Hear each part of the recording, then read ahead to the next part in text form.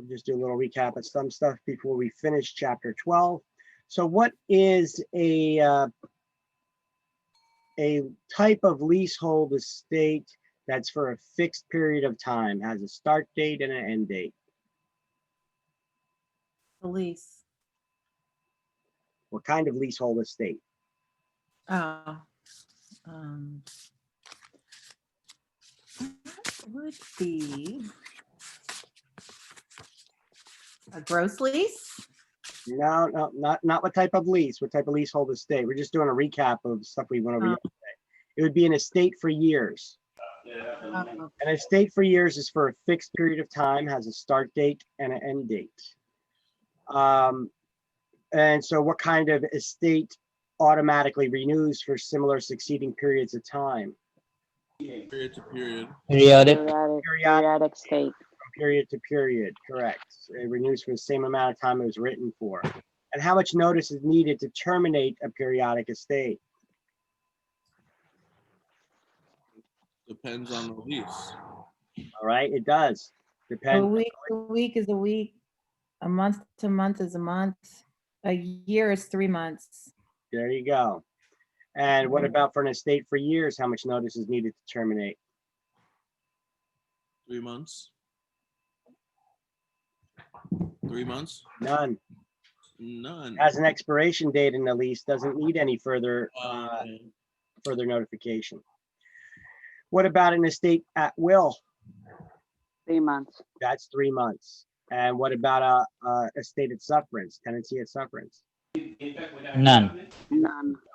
None, because they already left. What's that? None, because they left on their own, right? No, they didn't leave. They didn't. Oh, well, they're They didn't there, sign a not paying new rent. lease. They held over after their lease, after their rights have expired, and they're not paying rent. So every day they remain there, they cause the landlord to suffer because they're not paying rent and they're still in the house. Guys, go upstairs. I'm sorry. So that's a tenancy at sufferance. And what tenants need to be given the truth in renting booklet? Every tenant Residential. that is entering. Those It's who tenant need, over 3 family occupants, Yeah. 3 renters. Oh, Yeah. So residential only of 3 or more rental units, buildings with 3 and or gets more their rental units. inspection once every 5 years. Well, they also require an inspection at least once every 5 years, correct? That's the state inspection. And the industry lingo, what do we refer to that state inspection as? The green card. The green card. Card. And the Americans with Disabilities Act, the ADA, this is rules that prevent discrimination against disabled persons and what types of properties? Commercial. Commercial. And when it comes to making existing structures handicap accessible, what is the ADA's recommendation? To do it? Reasonably achievable accommodations. Got it. Okay, and what does that mean? It means with low cost and without massive retrofitting. They refer to it as reasonably achievable accommodations. What's the maximum security deposit that can be charged for commercial properties? Anything they want. Anything? They they As want. much as they want to charge. What about for residential? 1.5 months. 1.5. 1.5 1.5 months. months security. And when does that need to be returned to the tenant? 30 days after leases, the lease. Within 30 days after they move out, correct? At the end of the lease term. that needs to be returned plus interest. Well, interest is paid on an annual basis every year on the anniversary, whether they move out or stay in.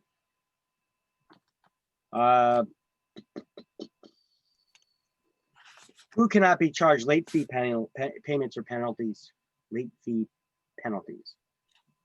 Oh, Anybody that's Older 60 people. or older. Older people 65 and The- older. the one Seniors that's that receiving money collect. from the That's government. nothing to do with their government. age.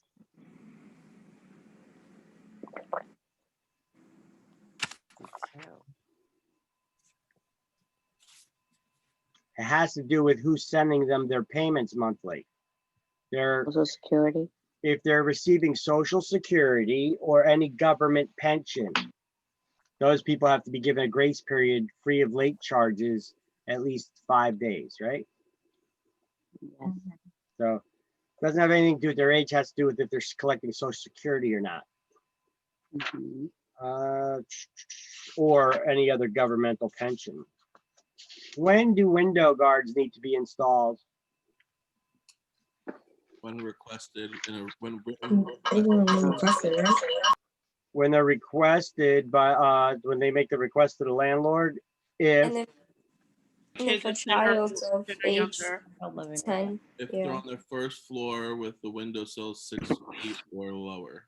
or higher. okay, so if the, if there's gonna be people, children there that are 10 years or younger, of age or younger, living or there for a significant period of time, at the tenant's request, if the windowsill, only for first floor units, if the windowsill's at least 6 feet above ground.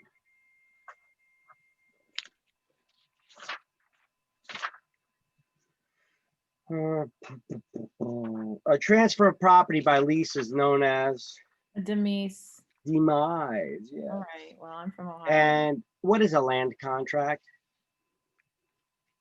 A land contract is when they put the, no, that's, no. I was gonna go with the opposite, the one that you said not to. And land contract when you have interest in the land. What do you mean? Okay, just buying the land as opposed to, hold on. I'll help you out. Under which buyer pays installments. It's also known as an installment sales contract. So it is seller financing. It's a type of seller financing where the owner does not turn over the deed to the buyer till the full amount owed is paid. So it's a type of seller financing.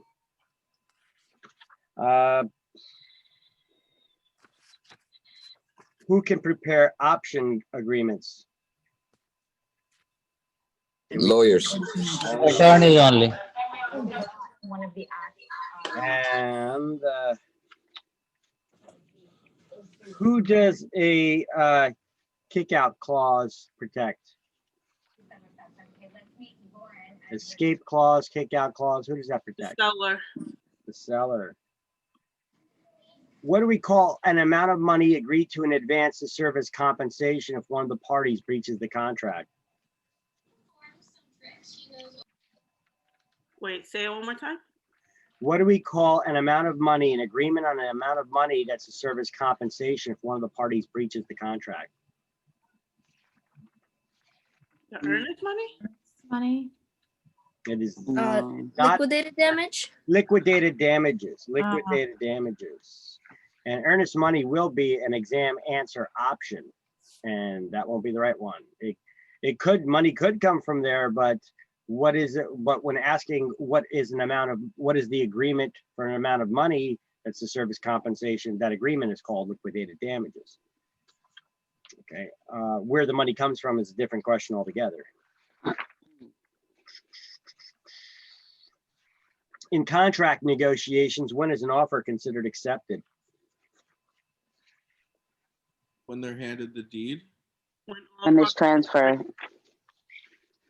In Mhm. contract negotiations, we made an offer. When all parties. Or agree. just Last signed. offer is given oral or by writing. No, when the attorney had processed it. no, it's when, After coming out of attorney's review, maybe? No? no, it's Listen to me, listen to me, listen to me, listen. In contract negotiations, I make an offer, you make an offer, you make a counter offer. In contract negotiations, we're going back and forth just at the offer stage. When is the contract considered accepted? it's when the offer. When the owner accepts it. When the last person who made an offer, it could be either party, has been notified that their offer Oh, had been duh. accepted. simply upon notification.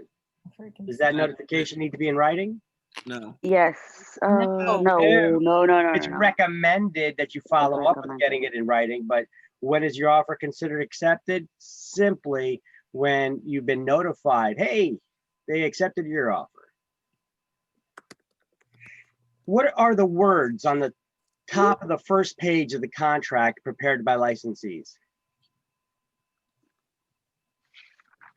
Can you repeat that? I'm sorry. What are the words on the top of the first page of any contract prepared by licensees?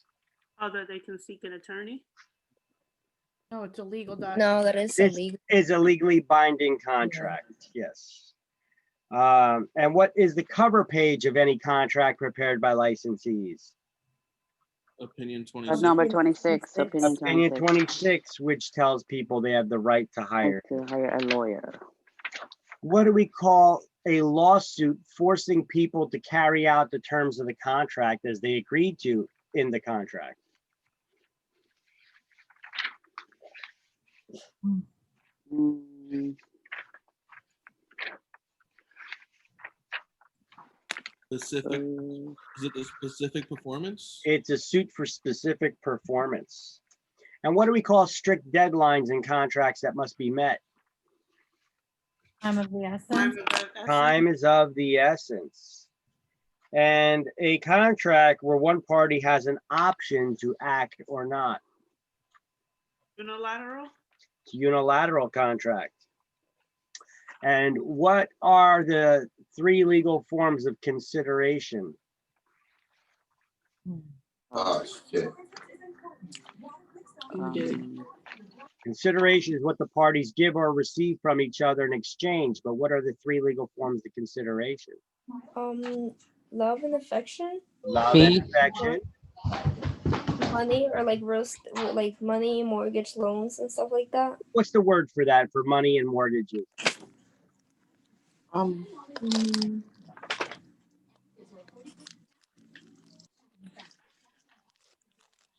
A mortgage loan or cash? What do we call that? legal tender. Legal tender. Or what's the last one? When exchange, An when exchange for guys- something yeah. of value, correct. So what are the four essential elements of a valid contract? I'll give you a hint. It starts with competent parties, Yes, offer and acceptance. Consideration. No, consideration, Consideration. And then legal. and legality of the object or purpose of the contract. Purposes. Yeah. What is the law that requires that all contracts be in writing? The parole evidence rule, right? No. Okay.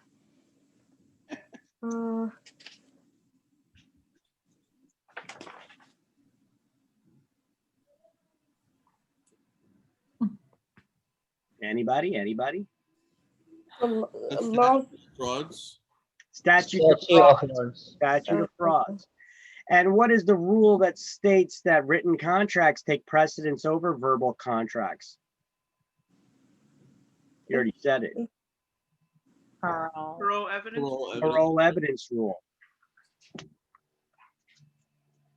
And the statute of frauds requires all real estate contracts for sale be in writing, and a lease only if it's more than how long? 3 years. 3 years. 3 years, and it can be recorded if it's 2 years. 2 or more years. All right. Let's go to page 212, 213. Page two. Victor, so what day next week is the class gonna go until now? Well, let's see how we go through everything here. Try to get through as many chapters as we can here. All right.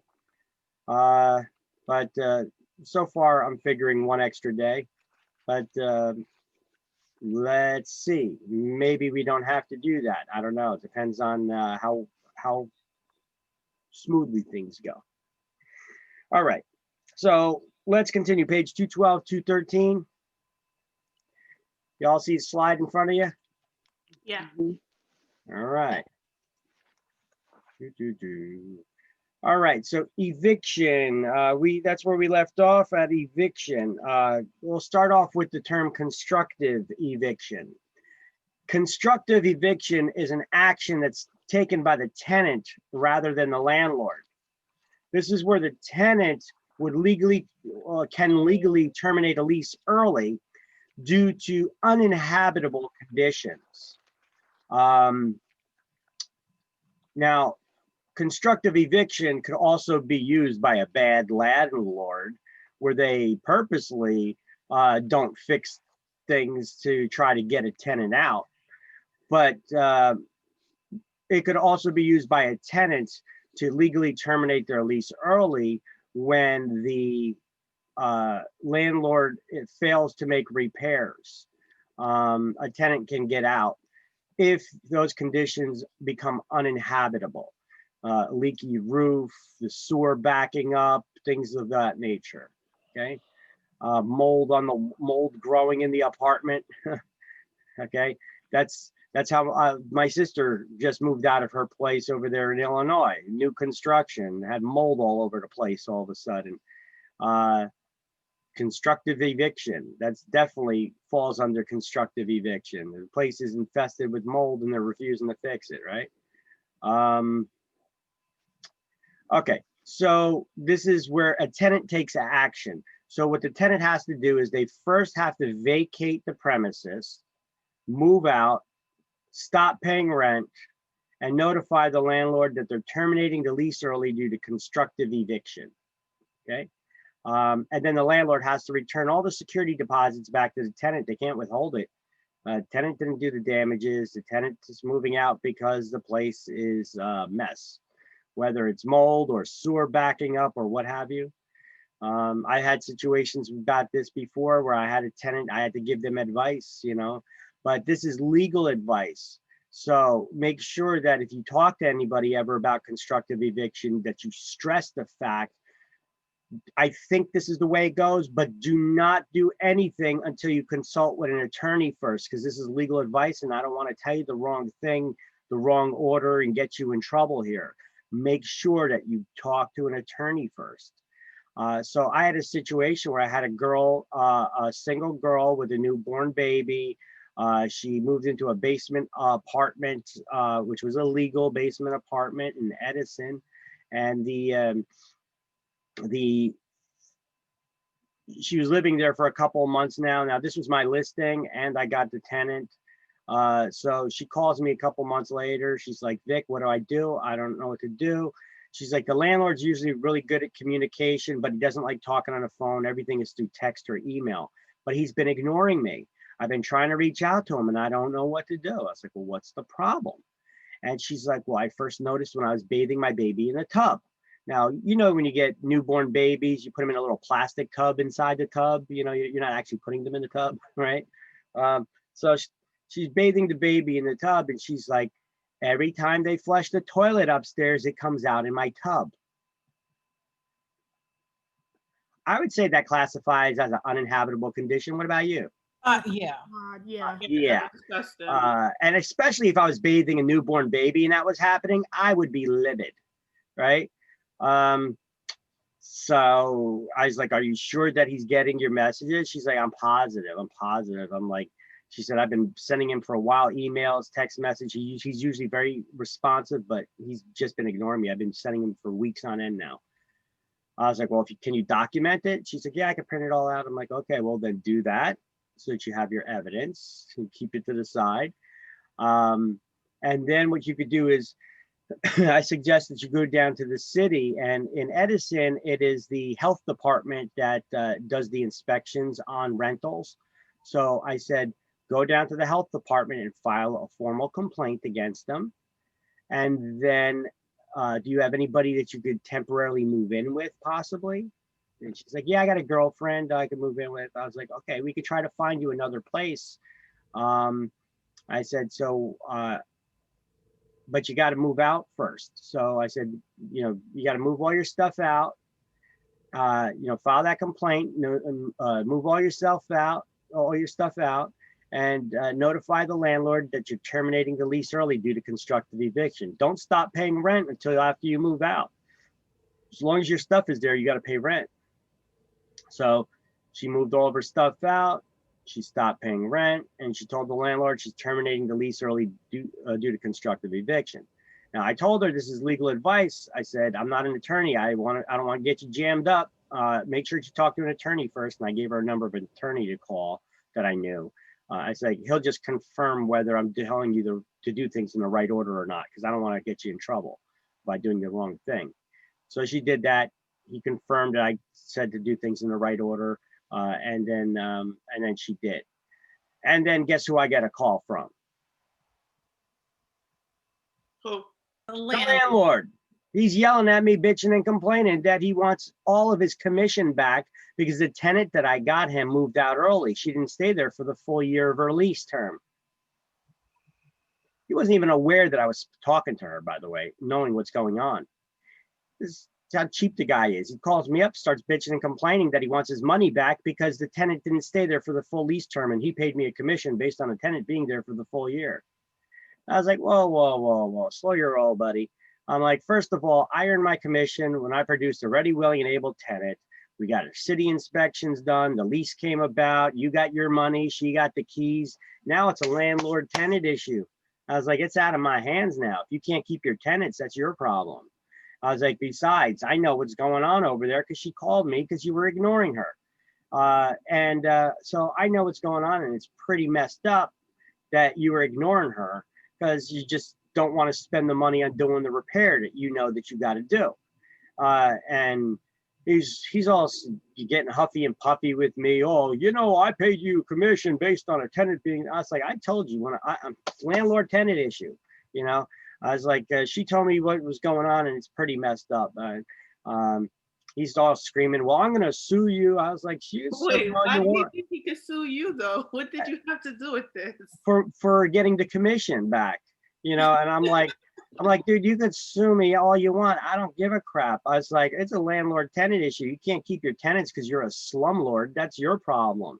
And don't call me no more because I really don't want your business. I'm going to be getting good tenants for you, and then you're going to be treating them like shit. I was like, I don't want that. I don't want to do that. I could get a bad reputation like that. I'd rather not deal with people like you. I said, personally, I think you're a scumbag, and I don't want to deal with you. You know, or I'm going to click, hung up on him.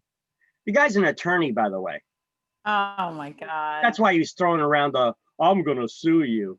Sue me for what? You know better than that, you know? So, you know, a lot of times that's what they do. People, they think that, oh, he's an attorney. Ooh, it's like, dude, you're a slumlord, you know? I'm in the right. I earned my commission when I produced a ready, willing, able tenants, landlord tenant issue.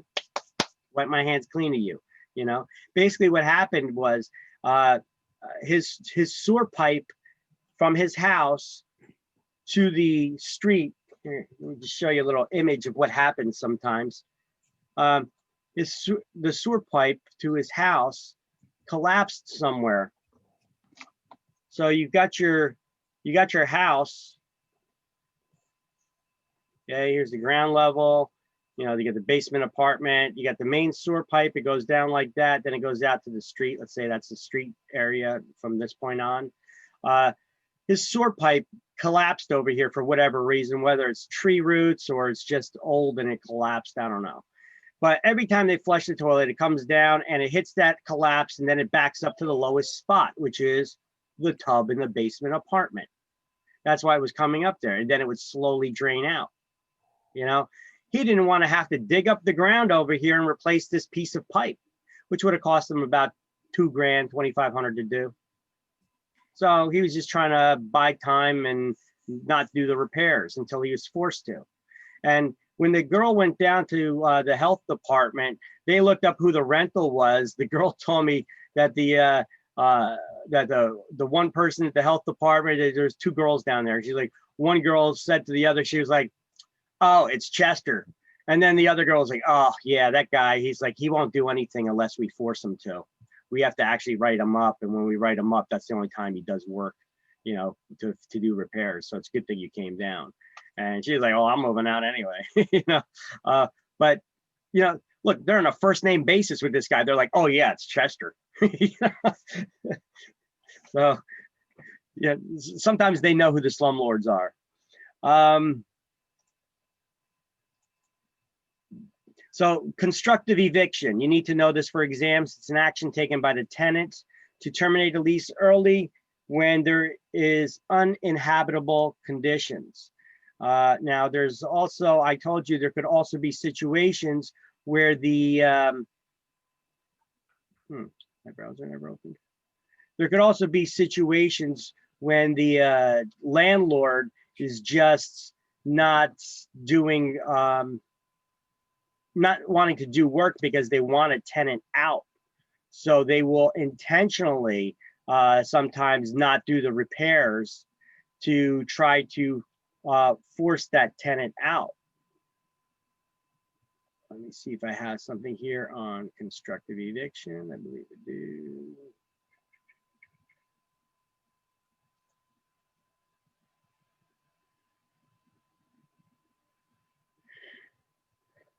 Yeah, I guess I don't got to show you a whole article about it explaining that same thing. I got an article on some attorney's website that talks about that.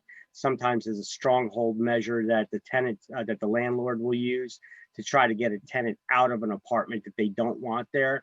They know something's messed up and they intentionally don't fix it to try to get the tenant to want to move out on their own due to constructive eviction. But you know what? Sometimes this happens because we have storms or something that damages it, and then the landlord just can't get to it in time. You know, but it's a whole new ball game. It's a different ball game altogether when the landlord is using it as a means to evict the tenant by just simply not doing the repair. All right, let's continue on. There we go.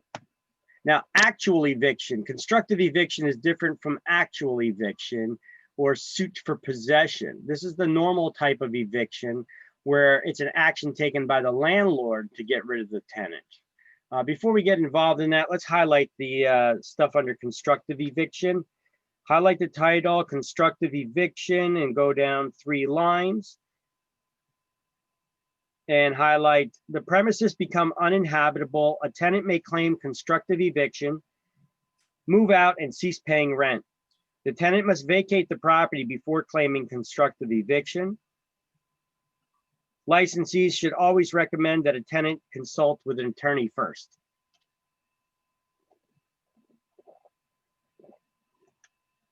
All right.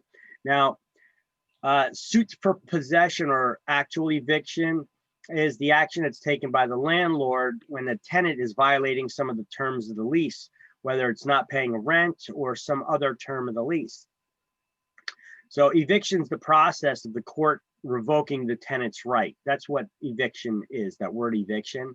It's a process of a court because a tenant has the rights to be there.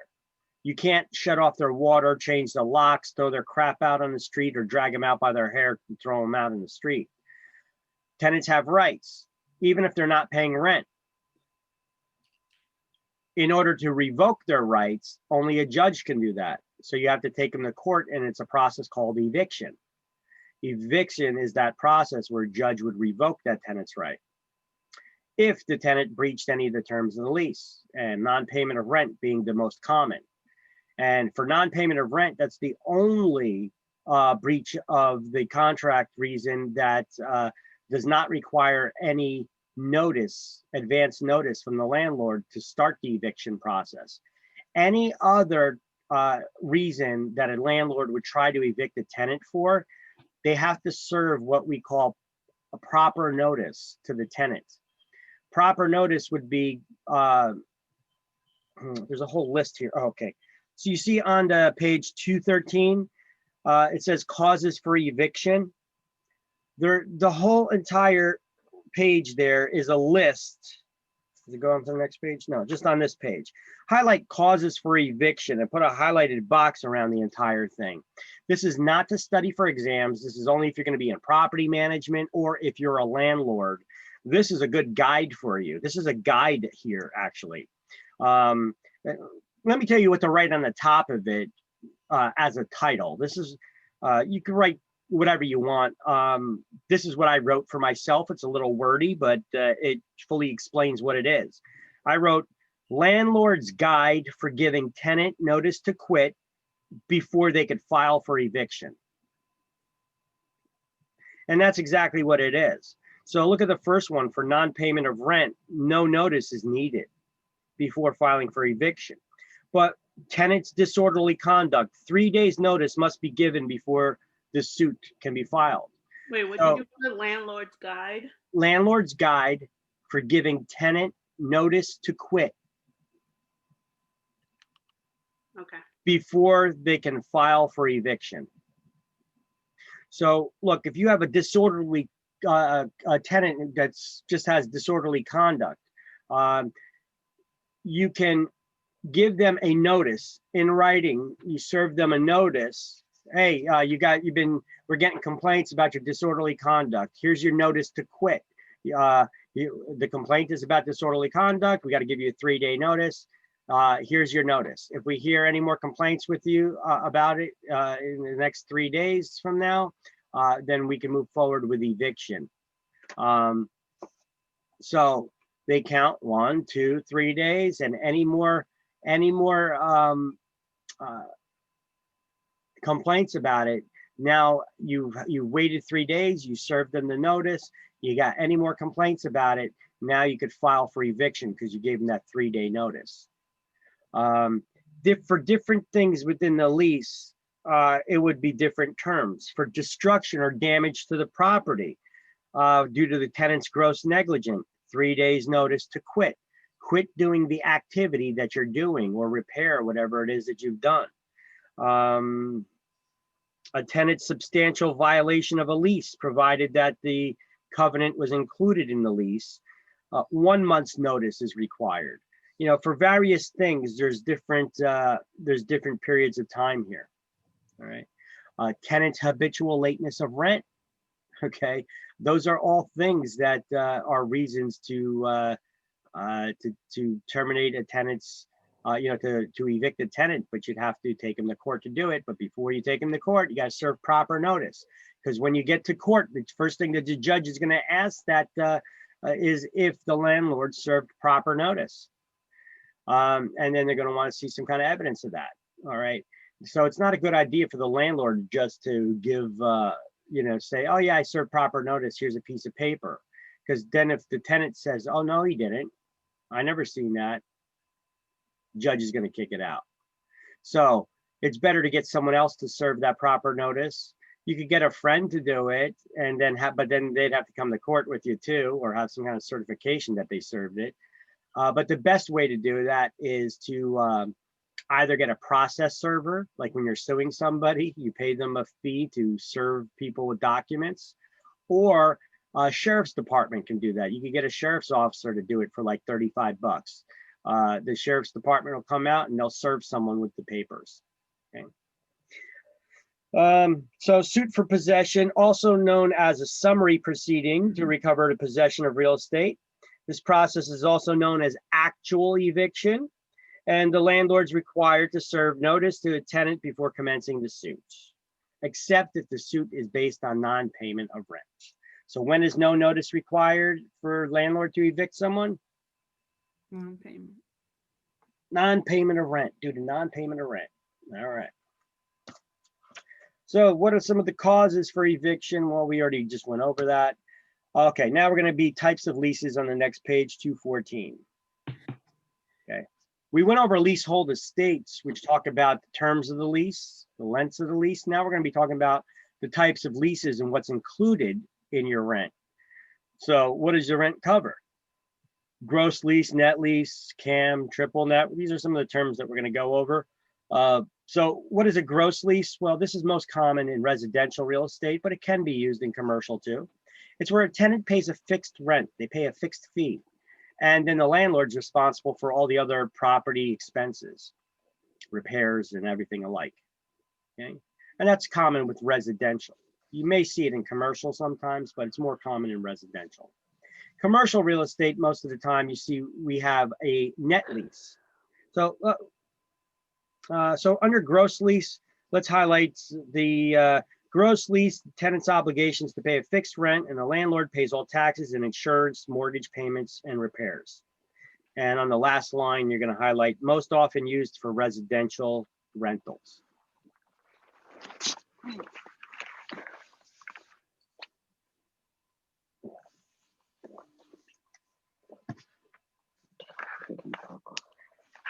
Then under net lease, we're going to highlight the first line there, the first sentence. A net lease provides that in addition to the rent, the tenant pays some or all of the property expenses or charges.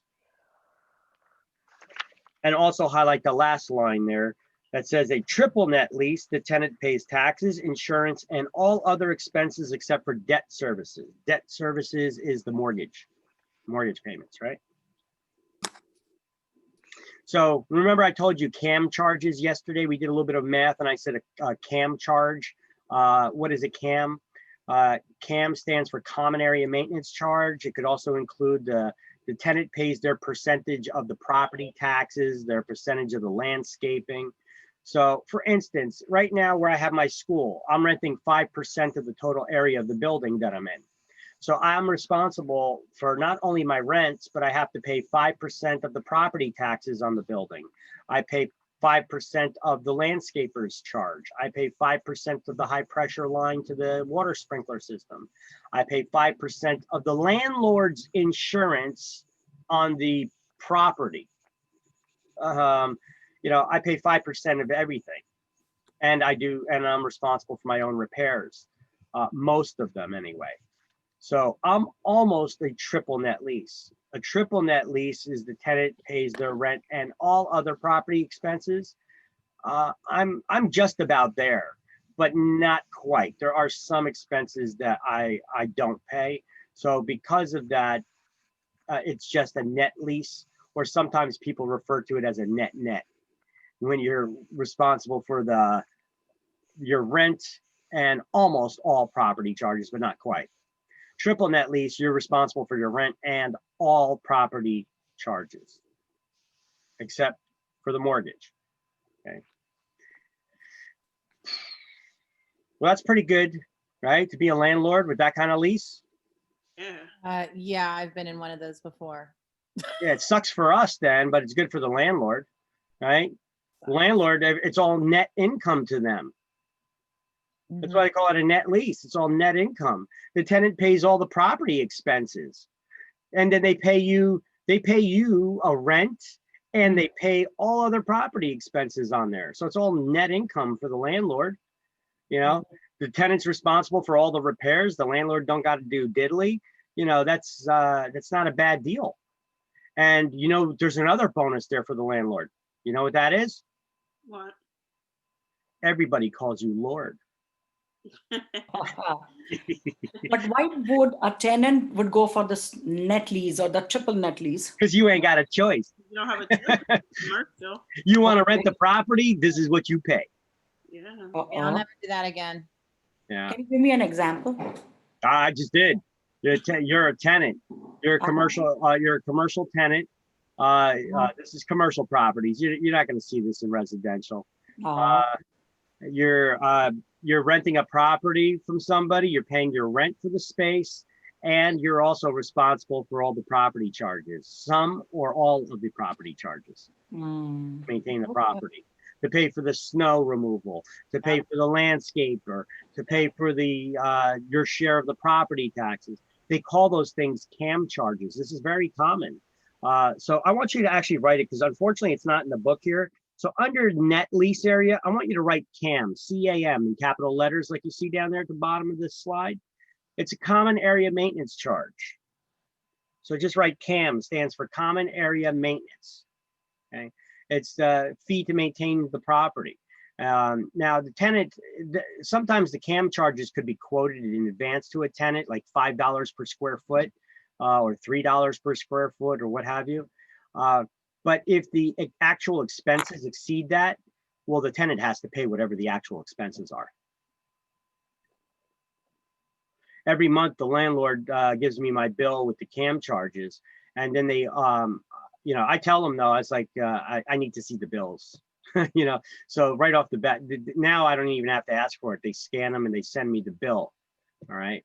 And then I have to pay it. Now, unfortunately, one of my bills is they don't have a separate meter for my unit and the landlord's unit for the electrical. So I pay half the electric. That was the agreement. However, they use a lot more electric than I do. So I end up paying some of their electric, which kind of sucks. Yeah. All right, so that would be the net lease. Okay. And this is common for commercial properties. So write that at the top there next to the title net lease, even though it's in that paragraph, right? Common for commercial properties or common in commercial properties, however you like to write it, common in or for commercial properties.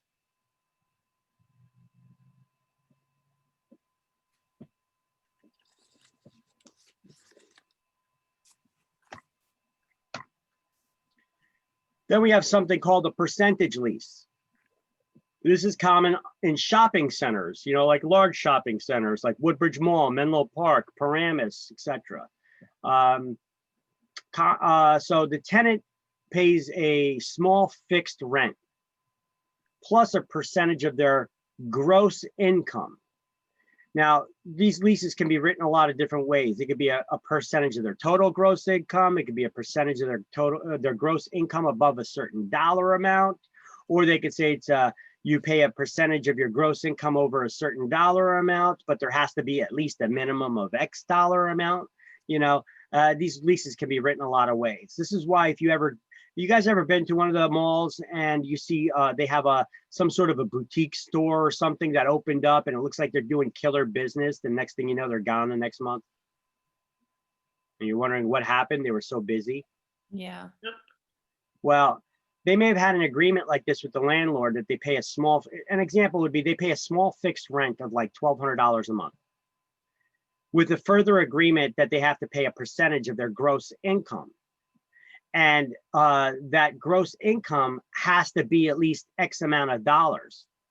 And if they're very busy selling widgets, but those widgets are not generating enough income to satisfy the landlord's appetites according to what they agreed to in the lease, then they're in violation of the lease. The landlord will terminate the lease and the tenant's got to go. So that's how they get the boot. Even though they're busy and they're busy selling a lot of stuff, they just weren't making enough money to satisfy the landlord's desire. So the landlord's going to get someone else in there who could bring in more money. Okay. What kind of lease do you think those little carts are on at the Well, mall? they're on the same kind of a thing. It's a percentage lease usually, or they pay a lot of money. It's one or the other. It's either going to be a percentage where they pay a small fixed rent and a percentage of the income that comes in, or they just pay a lot of money for those carts. I had a girl in one of my classes that actually rented one of those carts, and she said she was doing really good. I forget what happened. I think she had a baby or something. Something happened that she had to stop doing it for a little while. But those carts are in demand. You know, you lose the cart, someone else is going to grab it. There's a list for those. But you're spending a lot of money. You're spending a couple grand a month on those things. But they're making the money on them too. Because, you know, they're usually selling little junk stuff on her, but they're selling a lot of it. You know. Yeah, whether it's jewelry, shirts, or whatever the heck it is that they're selling there. You know. And yeah, she said she was doing pretty good actually.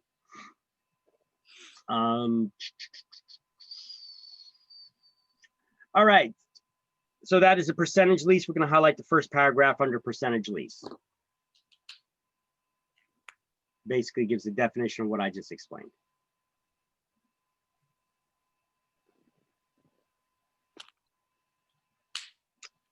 Now, the next section under other lease types, it says variable lease. A variable lease explains provisions added to long-term leases. So just write that next to variable lease, provisions added to long-term leases. So if you have a lease that's like a 3-year, 5-year, 10-year lease, these are provisions that are added to the lease that account for how rent will be escalated. So basically, if you write a long-term lease that somebody's gonna be renting for the next 5 years, you got a 5-year lease.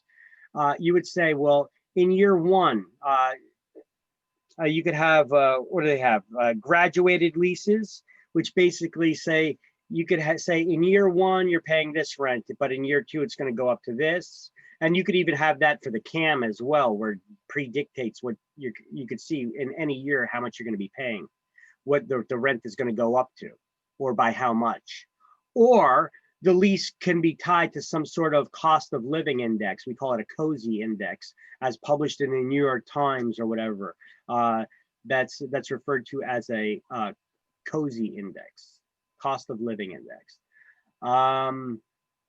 That would determine if the cost of living goes up, your rent goes up by that same amount, that same percentage. Okay. Then we have mineral or oil leases. Oil, gas, what have you. These are known as mineral leases. On page 215, you could see that oil and gas leases, or right next to that, mineral leases, because it could be for silver, gold, anything. You guys ever see those shows, Alaskan Gold Rush? Yeah. You know, where those guys go out there, they're miners, they're modern day miners, they're digging up the ground, trying to find gold and sift it through the dirt, you know, to get to the little gold dust particles. They got to move a lot of dirt in order to find a little gold, right? Well, a lot of those people, they don't own the land that they're digging on. They have a lease with the landlord for the right to dig on the property, with a further agreement that if they find gold, they have to split it with the landlord at some percentage. And often they have a further agreement that states that they need to get at least X amount of gold. And if they don't, the landlord will get them off, cancel the lease, and give that lease to someone else who knows how to get the gold out of the ground, because they know it's there. They just need to locate it. And it's not exactly the easiest job if you ever watch that show. So these are just types of leases, mineral leases. You know, I told you guys, I think once before, I had a girl in my class from Texas. She moved from Texas. She sold her property there. She moved to New Jersey. She doesn't own the property in Texas no more, but she gets a check every month, enough to pay her mortgage here, from the property she no longer owns, because the common thing in Texas is that when you know, they got a lot of oil. So when they sell the property, they retain the mineral rights to the oil that's in the ground, the gas rights, right? And then they hire like an oil exploration company to locate where it's at and then drill it and get it out of the ground. So they have to have a further agreement in that sales contract that says not only are we retaining the mineral rights, but we're also retaining rights for permission to be on the property to drill to get it out of the ground. It's one thing to have the rights to what's in the ground. It's another thing to have the rights to be able to extract it to be on someone else's property, right? And then we have something called a ground lease. I've explained this before because I told you not to confuse it with a land contract. This is where a tenant, it's a long-term lease. These are commonly long-term leases from 50 to 1,000 years, I show you here. They're also triple net leases where the tenant's responsible for all of the property expenses. It's a long-term lease where a tenant will erect a building on the land. They're renting the land and then they're constructing a building on it. So if you're constructing a building on the land, are the taxes going up? Oh, yeah. Yeah, so the tenant's responsible for that full expense. And because it's a building that you built, who's responsible for maintaining that building? The tenant. This is why it's a triple net lease. The tenant's responsible for all property expenses and repairs. Okay, now here's some examples of famous ground leases. We have the Empire State Building. Empire State Building, did you know that the people who constructed the building don't own the land that it's sitting on? It's a long-term lease. And they've gone through many owners over the years. We have the Chrysler Building in New York City. That's also a famous ground lease as well. You know, that building with the rooftop, it's like that. All right, now don't confuse the land contract, which is a type of seller financing, with the ground lease. But you need to know these two terms for exam.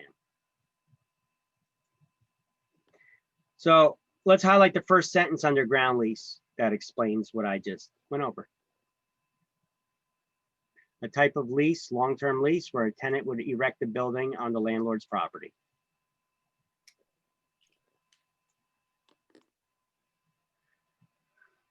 All right, now what are the primary functions of a property manager?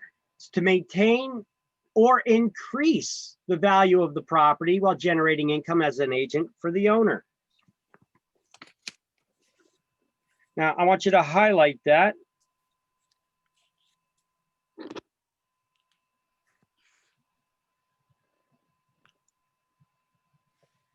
Property manager is someone who preserves the value of an investment property. It preserves or increases the value. It's not just preserves. It preserves or increases that value.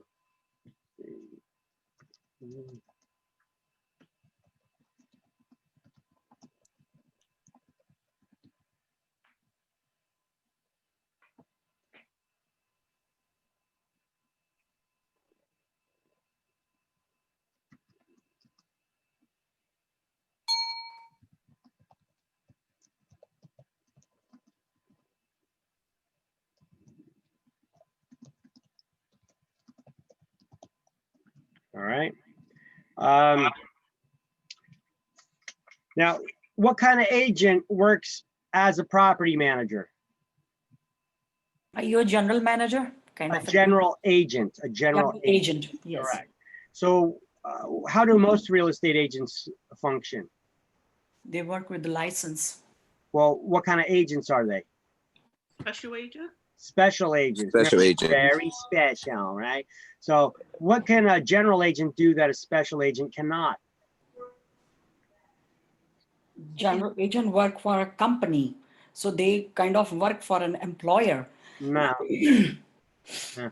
The difference between a general agent and a special agent is that a general agent can legally bind their client to a contract, Oh, I whereas was a about to say special agent cannot. Yeah. All Correct. right. Yeah. So that's the difference between a general agent and special agent. Now, property managers, some of their duties are securing suitable tenants, or could be finding tenants, collecting rents, caring for the premises, budgeting expenses, et cetera, et cetera. It depends on what it says in their property management agreement, because that property management agreement is their limited power of attorney that defines how the property manager can legally bind their clients to a contract. But if you were to look at, if you don't focus on the little minutia of details of the functions of a property manager, you just look at the overall job. What is the overall primary function of that property manager? Is to maintain or increase the value of that property while working as an agent for the owner and generating them income. That's the grand scheme of it, what they're doing, right? Mm-hmm. So, and you could look at that. If anybody's familiar with where Edison meets Highland Park, in that area on Route 27, there's a strip mall over there. I believe it's called the H Mart, because that's an anchor store that they have in there. So they often refer to it as the H Mart. I forget what the name of the mall is, but they refer to it as the H Mart because that's the anchor store that they have there. An anchor store would be the larger stores that they have in shopping centers or strip malls. And for years, that place looked run down. Parking lot full of potholes, the trees and bushes were all dead looking or awful looking. You could barely see through the glass into the stores because the glass was so old and scratched up. And, you know, the tenants knew that the roof leaked there. It was just an awful condition. It looked like it was an old strip mall. It was a huge parking lot, by the way, but the strip mall looked really old and beat down. It was mostly vacant. There was only a couple of stores in there. They had like a, I think an Indian bank was there. There was a Chinese buffet, a massage parlor, and I think that was it. And they were trying to rent it out for years. Couldn't rent it out. Nobody wanted to be in there. It looked like crap, you know? And they were asking way too much money. You could tell immediately when they changed the property management, because at some point that owner changed who the property manager was, because there was starting to get changes in the upkeep and the care. The owner was getting the right advice to invest money back into that property. You saw that they ripped off the roof, they replaced the roof, then they replaced all the glass in the front and the facade. They put like the modern stone facade on there. They tore up the entire parking lot and put up a brand new paved parking lot with a redesigned layout with new shrubs and bushes. They put up a new signage, modern looking signage on the front with newer lighting that made the parking lot nice and bright at night. And then they started renting out the place fully rented at much higher rates, long-term tenants. And once they were fully rented, then they actually started leasing out pad sites. They did some ground leases where I think 2 or 3 additional buildings were built on the property by tenants. So the landlord didn't even have to spend the money on that. They just got a long-term tenant who constructed a building on their property. Now, if that tenant ever moves out, who cares? The landlord got an extra building they could rent out, right? And it cost them nothing extra. So you could immediately tell when there was a property manager in there that knew what the hell they were doing, because the changes were apparent. Now, other things a property manager may do is tell them to reevaluate their insurance policies too. Now, the property manager is a general agent. They are a real estate agent, though. They may not be an expert with insurance policies, but that doesn't mean that they don't know to get an expert to come in and evaluate the owner's insurance, what kind of insurance they have, what kind of coverage they have. Do they have the right kind of coverage and enough coverage or too much coverage? And they basically reevaluate that and then get that landlord in good shape by getting the experts in there to reevaluate it. All right. Now, property management agreement, that's that written relationship between the owner and the broker. That sets up it's like their limited power of attorney that says how the property manager can legally bind their clients to a contract. Now, most agents function as special agents. Property managers generally function as general agents, but either way, both of them are agents and therefore have fiduciary duties, fiduciary responsibilities they owe to their clients. And what are those fiduciary duties? Once again, here we go. COLD, C-O-A-L-D. Care, obedience, accounting, loyalty, which includes confidentiality, and disclosure, which is notice. You have to always notify your client any information that you become privy to that could help them. All right, so the rest of this chapter is pretty much just going to be going over. So let's do a highlight on page 216 under the management agreement. And then the rest of the chapter, we're pretty much just going to skim over it because it's pretty much goes over the some of the duties of property managers, but it does it in such a superficial way that there's not really much redeeming content to get out of it. So we're kind of going to skim over it. All right, so on page 216, on the third sentence, third line down, we're going to highlight a property manager is usually considered a general agent, whereas most real estate brokers function as special agents. Not the first time we highlighted that either. And here's some of the things that they could be tasked with doing: budgeting the expenses, the operating expenses and capital expenditures, setting the rental rates, selecting tenants, collecting rents from them, possibly even getting them evicted, depends on what it says in the property management agreement, maintaining and improving the premises.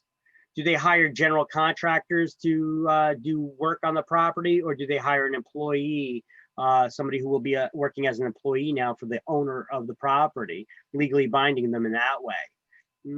Depends on what they said in the property management agreement on how they can legally bind them. Evaluating the proper insurance coverages, okay? you guys want to learn more about property management field, here's some designation classes that you could take through the Realtors Association as well as through IREM and BOMA. IREM is the Institute of Real Estate Management, and they created this designation class called the CPM, Certified Property Manager, in cooperation with BOMA, the Building Owner and Managers Association. But you have also other designation classes you could take, like CAI. Well, CAI is the Community Associations Institute. This is for like how to manage properties where there's communities, you know, like HOAs, you know, the condominiums, cooperatives, etc. They show you how to do the management of that. And here's some additional resources for landlords and some designation classes through NAR. All right, you can get to those resources from here. And that's the end of that. We're done with chapter 12. All right, so save that, close that out. And let's do the key terms to review, chapter 12. Agreement, transferring use of real estate for a period of time.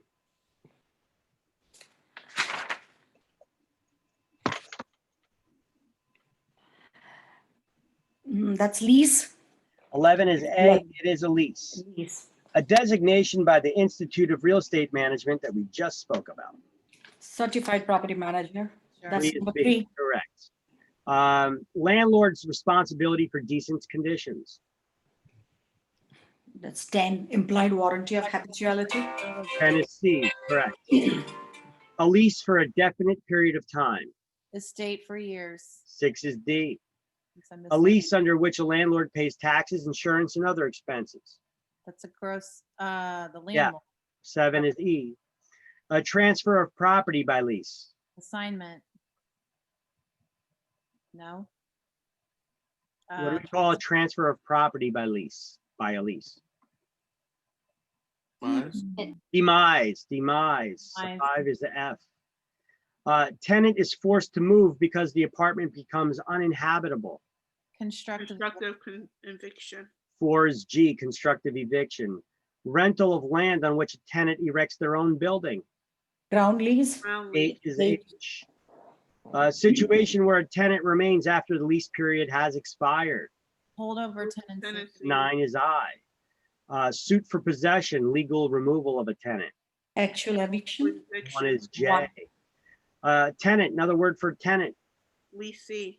The lessee, correct. 12 is K.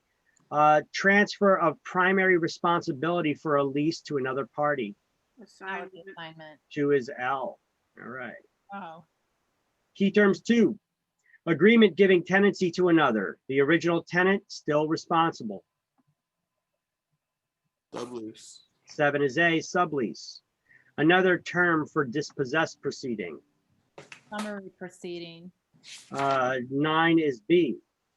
Landlord's court action to evict a tenant. Suit for possession. 8 is C. Lease in which a tenant shares in gross receipts of the tenant's business. Net lease. 3. Percentage lease. Percentage lease. 4 is B. Sorry. I messed up. Yeah. Sure, not a problem. Yeah. Lease in which a tenant pays expenses like property taxes, insurance, and so forth. At least. That's a net lease. That's 3 is a net lease. correct. Yeah. A lease with regular rent payments and no stated ending date. That is. With no stated ending date in the lease. Periodic estate. 5 is F, the periodic estate. A landlord, another word for landlord. The lesser. Lesser. 1 is G. You know what? We didn't read through it, but the book has a ridiculous way of they try to be funny and describing to you how do they get that terminology, how to remember who the lessor and who the lessee is. How do we already know? How did I already teach you? How do you know who the lessor and lessee is? OR always give up the rights. And How- and EE. No, how always did, take me. correct. So OR is somebody who's giving whatever the root word is. And words that end in EE is the one that's receiving whatever the root word is. In this case, it is a lease, right? The lessor, who is the person who gives the lease. The lessee is the one who receives the lease. That's the tenant. All right, so that makes it real easy. In the book, we didn't read through it, but they tell a corny joke trying to Yeah. explain it. They do You this. know, I guess you must have read it. You know, Yeah. they say the way to remember this is the landlord who has a gambling den on one side, who's leasing out a two-family house with a gambling den on one side and a house of ill repute on the other, is the lessor of two evils. Oh, God. Wow. Yeah, real funny, real knee slapper there, right? For some people, they don't even get it, and I got to explain it to them. Well, gambling is a sin, and house of ill repute is prostitution, so that is too. So if you're leasing to these two people, you are the lessor to two evils. So which one is easier for you to remember? E and OR, or that corny story that some people I had to explain it to? All right. So which letter is the last one we did here? E is the last one we did? On H, I think. We're on H now. Oh, H, okay. Yeah, that's right, landlord. Person who looks after another's rental real estate. Property manager. 6 is H, property manager. Property manager's employment agreement. Management agreement. 2 is I. State requirement that tenant be notified of their rights. Truth in renting. 12 is J, truth in renting. A tenancy that may be terminated when the landlord wishes. Tenancy at will. Yes. Tenancy at will. 11 is K. Tenant remaining after the lease term expired without the landlord's consent. Tenancy at sufferance. Friends. And is L, that's correct. And that would conclude chapter 12. Dun, dun, dun. Right, the next 3 chapters that we're going to be going over are all about mortgages. So when we get to chapter 14, get your calculators ready. You have to give them to us still. You don't got. I thought you had a calculator on your cell phone. I think I Guy. didn't download it yet. His app. right now they don't allow anything. I mean, You're allowed to use a calculator on the yeah, kid. they just allow a regular calculator. A regular calculator. It cannot be a real estate calculator or one with memory or formulas built into it. They basically no alpha characters and no memory. They want to have just a plain calculator with just the numbers. All right.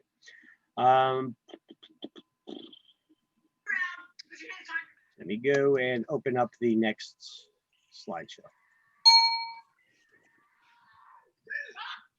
Bum, bum, bum, bum, bum, bum, bum, bum, bum.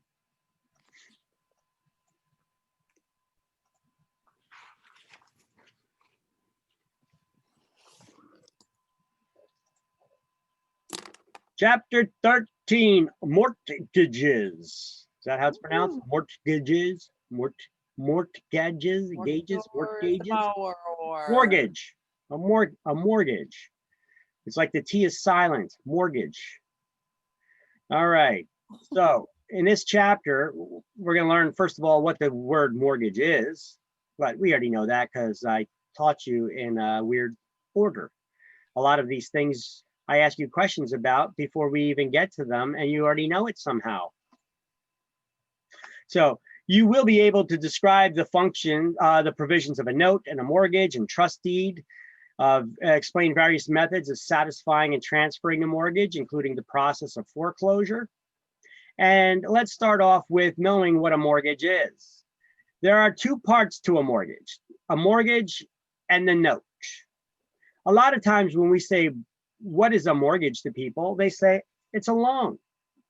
No, it's not. Mortgage is a promise to pay. All right, so there are 2 parts to that promise. There's 2 parts to a mortgage. The note or bond, we don't use bonds in New Jersey, but bonds do the same exact thing as a note does. We use notes in New Jersey. And a note or a bond is referred to as the financing instrument. Why? Because the note lays down all the terms of the agreement. How much is being borrowed, at what interest rate, and what is the term of repayment, the intervals of payment. It is the note that makes the borrower personally responsible for the entire debt. So even in the event of foreclosure, if that lender regains the ownership of the property, look, foreclosure is similar to eviction. Eviction is when you're dealing with a tenant.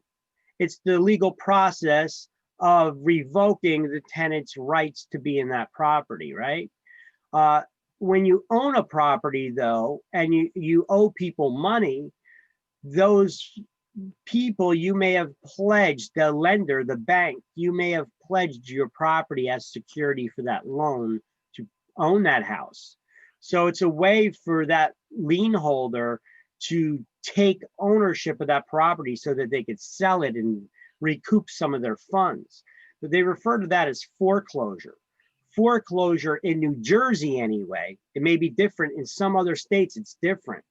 But in New Jersey, it's a judicial process. Foreclosure is a judicial proceeding that has to go through the court system.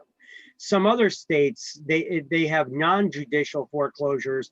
It's a three-party system where somebody is holding the documents, and if someone is defaulting, well, they just simply give the documents back to the person who's owed the money. It's a lot more streamlined, a lot more faster. But in New Jersey, everything has to go through the legal system. So the note is the financing instruments. It lays down all the terms of the borrowing. The mortgage itself is the promise to pay. So what does that promise say? What's the promise that the borrower is making? The borrower is telling their bank, hey, if you lend me your money, I will pay you back according to the terms in the note. And if I fail to do so, you can foreclose on me to regain ownership of the property, sell that property at auction, and use the proceeds to pay off the debt. That's the promise that's being made. So who is the mortgagor, the one who's giving that promise? It is the borrower. The mortgagor is the borrower. Remember that, right? The mortgagor is the borrower. All right. So they're not going to ask you a straight out question, who is the mortgagor? I doubt they will. If they do, that's an easy question. You guys got it.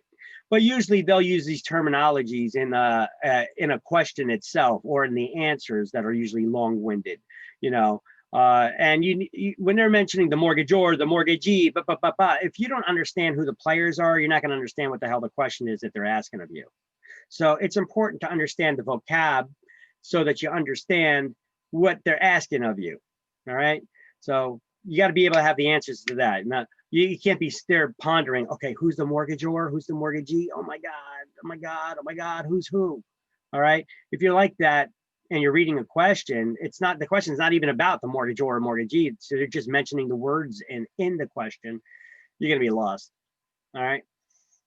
So there we go. So therefore, the mortgagor is the borrower, the owner of the property, and the mortgagee is the lender. Hypothecation sounds like an upper crusty word, doesn't it? Of the rich. Hypothecation. Well, what is hypothecation? Well, hypothecation is pledging property as security for a loan without giving up that property. Look, if you go to a pawn shop, right, and you want to get some money for an item that you have, you don't just pledge. You don't say, hey, here's my item. It's worth X amount of money. Will you lend me so much money? And if I don't pay you back, then you can have the item, but I'm not giving it to you. No, they're going to be like, well, you got to leave the item with us and you'll get it back when you pay us back. Okay. That's your typical type of loan scenario. But with hypothecation, I'm just pledging this property as security for the loan, but I'm not giving it to you. That and a mortgage is an example of hypothecation. It's pledging the property as security without giving up that property. You're going to be living in that property, right? Now, they're not going to ask you a question about hypothecation, but I do know that you'll see it on exam, probably as one of the wrong answer options to a question, because it's a multiple choice exam and they do use real words. And they may throw something in there like hypothecation as an answer option. Trustees, we don't use them in New Jersey. That's a three-party system where the neutral third party holds onto the deed. And they could give it back to the lender without going through court systems. If you're defaulting on loans, for example, or any of the other defaulting on any of the other terms of the agreement to borrow. All right. So what are the provisions of the note? Well, the note is executed by the borrower. It states the amount borrowed, the time and method of repayment, rate of interest rate. It's signed by everybody, and it's what makes the borrower personally liable for the entire debt. Let's do some highlighting before we move on too far. On the first page, on 225, first page of chapter 13, we're going to highlight mortgage is a pledge of property as security or collateral for a loan.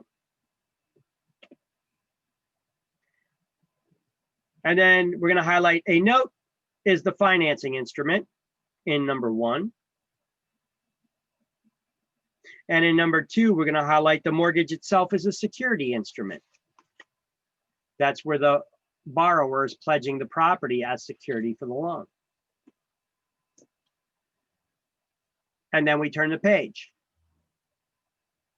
Under where it says mortgagor, go to the end of that first line of the second paragraph there where it says mortgagor in bold, and highlight the mortgagor is the borrower.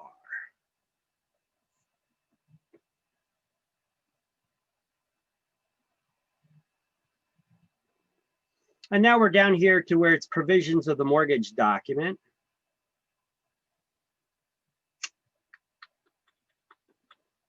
Okay.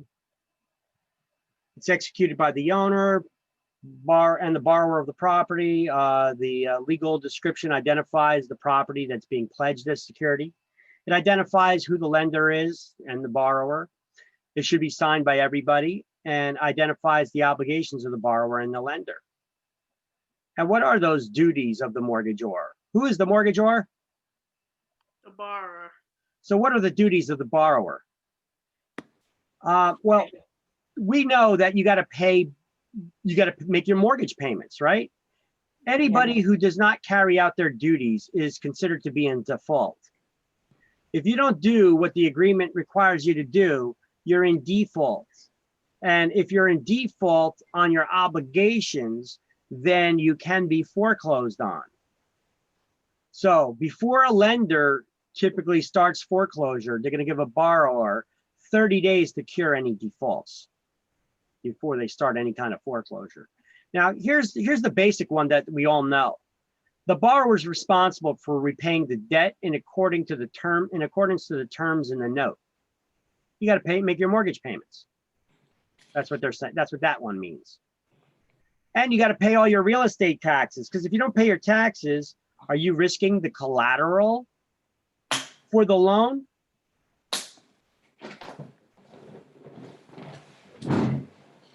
Are you risking that collateral for the loan? If you don't pay your taxes, what can happen? A lien. Not just a lien, they could foreclose, right? Remember the tax sale? Yep. Mhm. And when it comes to a tax sale, when it comes to a foreclosure, when it comes to a tax sale, how do liens take their priority?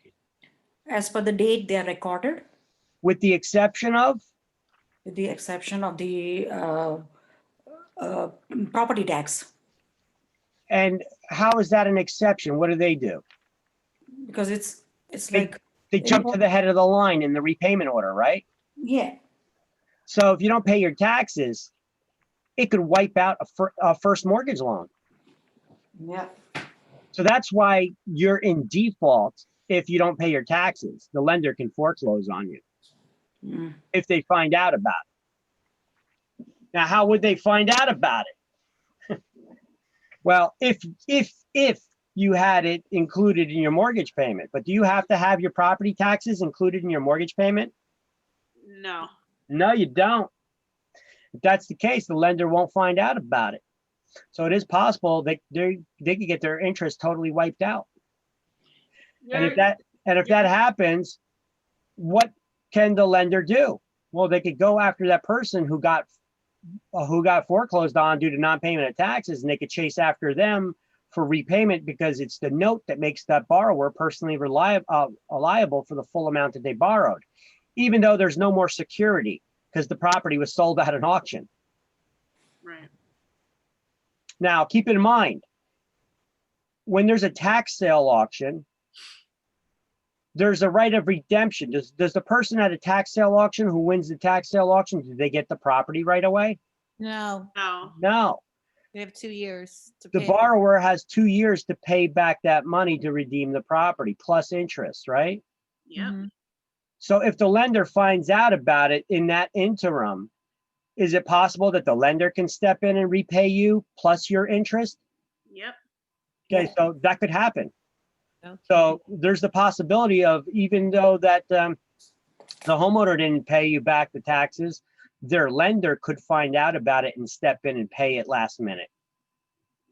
I mean, that would suck. You were hoping on getting the property, you didn't get the property, but you know what? Hey, you got a lot more money back than your bank is paying you, right? Either way, it's a win-win for the investor.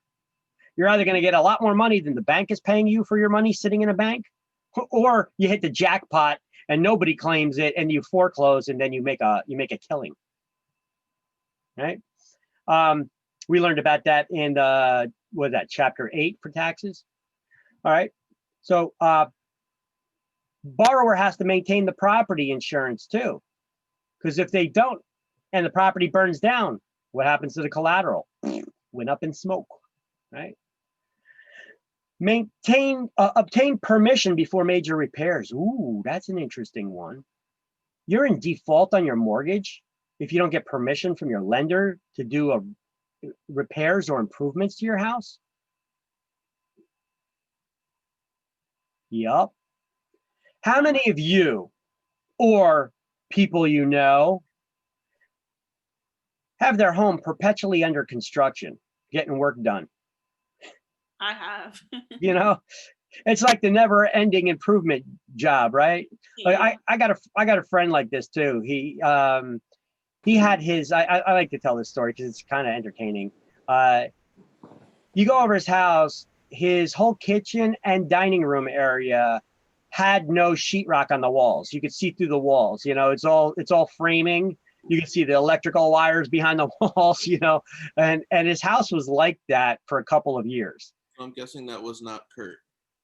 No, definitely not. 1 year later, I'm sorry, not 1 year later, one wife later, Oh my God. he completed the kitchen. But then he started a new project. He blew out the back wall from the dining room and put in one of those nice sliding glass doors. Just be careful, because the first step is a doozy. He never installed a deck yet. So that first step is going to be a big one.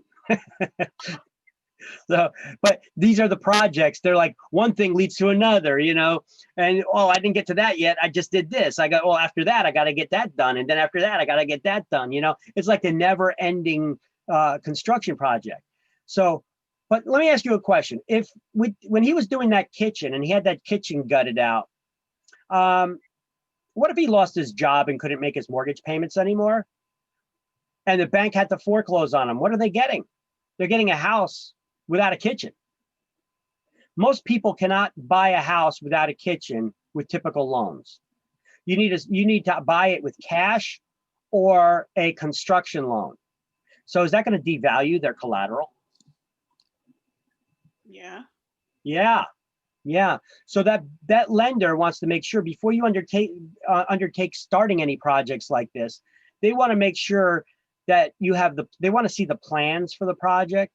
They want to see that you got the contractors in place to do the project, and they want to see where you're getting the money from to make sure that you have enough money to complete the project. Because what if you lose your job? They want to make sure that you're going to be able to finish it, right?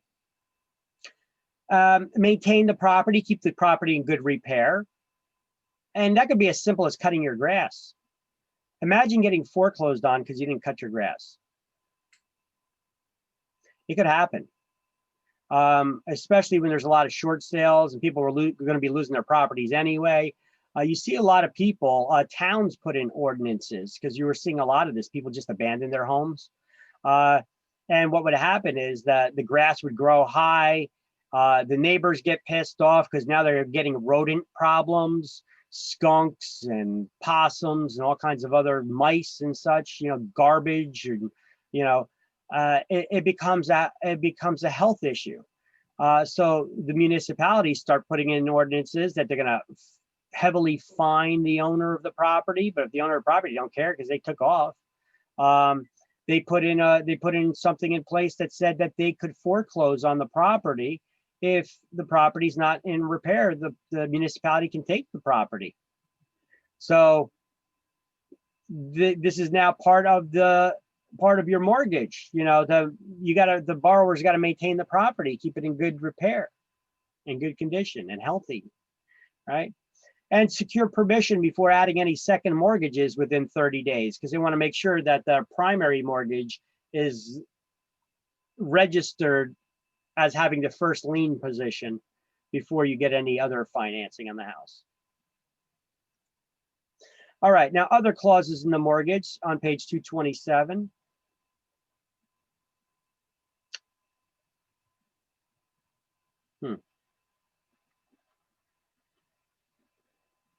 Under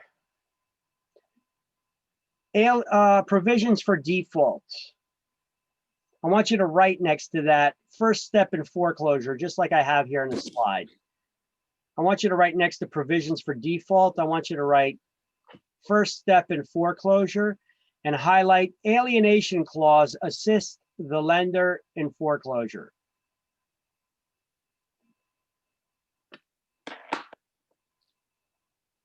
So here's some of this mortgage terminology we need to know.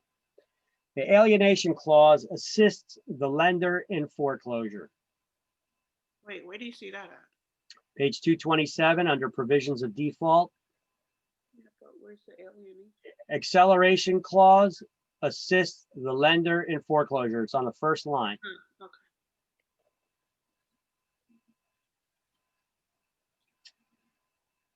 So the lender basically, the acceleration clause says that if you're not paying back your loan, the lender can accelerate the debt, demanding that the entire debt be due and owing immediately.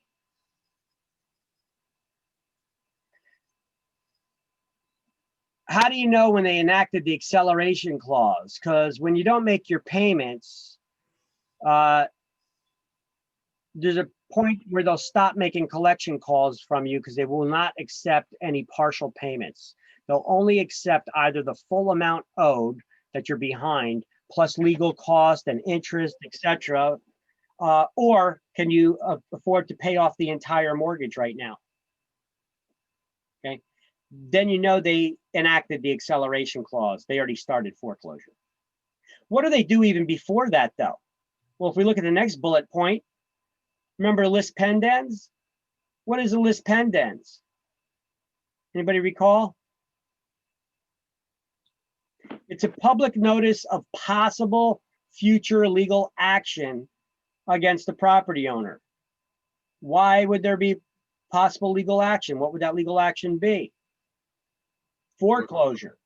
When the borrower is not making payments and they fall behind, what is it, 2 months behind in their mortgage payments, the lender would put a lis pendens in the public records. It puts the world on notice that there's a possible future legal action against that property, that legal action being foreclosure.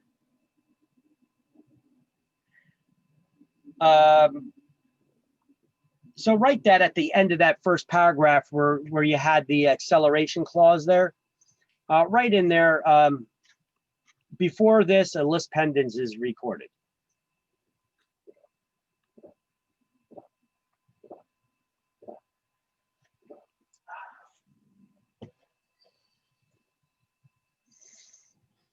Then under other clauses, we're going to highlight the defeasance clause. The defeasance clause ensures that when the debt is repaid, the mortgagee has no further claim on the property. That's the lender, the mortgagee. The word defeasance, look at it. It kind of looks, if you look at it really quick, kind of looks like defeated. Defeated, defeasance, kind of even sounds the same. When the borrower paid off the loan and there's no further debt owed on the property, they've defeated that loan. They killed off that baby, right? They defeated it. Defeasance, defeated. When you've killed off the loan and there's no further claim on the property that the lender can make, the defeasance clause requires the lender to go back and file another document and add another document in the public records called a satisfaction of lien. It basically says that the loan had been satisfied. It's been paid off. The lender has no further claim on the property.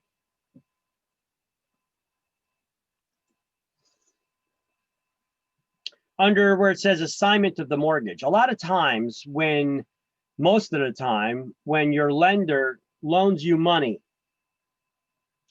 a month or two later, a couple months later, you may find that they sold your loan.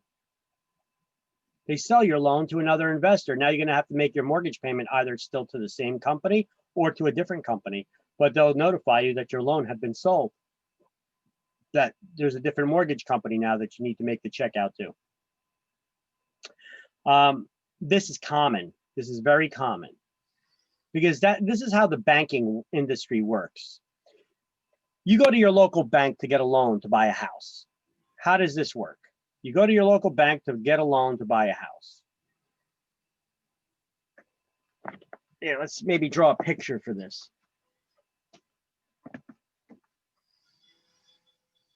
Show you how banking works in a nutshell.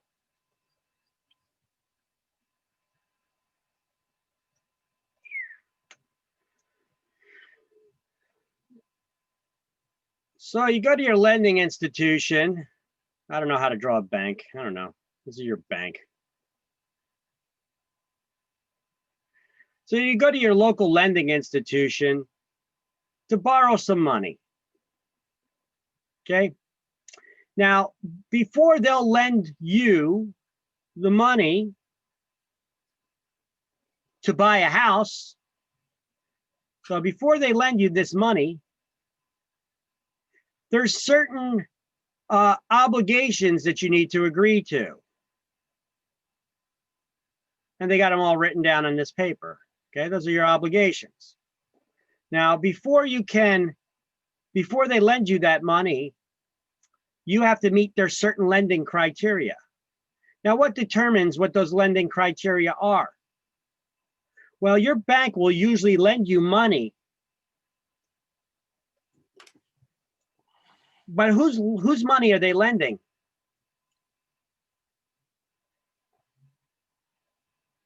The bank has a bunch of depositors. They got a bunch of borrowers, right? A bunch of depositors that have bank accounts. Why do you put money in the bank account? These are their people with the bank accounts that are depositing their money into the bank. Why do you deposit your money into the bank? Security. So that the bank will pay you money and you can earn interest on it, right? And you can make more money. They hold your money for security, but also to make money, to pay interest. The bank pays interest. But what is interest? How does the bank get money to pay you just for simply keeping it with them? Well, because that bank is loaning that money out. Well, if you meet certain lending criteria anyway, the bank will loan that money to you so that you can then go and buy your dream house, right? However, you need to meet these lending criteria. Now, who makes up these lending criteria? Is that your local bank here that's making this lending criteria up? No, the bank is lending you the money, knowing that they have some investors lined up. These investors will buy the loan. They'll buy this loan if it meets their criteria. So this right here, these lending criteria are the criteria of these investors. They say, we will buy this loan if it meets our lending criteria. So these are the lending criteria of these investors right here. So when they change their lending criteria for the types of loans that they're going to buy, what do you think the bank does to their lending criteria? They make them match it, because that way they know that if they lend you money, they already have a buyer lined up who's going to buy that loan.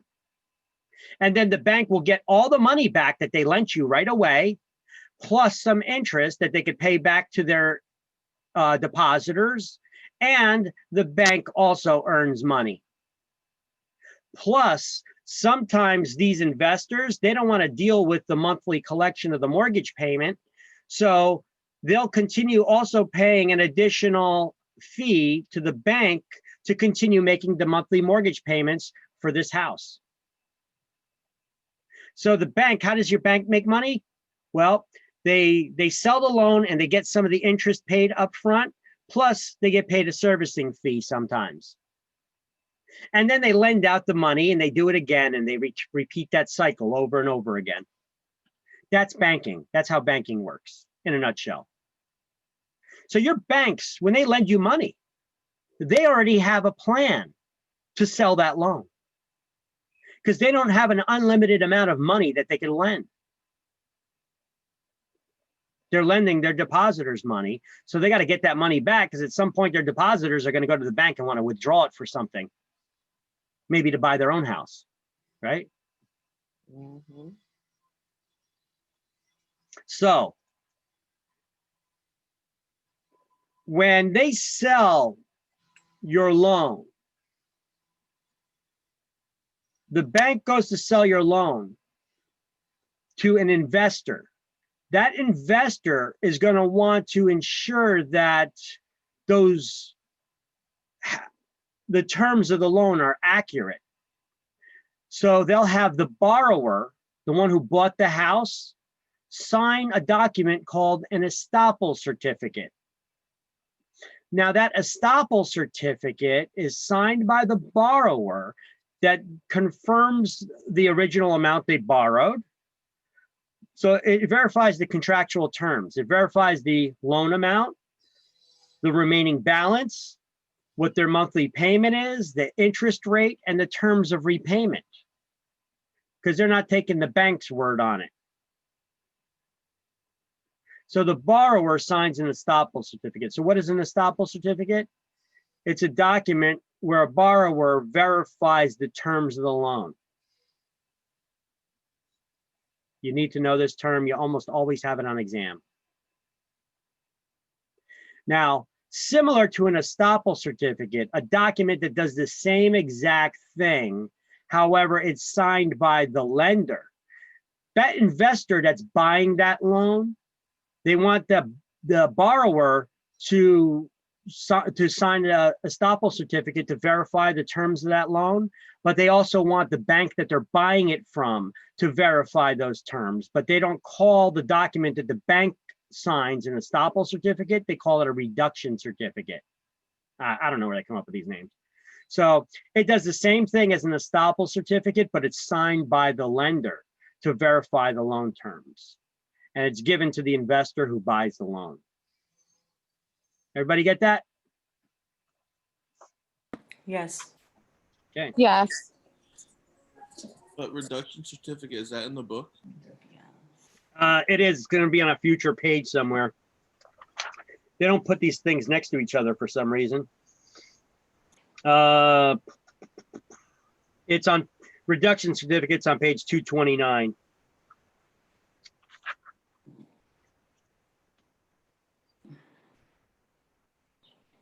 So what I do though is I'm going to have you on page 227. I want you to highlight estoppel certificate is executed by the borrower and verifies the amount that remains to be repaid and the interest rate. To the new bank. Or Correct. Correct. But who's verifying it? Who signs that? Who's doing the verification? The borrower. The borrower is. Right?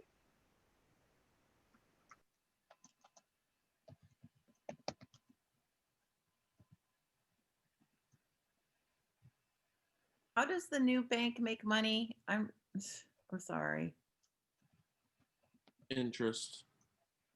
I know, but what? Okay. So what happens is, what is interest? You know, how would we define interest? Interest is the rent that's paid to use somebody else's money, to borrow someone else's money. Yeah. It's probably the simplest way to define it. It's the rent or charge that's paid to use someone else's money, to borrow someone else's money. The longer that you have it, the more interest you paid, right? Mm-hmm. The more rent you pay, right? The longer you have it, the more rent you've paid over time. And so a bank can earn a lot of money if they keep your loan for the full 30-year term. But banks are lending whose money? Their depositors' money. Yeah. Those depositors are going to want that money back.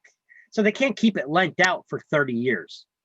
So they write a loan with the intention of reselling it to get that money back before their depositors want it.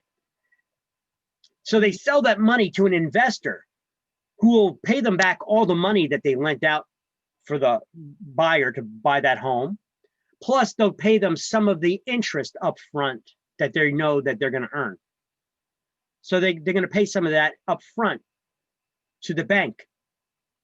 So the bank makes the money when they sell the loan, because they're not going to be holding on to it for the long term to collect the rent.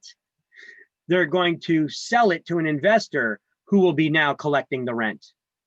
But how does the investor make money? What's the investor makes the money because they're going to hold on to that loan for the long period of time, collecting the mortgage payments, earning interest.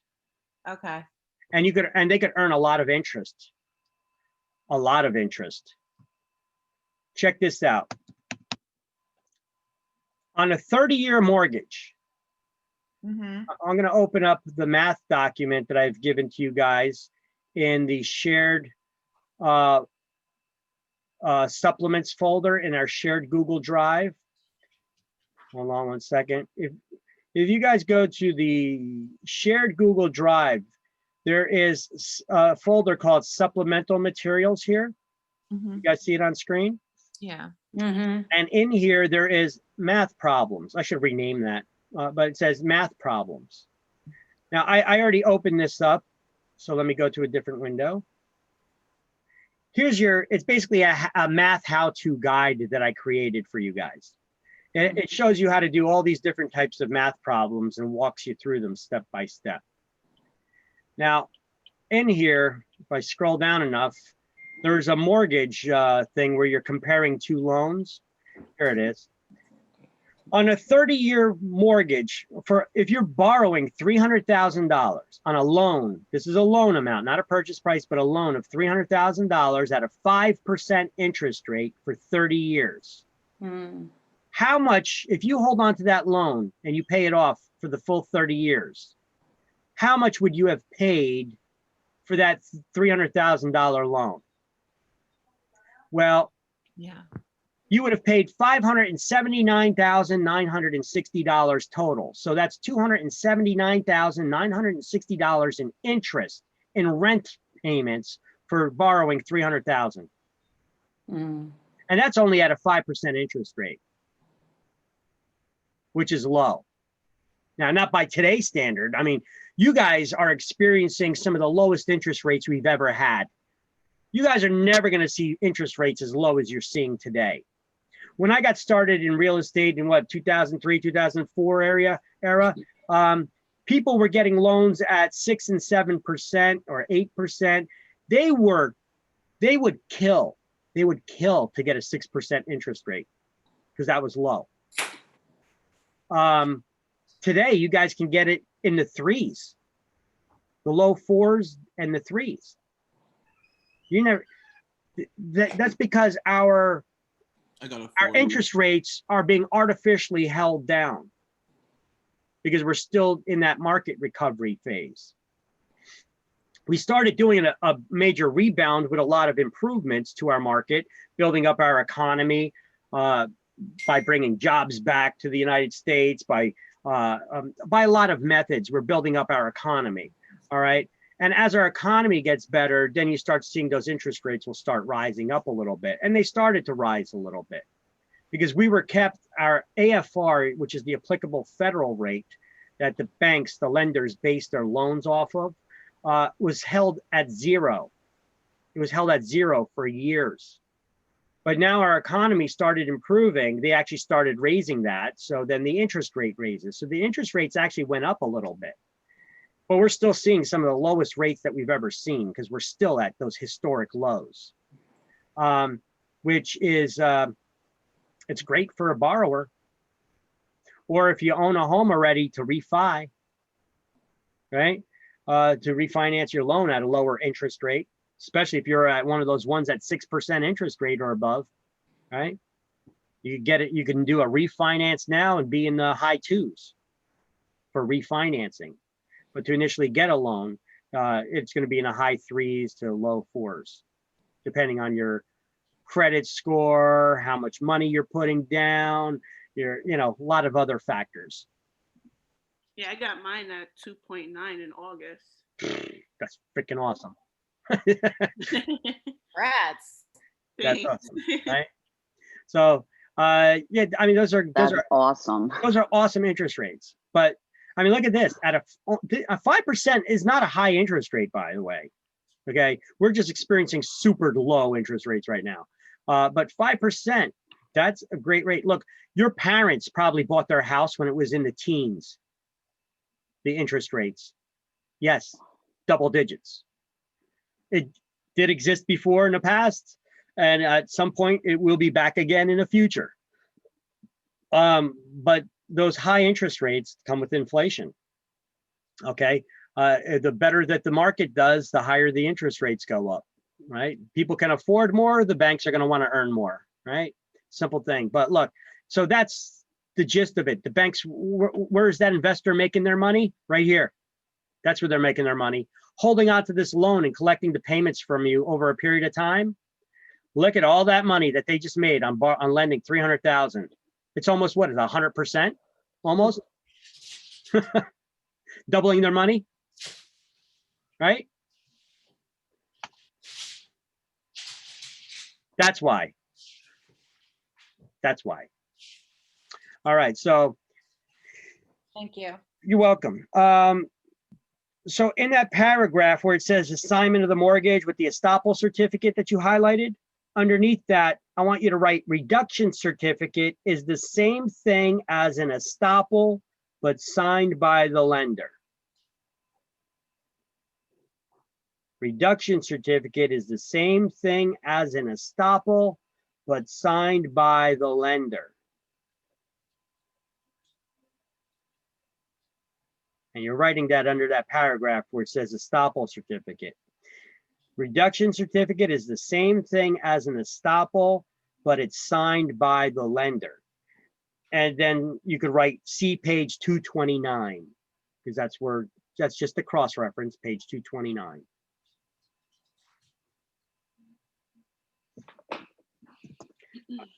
I never read the definition on 229 to see if they actually define it that way, though.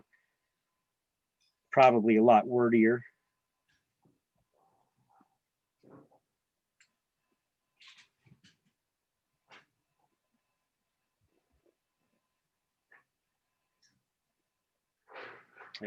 Yeah, they're a lot wordier, and mine's a simplification of that.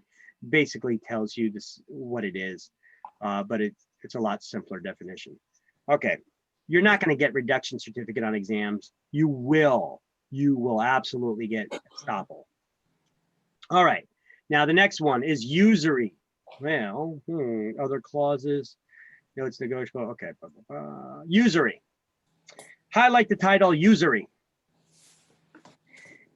And right next to it, illegal. And then highlight charging of an unreasonably high interest rate is known as usury. So you got the word illegal written above that. So usury is charging an illegally unreasonable high rate of interest. There are usury laws in place, and usury laws are put in place to prevent loan sharking. Meaning this is illegal in New Jersey, but other states could have it legally prevailing practice? Usury is illegal in just about every state, I think. I don't know of any states that where it's, now the amount to be considered usury may vary from state to state, I'm not sure. But in New Jersey, usury is considered if a seller can charge no more than 16% interest on their first mortgage. Okay. They can charge as much as 30% though when it's their primary residence that they're selling. If they're doing seller financing, they could get away with charging up to 30%, and that's okay. That's not loan sharking. 30% is not loan sharking. 30%. Wow. If charging 5%, they're doubling their money. 30%? Oh, 6 Yeah. times. You said it all. Oh, you said it all. All right. You guys ever see a show on, I think it was BBC. I think it was one of the British network programs, but I think it was on BBC, and then you could also have seen it on perhaps Netflix or Stars or one of those. It was called Poldark. Anybody ever watch that show? No. I know now on one of those shows they have the one Outlander. Anybody ever watch that one? Boys. Oh, yeah. Outlander. All right. Nice little drama. Ladies like it. There we go. But it's a good program. It's a series. It's on the air still, actively produced. But there was one that was called Poldark. By the way, I think they're bringing it back again. If you never watched it, it's similar to Outlander. It's got its drama to it. Now, Poldark in this, they show way back in history when lending was working, how people were struggling and working back then. In order to borrow money to start a business or buy land or invest in something, you had to borrow it from the rich people. Now, they could charge you as much money in interest as they wanted to, with an added bonus. They could call the debt due and owing immediately whenever they wanted to. Like, say you had an agreement that it was, you know, you would pay it back at an interest rate of 40% or 50%. Next year, they could be like, if they needed to, or if they had something against you, or you were starting a business that was against theirs, they could be like, we're calling the entire debt due now. You have to pay us in full. If you can't pay us in full, we're going to throw you in debtor's prison. They used to have something called debtor's prison. You don't pay your debt, they throw you in jail till your debt's paid. So people died in there, you know. Scary place. So usury laws prevent this kind of behavior. All right. But obviously, if it's your own primary residence, they could charge up to 30%. Now, usury laws are put into place to prevent private parties who lend. However, usury laws, here's a little factoid for you. They do not apply to any lender that is in any way, shape, or form related to the federal government. What does that mean?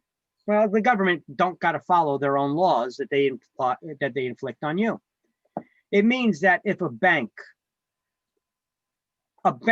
is related to the federal government, how so? Well, it's insured by the FDIC or FSLIC.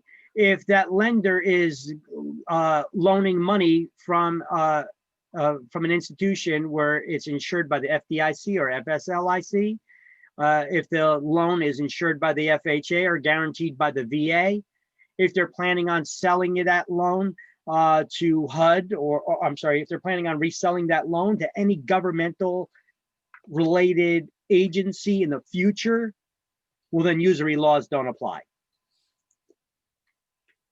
Bottom line. So it only applies to private parties who lend to prevent loan sharking. Anyway, what do you need to know for exam? Usury is charging an illegally high rate of interest. Let's move on. On the next page, 228, there's something here called imputed interest. We don't have to highlight it. We don't even really need to go over it, but I'll go over it just to show you. Here's another reason why we should do away with that agency right there. The IRS. All right. So we know that usury prevents loan sharking. It's charging an illegally high rate of interest. But check this out.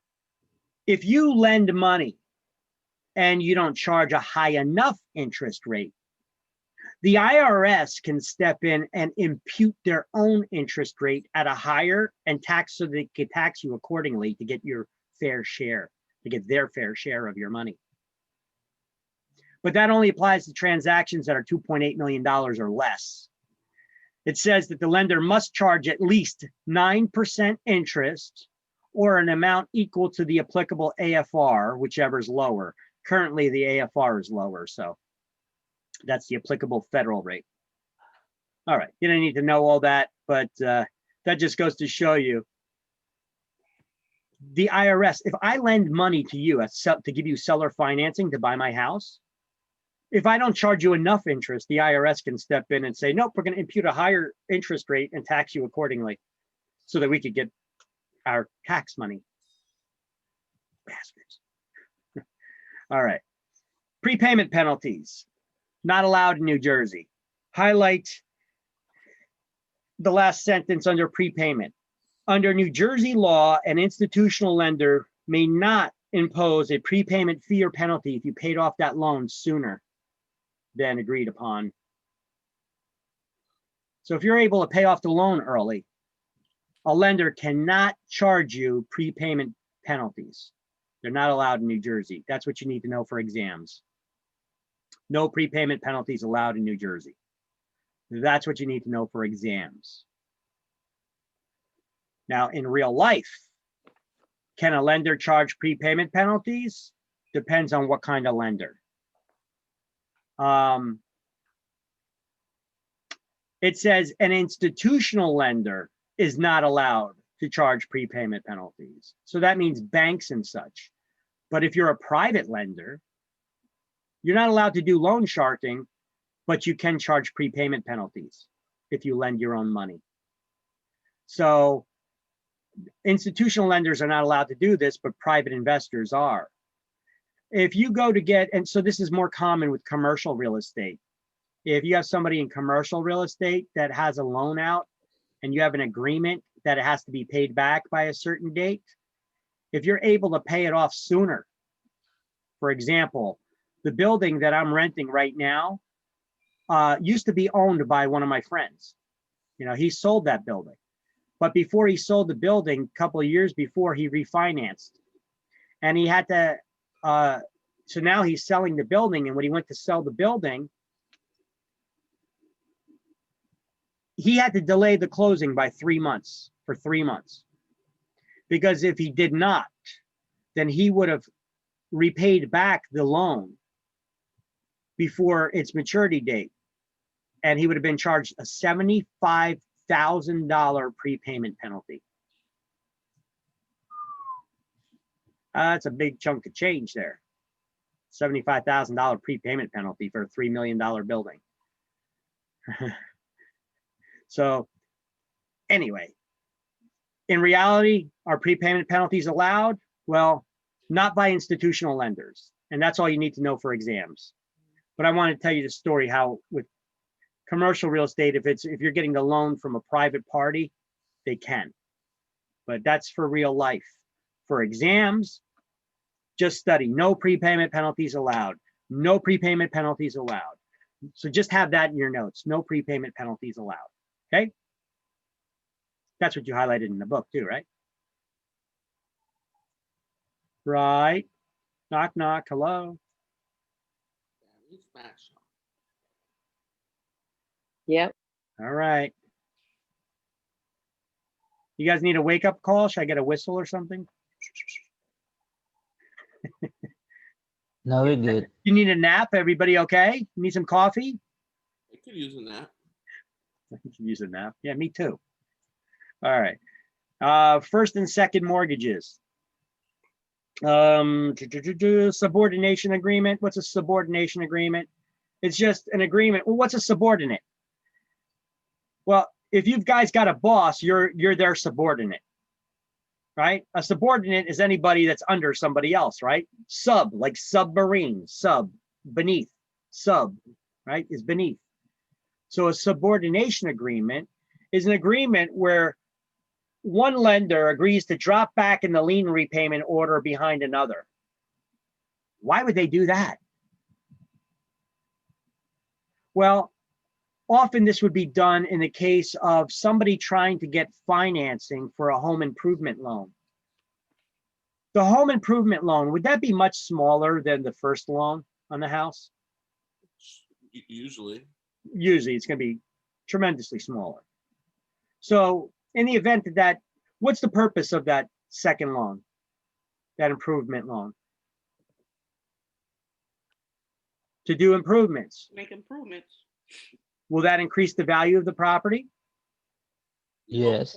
Yeah. Yes, yes, yes. So I guess the primary lien holder figures, hey, this small loan, if we allow them to jump ahead of us, if they don't get paid back for whatever reason, well, first of all, they increase the value of our collateral. Now, if they don't get paid back and they need to foreclose, they're definitely not going to wipe out all of our interest because that loan is much smaller than ours. So they would get paid back and then we would get paid back everything from that point. So we don't see it as a big risk to drop back in lien repayment order behind this small loan. That's tiny by comparison. So that's why they would sign this subordination agreement. So what do you call an agreement where a lender agrees to drop back in the lien repayment order? Subordinate. Nation agreement. There you go. Satisfaction of mortgage lien. Anytime that the loan is paid off, they do not, when you get a loan, it creates a lien in the, they file a lien in the public records, right? A lien is, what is a lien?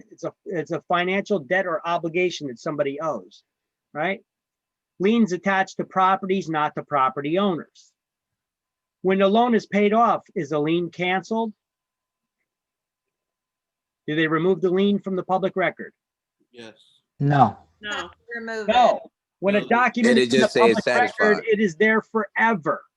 They just add another document that said that the lien was satisfied. So remember that when a document is added to the public record, it is there forever. It can't be removed. You could just add another document that says, hey, that loan, that lien, been satisfied. So now you could search the public record to see, well, on this date, they took out a lien or they took out a loan that made a lien on the property. Oh, that lien was paid off though, because here's the satisfaction from that same lender, right? So highlight when a mortgage loan payments have been made and the note paid in full, the mortgagee, the lender, is usually required to execute a release of mortgage or satisfaction of mortgage.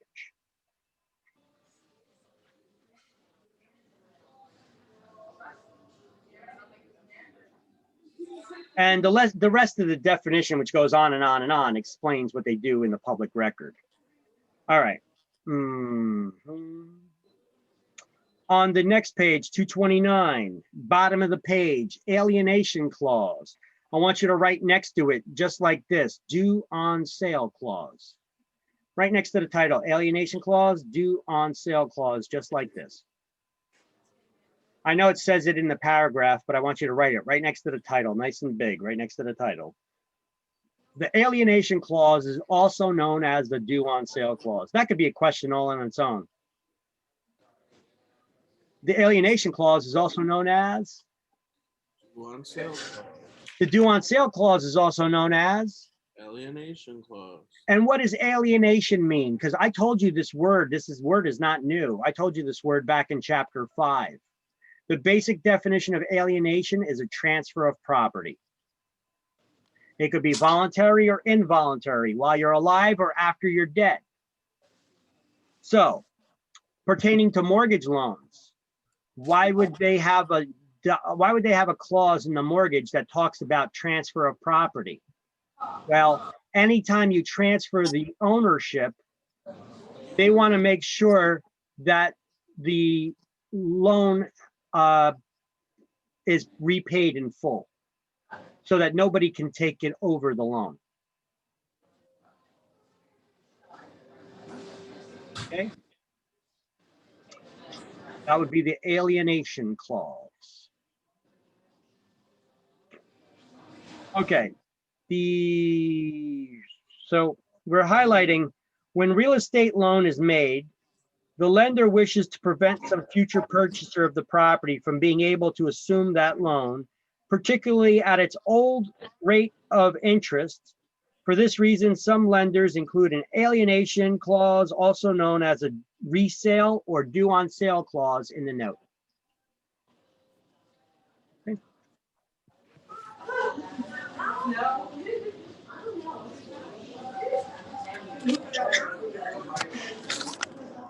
It's to prevent the loan, somebody from being able to take over a loan, especially at a lower interest rate. They want that new buyer to not assume the loan. Hold on, there's a lot of noise going on here. They want to make sure that the person's not taking over the loan, especially if it's at a lower interest rate. They want that person to come out and get their own new loan at whatever the prevailing current rate is. All right.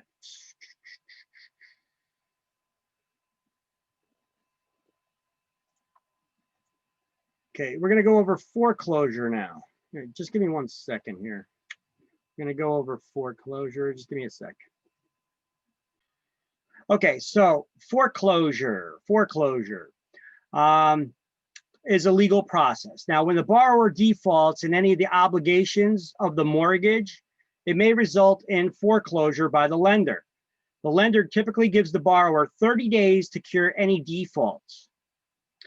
Now, the lender may ask the court to order a foreclosure or auction, which they'll have an auction and a sheriff's sale.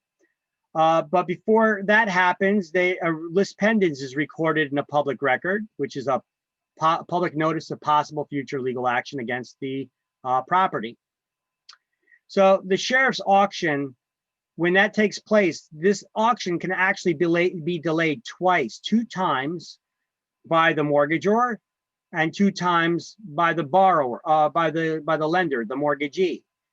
And each time it could be delayed for 2 weeks. So that could buy you 2 months, right? So it could give you, if you could delay a sheriff's sale for 2 months, you have the possibility of bailing somebody out of foreclosure by selling their property still.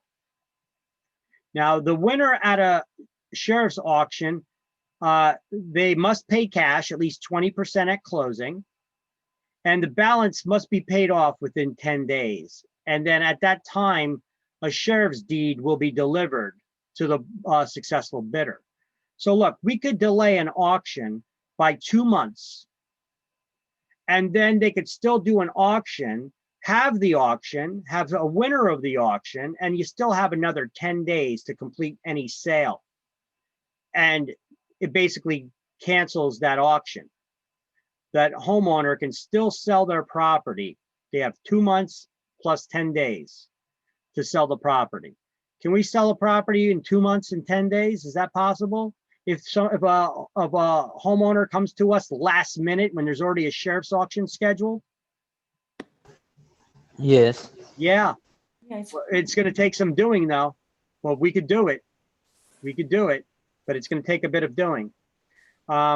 Now, if somebody's just behind in their mortgage payments and a sheriff's sale has not yet been scheduled, that even gives us a little more breathing room. Okay. But if it's on this, if it's like this setup, we need to price that property right. We need to price it for sale and get our investors quickly. We want people with cash, or you can still get people with a mortgage to buy that home.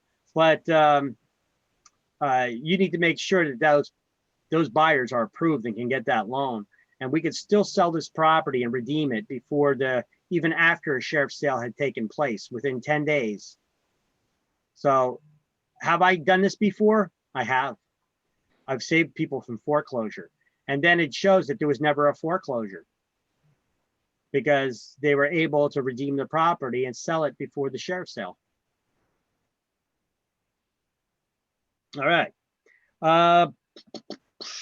I want you to highlight under foreclosure in the next to last paragraph, the successful bidder must pay cash at least 20% at the auction and the rest within 10 days until a sheriff's deed is delivered to the buyer.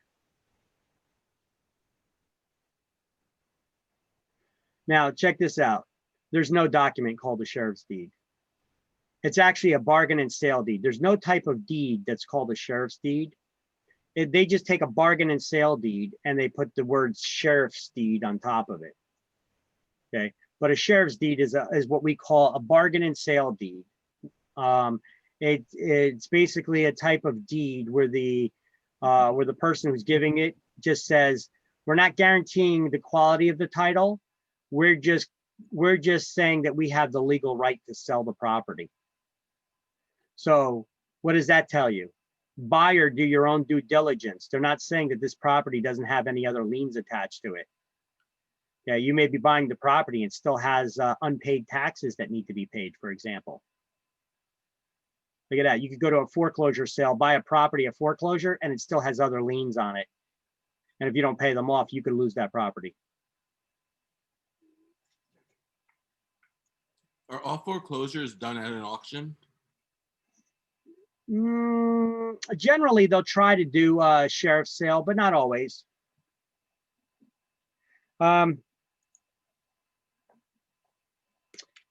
Deed in lieu of foreclosure. What is a deed in lieu? In lieu. Just rolls off the tongue. In lieu. Sounds French. At least French people will always knock me that speak French. You're saying it wrong. It's lieu or lieu, whatever. I don't get the pronunciation right, okay? It's not French anyway, even though it translates to French. It's Latin, all right? So there, meh. Deed in lieu means instead of foreclosure. This is another alternative to foreclosure, would be for the borrower just to sign ownership and give the property back to the lender.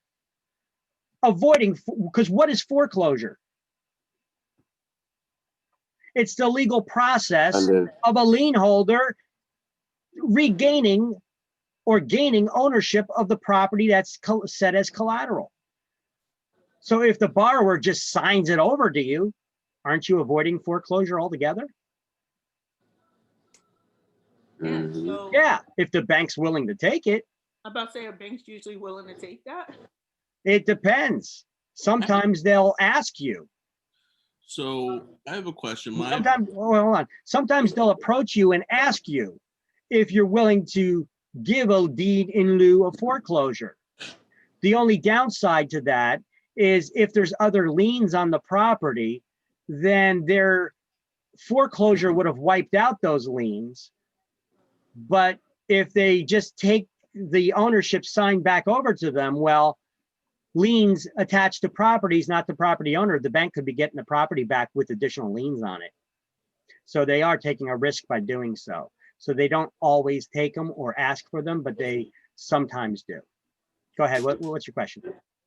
So I purchased a property where the bank owned it because the person went into foreclosure, and then the bank rented out the property for like 2 years before I so how does that happen? Well, like even if you look at the taxes, like the tax thing that you showed us, so Let's look at original owner, then the bank has an owner. Okay, well, I don't know all the situation of what happened right there, but check this out. If I am renting out a property to you and you have a lease with me, Can you mute everyone? if there's a foreclosure, if a foreclosure takes place, does that cancel the lease with the tenant? No. No. No, they're No. allowed to The bank has to honor the lease. They cannot kick that tenant out. So you may have had somebody in there with a long-term lease. I'm not sure what exactly they were doing. What I've heard is that the previous owner went to jail.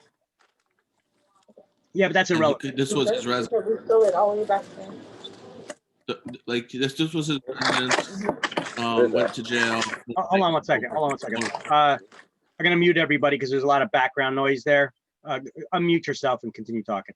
I got it. All right. So what happened was the gentleman owned the property and used it as his primary residence, went to jail, and then somehow the bank took over Well, they have a right to foreclose on the property if the person's not taking care of it, to prevent somebody, a squatter, from coming in and claiming ownership and then risking the bank's security.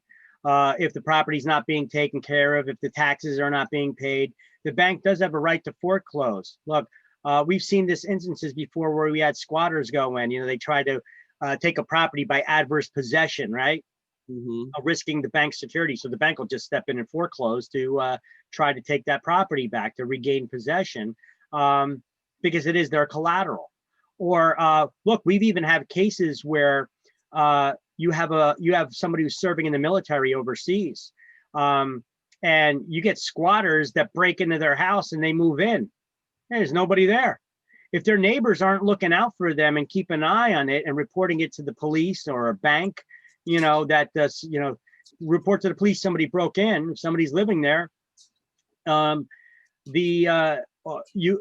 the cops can't do nothing about it, you can report it to their lender, and their lender would foreclose. Even though a lender does not have the legal right to foreclose on a veteran or somebody who is serving in our military overseas, they changed the laws a bit that the veteran cannot be foreclosed on because they're serving our country. They're not available to be here to fight this. So the bank cannot foreclose on them.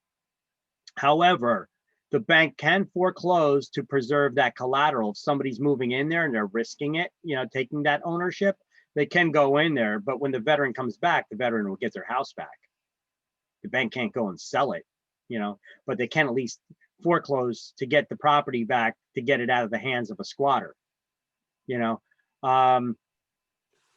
So there's some things that they could do. Maybe the bank would do that and then rent it out to get money in the meantime to pay the bills. I don't know. Yeah.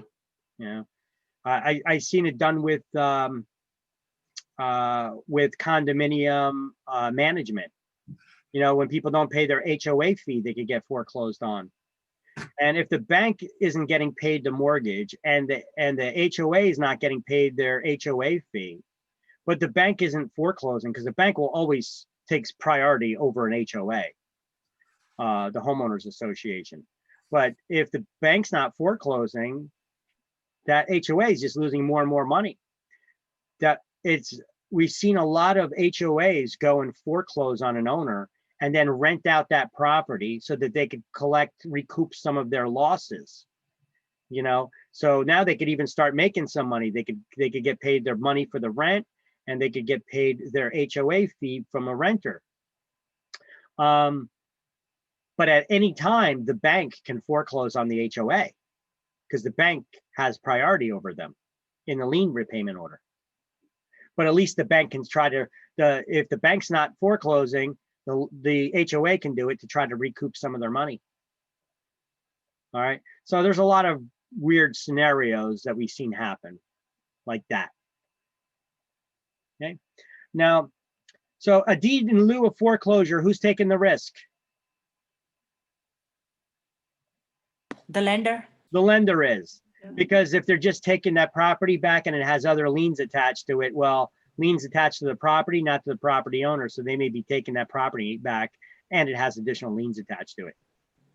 Now, I found out that if the lender resells that property within 90 days, they can claim, and at a loss, they can claim a deficiency judgment against the person, the mortgagor, who signed the deed in lieu over to the bank. That's why, you know, you would ask the question, why wouldn't somebody just sign a deed in lieu and give it to the bank instead of doing a short sale with a realtor? Because there's no guarantee that they're going to get a buyer, or a buyer is going to put in an offer that's acceptable to the lender. And they could still get foreclosed on. So why not just sign it back over to the lender and avoid it altogether? Well, because the lender might not accept it, first of all. Sometimes they will, sometimes they won't. And then if they do, you're taking a bit of a risk there, because if the bank manages to resell that property in 90 days, is there any guarantee the bank's not going to chase after you for the deficiency? No. You could ask the bank to sign, if I give you the deed in lieu back, can you sign some kind of paper, a satisfaction that you're not going to chase after me? You can sign a satisfaction of mortgage that you're not going to come after me for any deficiencies? No, they won't do it. I've had borrowers where I was doing a short sale for them, and their lender called them asking to do a deed in lieu. And as I told them, I was like, well, this is what a deed in lieu is. You just sign it back over to the bank. There will be no foreclosure on your record. However, you are taking a risk still, because in the event that they manage to resell that property and it sells at a loss, they could chase after you for deficiency still. But talk to your attorney, because I have a financial interest. I don't make money unless I sell your property as a short sale, and there's no guarantees I'm going to do that either. So talk to your attorney and get advice from them on what you should do. And the attorney advised them to continue with the short sale. So we did the short sale still. But you know, I had a personal interest in there. I don't want them coming back to me later, me saying, oh no, do the short sale, and then we are not able to, and they get foreclosed on, and then they're all over me. Oh, you gave bad advice. The bank was asking for this. I could have avoided this altogether, but you had a financial interest, so there was a conflict there. So to avoid any conflict of interest, I explained it to them first, and then I said, before you do anything, talk to your attorney and get some advice from them, because I have a financial interest here. So I'm just being fair with them and being honest, okay? And then they ended up going with me anyway. And unfortunately, they had Bank of America, which was extremely, extremely uncooperative. They kept getting valuations on the property. I kept getting good offers on that property, solid offers on that property. But whoever was giving them their valuation, the appraisers or BPOs that they were getting from brokers in the area, were overvaluing the property. Now, a couple of them were BPOs that they got from real estate brokers who didn't know what the hell they were doing.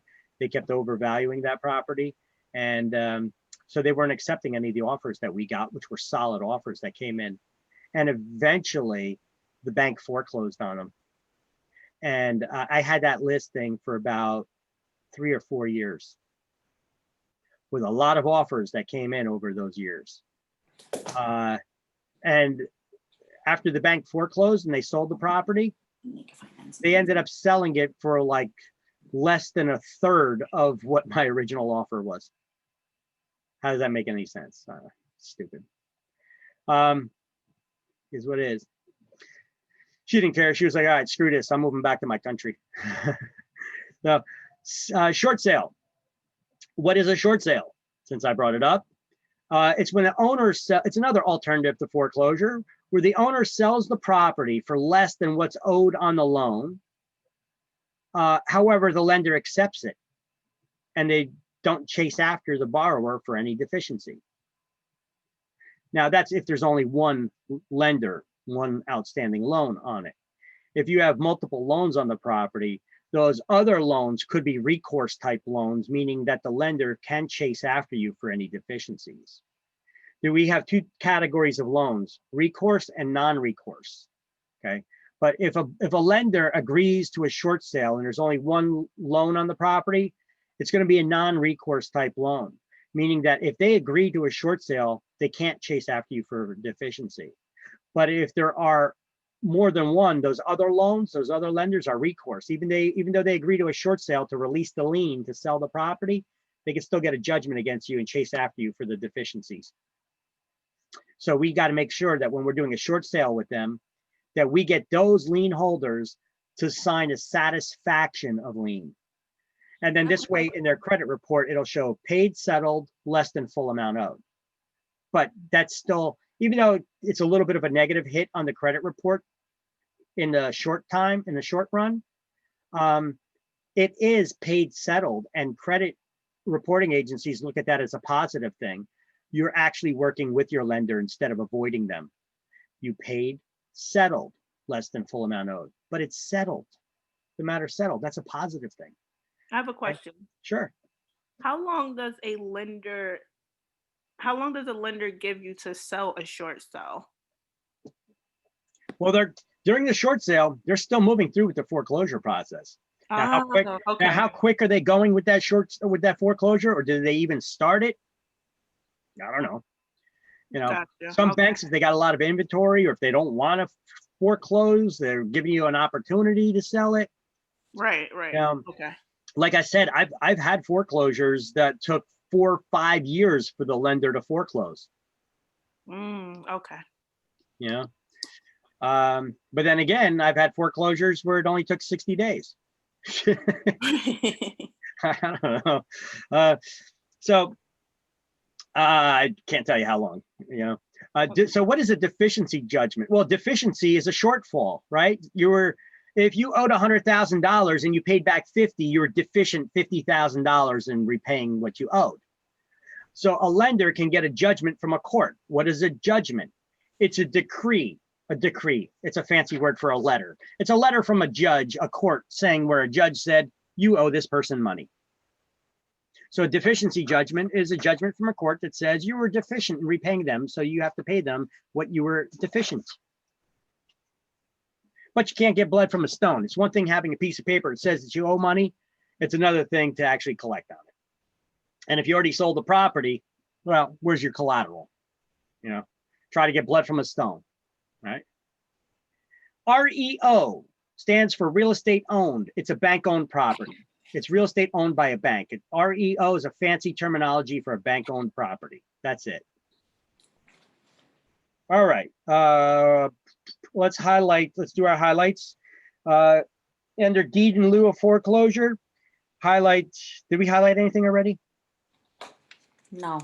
So let's highlight an alternative to foreclosures for the lender to accept a deed in lieu of foreclosure from the borrower. Go down to the next line, and in the middle of that line, we're going to highlight disadvantage to the lender. So who's disadvantaged by that? The lender is the one that's taking the risk. Now, they're both taking a risk, but on exams, the answer would be the lender. Hint, hint. What's an alternative to foreclosure? Deed in lieu. Deed in lieu. Even though a short sale is as well, deed in lieu will be the answer. That's correct. A bank-owned property is also known as? REO. Real estate owned, REO, correct. So under real estate owned, let's just highlight in the second paragraph, real estate owned, REO, and write bank-owned property above it.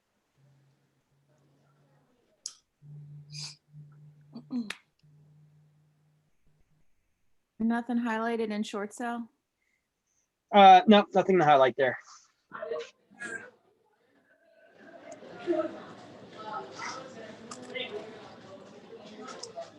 Okay, let's do the key terms to review, and then I gotta go run and put a book in my mailbox really quick, and then we'll come right back, okay? So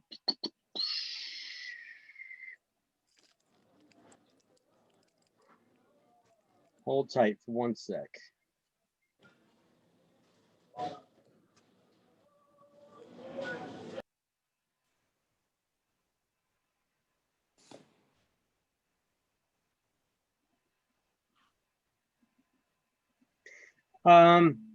Borrower.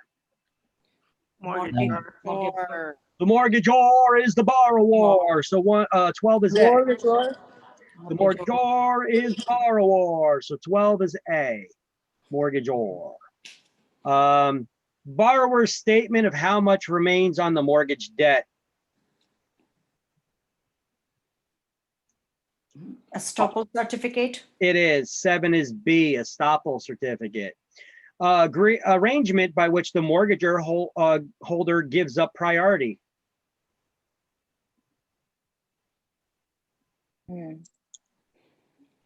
Subordination agreement. 20 is C, subordination agreement. Subordination. Charging higher interest than allowed by law. Usury. Usury. Usury, 21 is D. Clause ensuring that after repayment, the lender has no claim on the property. Satisfaction of mortgage. Termination clause. When you paid off the loan, the lender has no further claim on the property. What do we Deficiency clause. You defeated the loan, the defeasance clause, Defeasance 5 is E, clause. correct. A clause, so 5 was E. Clause stating that if the property is sold, the debt is immediately payable.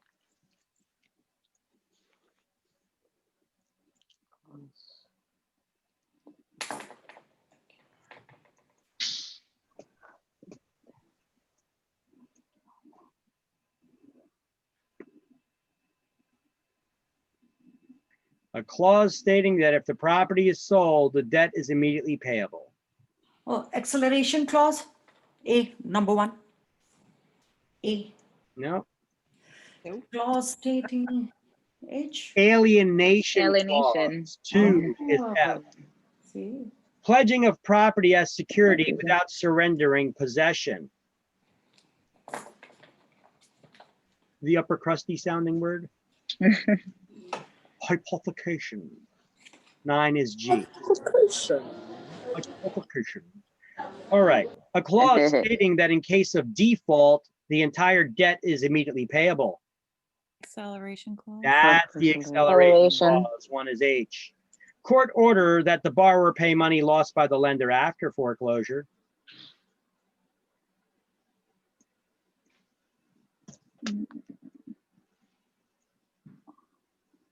What do we call the court order that the borrower pay money that's lost by the lender after foreclosure?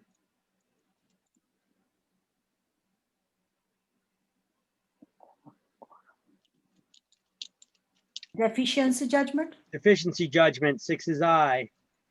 A document given to purchaser of foreclosed property.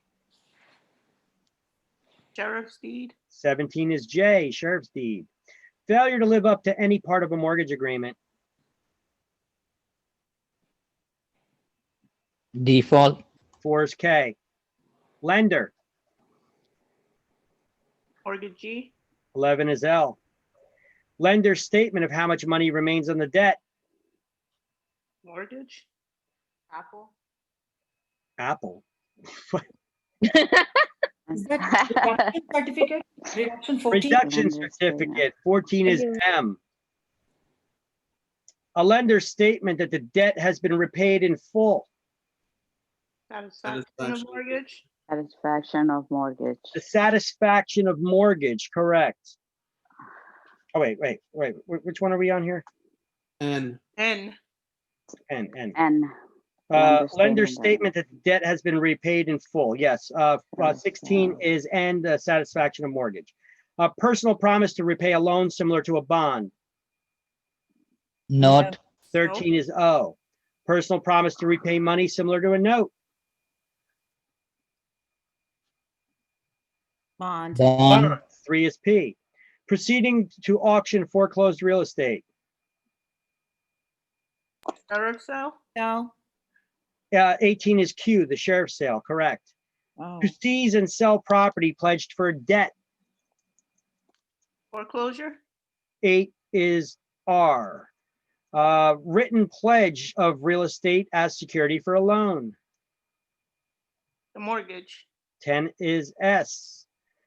Lender agrees to accept the sale proceeds even if less than the debt. Short sale. 19 is Sell, T. short sell. And property acquired by lenders. REO. 15 is U. All right. So that completes chapter 13. Now we're going to do chapter 14 in just a minute. Just hang tight. I got to go starting, and we'll do chapter 14 now. At least we'll start it. And here we go. Chapter 14, financing 1, conventional FHA and VA loans. We got one more mortgage chapter after this, but this one is a little bit long and this one has some math involved in it. So, but we'll do the math after lunch, okay? So financing 1, conventional FHA and VA loans. You're going to be learning about those terms, first of all, and what they mean. We're going to learn about different types of financing plans.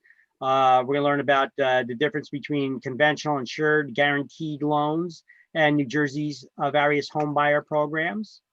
And we're going to start off by learning about, let's see, what do we got here in front of us? Well, first, let's highlight something in the book on page 235.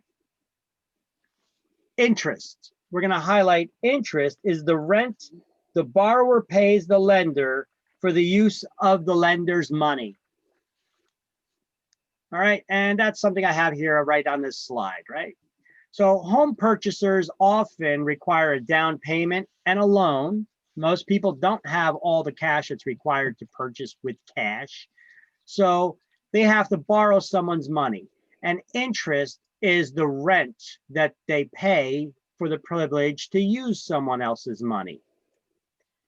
Now, the word value means 100%. Value means 100%. So whenever we're talking about value, we know there's a lot of different types of value, right? What was the value used for taxation purposes to determine what the taxes were on a property?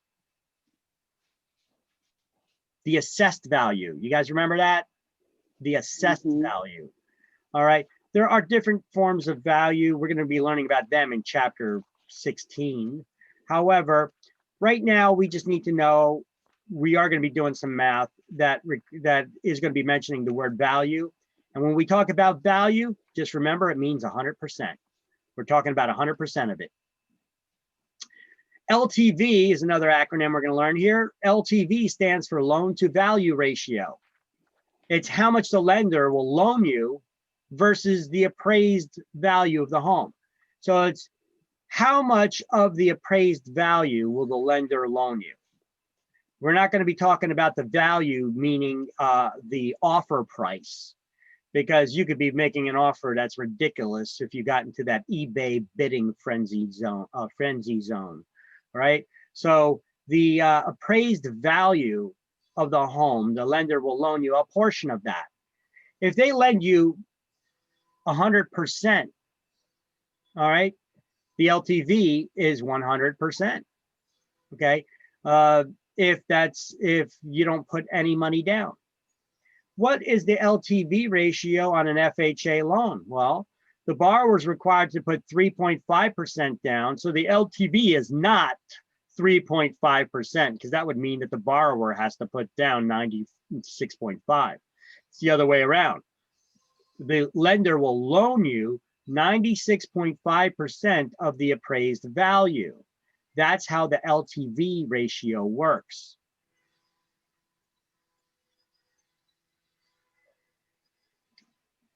So LTV, that's loan to value, loan to value ratio. If the LTV is 90%, that means the lender will loan you 90% of the appraised value. So if the lender requires you to put 20% down, what's the LTV? 80%. It's 80%. There we go. Now we're getting a hang of it. So a lot of times people confuse this and they start saying, well, if you got to put down 20%, well, then the LTV is 20%. No, because then that would require the borrower to put down 80, right? They got it backwards. So you guys understand with this little drawing here, you know, the LTV, loan to value, it's how much money they'll loan you versus the appraised value. 80% requires 20% down. And lenders usually talk in this kind of jargon, using this kind of jargon. Once you guys start working at a real estate office, you're going to have a lenders that are going to be, oh, yeah, no, we got these loan programs out there. The LTV is only this much, and if you can't figure 650 out, mid FICO, what's that? 650 mid FICO, LTV 93%. Yeah, they're gonna start throwing all these terms at you, and you're gonna be like, oh yeah, you know, trying to act like, you know, I'm not new. I know everything that's going on. I know what you're talking about. And Owner, you're like, what the frick are they just saying to me? Okay, look, I've been there. Look, when you first get started in school, when you first get started in the business, now they start throwing all the terms at you that you learned. Okay, now you're still recovering from the exam. All right, so, but yeah, they're gonna start throwing all those terms at you, you know, LTV, FICO, you know, all these other scores to you, you know, conventional loan, FHA, VA, you know, Fannie Mae, Freddie Mac, Indy Mac, you know, they're gonna start throwing all kinds of terminology at you. Okay,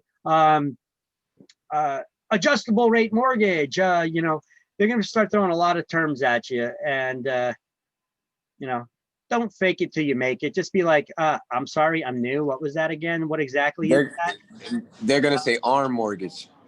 Yeah, they're going to start throwing out ARM. Yeah, ARM. they're going to say, oh yeah, this is a 3-2-1 ARM. What is that? Excuse me. What the hell is that? You know, ask them to explain it to you. You know, they're not the public, so you don't got to worry about being embarrassed in front of those characters. They're over there begging for your business, so don't be shy around them. As a matter of fact, they're begging for your business. Tell them to buy you a coffee or something, or shine your shoes. No, don't tell them to shine your shoes, but tell them to get you a coffee. Or they're actually going to be trying to bribe you to get your business by offering you free coffee and donuts. Don't fall for it. I'm telling you, don't fall for it. You know, don't fall in that trap. Take the coffee and then say you can keep the donuts. And instead, how about we do some co-marketing? How about you pay the postage on my next mailing, or you pay for my mailing pieces? Or how about this? We put a magazine ad out there that you could put a little strip of your include you on the bottom of our advertisement for the mortgage financing, and everything else in the ad will be me, but you pay for it, or half of it at least.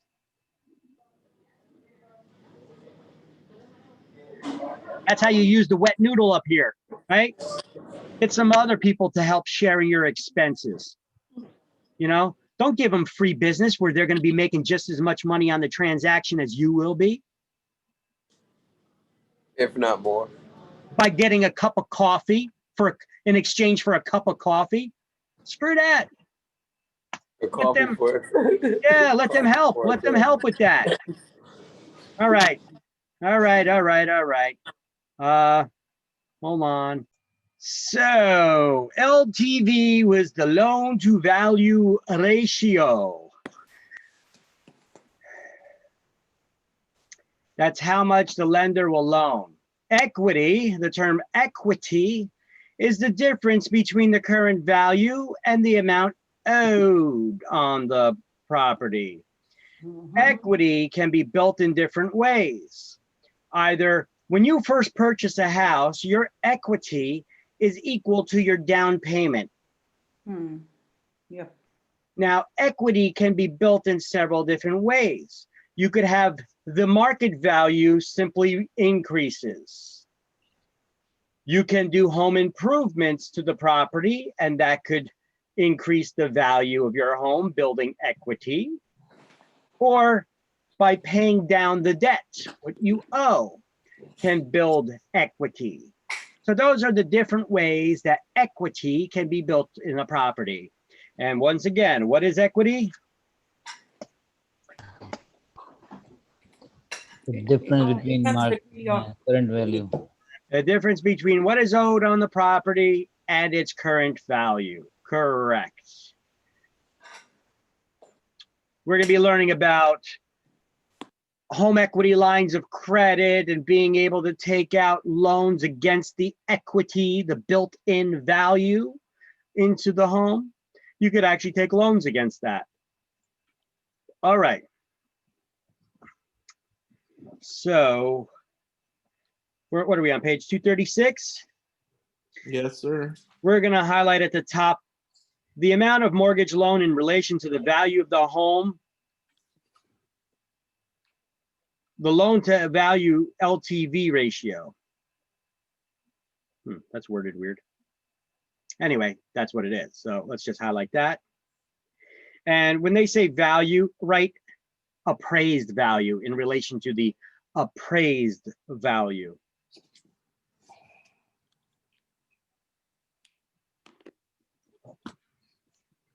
So what does value mean? Appraised value. No, what does the word value mean? 100%. 100%. Very good. Now, they go on and telling you about in the past, you know, how much in the past lenders would not lend as much. You had to have a lot more money in order to borrow. The lender wanted to make sure that you have some skin in the game when you're borrowing money from them. If you just borrow 100% from them and property values drop, what's to stop you from just walking away from the property? You got no skin in the game. They don't care. You don't care. So this is why lenders usually require the borrower to put some kind of money down. Traditional conventional loans require at least 20% down payment. Now, I've seen though conventional loans sometimes with less when it's called risk-based lending. Sometimes the lender would require a lesser amount. And with certain governmental programs and influences like the FHA, you could borrow with as little as 3.5% down, because these loans are insured by the federal government, which tells your local lender. The FHA does not lend money. They tell your local lender, hey, lender, if this borrower meets our lending criteria, whatever those criteria may be, lend them your money and we will insure you against loss. Should they default on the loan, we will make you whole and make sure that you don't lose a penny. So FHA loans are not loans made by the FHA, the Federal Housing Administration, but rather insured by it. They insure the lender against loss. This is why we had all those mortgage meltdowns. You know, half the loans out there were FHA loans. And so when all these loans started defaulting, people walked away, property values went down. We needed all these bailouts to bail out these bad loans that were given. They're bad in regard as property values kept increasing and increasing and increasing. We had to bail the banks out when people started defaulting on them by making sure they didn't lose a penny. And then we have the VA, the Veterans Administration. They don't require any down payment at all for the borrower.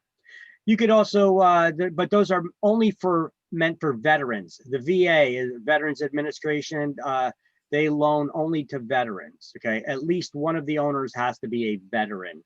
We'll go over more detail about what kind of veteran, how long they had to serve and all that. I know in New Jersey recently, actually, I think it was on the ballot when you voted the other day, wanting to give for part-time veterans, veterans who did not serve in any wartime, veterans that only served in peacetime, to give them full benefits. I don't know why New Jersey had that on the ballot. I don't know who or why they put that out there, because there's already rules in place that we're going to see here in this chapter pertaining to veterans, that they get all their benefits. They just need to serve longer. If you did not serve during wartime, you get your full benefits, but you got to serve a longer period of time because you didn't take all that risk that someone did that actually served during wartime. And that's the way that it should be. I don't know why they put this on a ballot to give full benefits to people who never served in war. Why are we giving equal benefits? Equal benefits would be housing, 0% down payment, 100% financing for loans, college, money for college and education, all kinds of other benefits. Why are we going to be giving them if and changing the rules around? There's a lot of rule changing that's been going on recently. All right. And it wasn't exactly clear on the ballot as to why they were offering that. And one thing I tell people all the time when it comes to voting, when they put those public option questions on the side, if you don't know the details behind it, always vote no, vote against it. Because if you don't know what it's about, it could come back and bite you on the ass later. You know, we had this happen a couple years back. Well, actually, we had it happen many times for many different reasons. Everything from the green space expansion program in New Jersey, which basically was the voter, the way they worded it was for us to be able to preserve open space and parkland. But in reality, you voted to pass a new tax that would allow the government of New Jersey not to come back to us to ask us if they wanted to raise it at all, but it was for us to create a new tax so that they can purchase land or rights to land so that it can't be built on. And then we had, oh my God, we had a lot of them. Oh, here's one. We had a mansion tax. Ooh, that sounds good. Tax the rich man, right? Screw them, screw the man, right? That mansion tax that was passed years ago voted that every time that somebody buys a house, if that house is 1 million or buys a property that's $1 million or more, they call it they dubbed it the mansion tax. Because mansion, what do you think about when you hear mansion? Ooh, that's rich people, right? So yeah, but the one thing about this tax that they didn't tell you, well, they didn't tell you about, it doesn't have to have a mansion on it. It's a property $1 million or more. That includes unimproved vacant woodlands. Now, when a developer is developing a subdivision that they're going to put affordable housing or condos on, for example, I'm sure they spent more than $1 million for that land. Now, we voted to tax the man. So when they purchase that property, there's an additional 1% tax that goes on it that's paid by the buyer. You think the developer is going to eat that cost?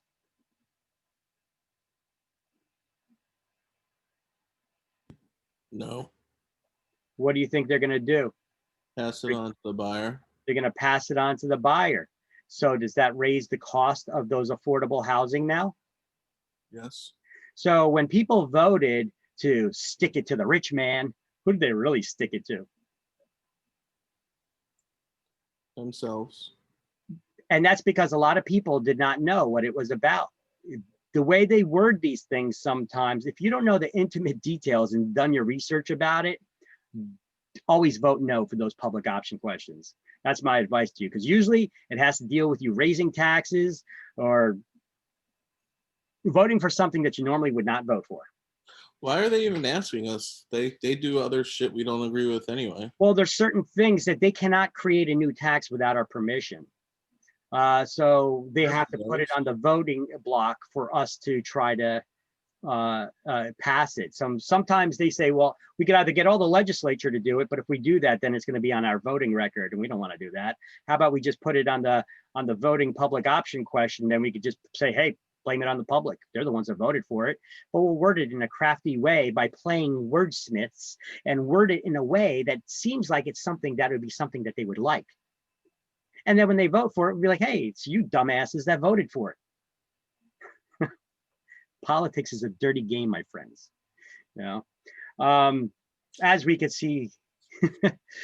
So mortgage financing, interest rates change and they fluctuate based on the availability of money and the market conditions, right? So when interest rates are high, alternative forms of financing may be attractive, such as adjustable rate mortgages, which they may refer to as ARMs.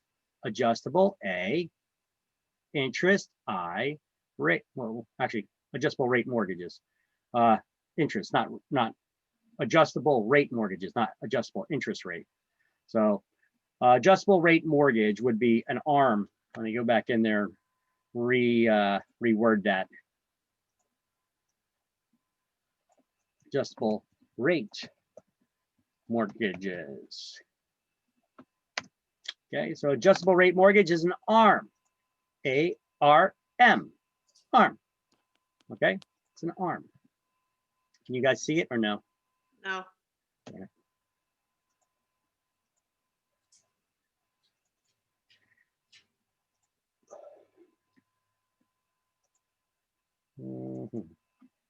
So that's the ARM.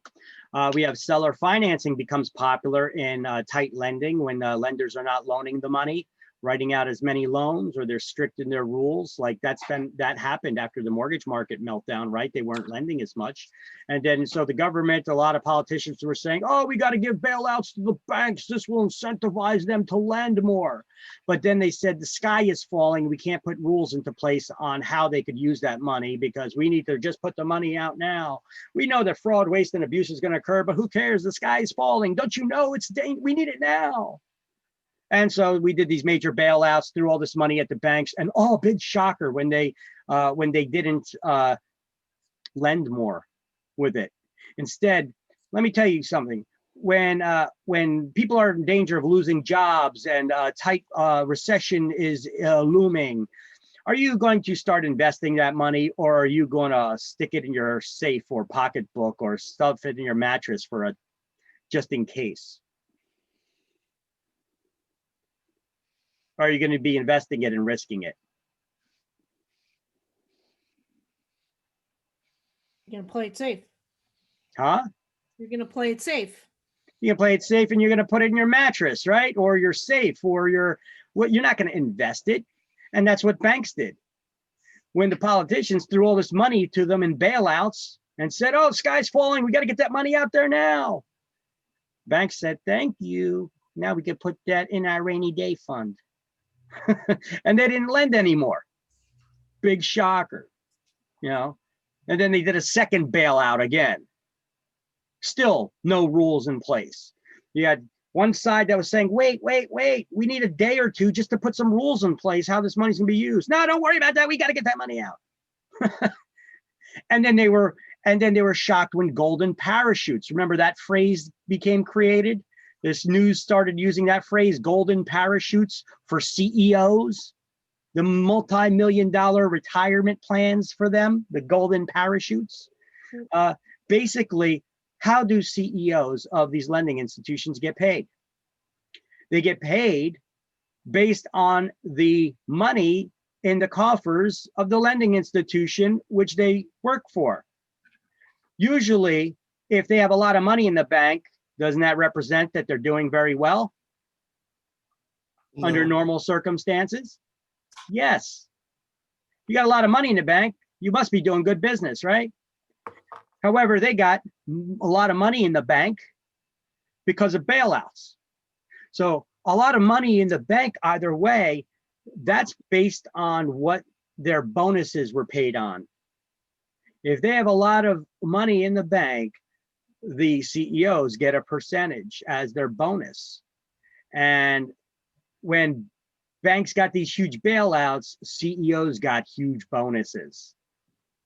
Now, politicians could have waited and wrote that into the rules, and that's how that it could not be used for bonuses and things like that, but they didn't. Maybe some were related. Like, you guys remember Maxine Waters at all? She's a politician. Her husband was a CEO of one of these lending institutions who got the first bailout money.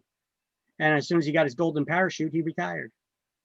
Okay, so yeah, there's corruption that happens, but either way, rules can be put in place to prevent this kinds of stuff. but it happens all the time, you know. Politics plays a role on our everyday life, including lending.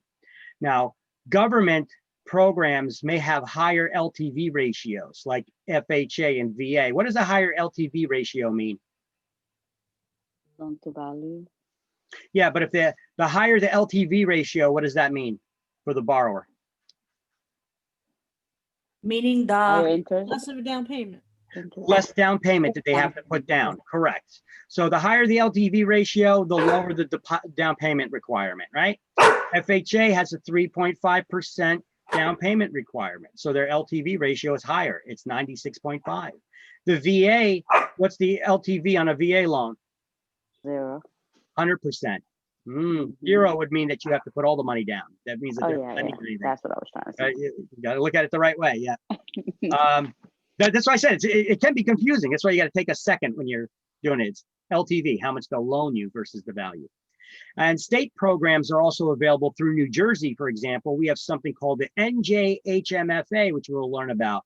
That's the New Jersey Housing Mortgage Finance Agency.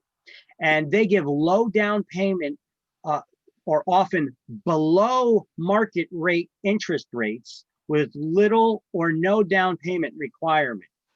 Okay, this is state programs. They have all kinds of loans available for teachers, live where you work, people who go to work in off-peak hours to avoid congestion on our roads in New Jersey. A first-time homebuyer program called the Smart Start program. They have something.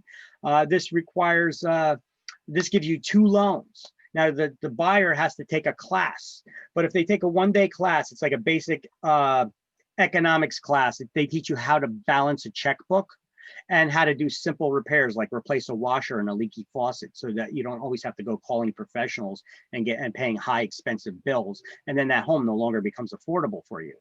So you got to take this one-day class they teach you how to do these things, and they give you a certificate. Now you can pass the get a loan for the through the Smart Start program, and they'll give you 2 loans, one loan to buy the house and another loan at a higher interest rate for the down payment and or closing cost. But if you live in that house for 5 years, you don't have to pay it back. The second loan for the down payment and closing cost. Okay. Now, why is it at a higher interest rate then? That doesn't make sense. Well, if you're in it for at least 5 years, you don't got to pay it back. But if you sell it for less than 5 years, you got to pay a portion of it back. So these are some of the loan programs that we talk about.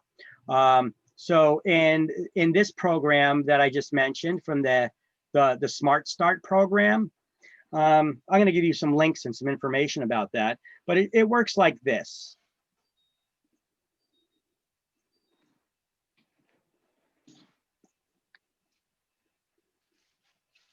If you sell that house after 5 years, you pay none of that second loan back.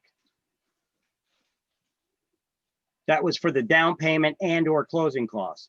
If you sell the house within 4 years, you pay 25% back, 3 years, 50%, 2 years, 75%, 1 year or less, you pay 100% of it back. That's how that works. This is called the NJHMFA Smart Start program. That's for first-time home buyers, which I'll give you a link to the website and all that as we get to that. That's a little bit later in the chapter. All right, so back to the slideshow. Now, we also have loans available from the USDA. What's that? That's the United States Department of Agriculture. They give loans to people in rural areas like farmland and stuff, rural. Ooh, we'll go over what that means too. Difference between rural, suburban, and urban. All right, so payment plans. Okay, we have different types of payment plans available. Amortized loans. The word amortize means to kill off slowly over time. And that's exactly what it does. It kills off the debt slowly over time. If it's a 30-year loan, it's over 30 years. That's agonizingly slow, right?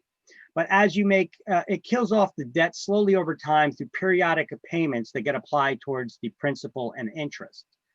Principal is the amount that you borrowed. Interest is the rent. It's the charge for using someone else's money. So in a fully amortized loan, let's translate these words as we read them.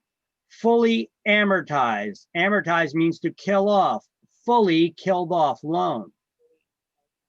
So what does that tell you? It tells you that in a fully amortized loan, by the time you make your last payment, you fully killed off the loan. So the payment amount doesn't change. It remains constant over the life of the loan if it's a fixed year, fully amortized loan.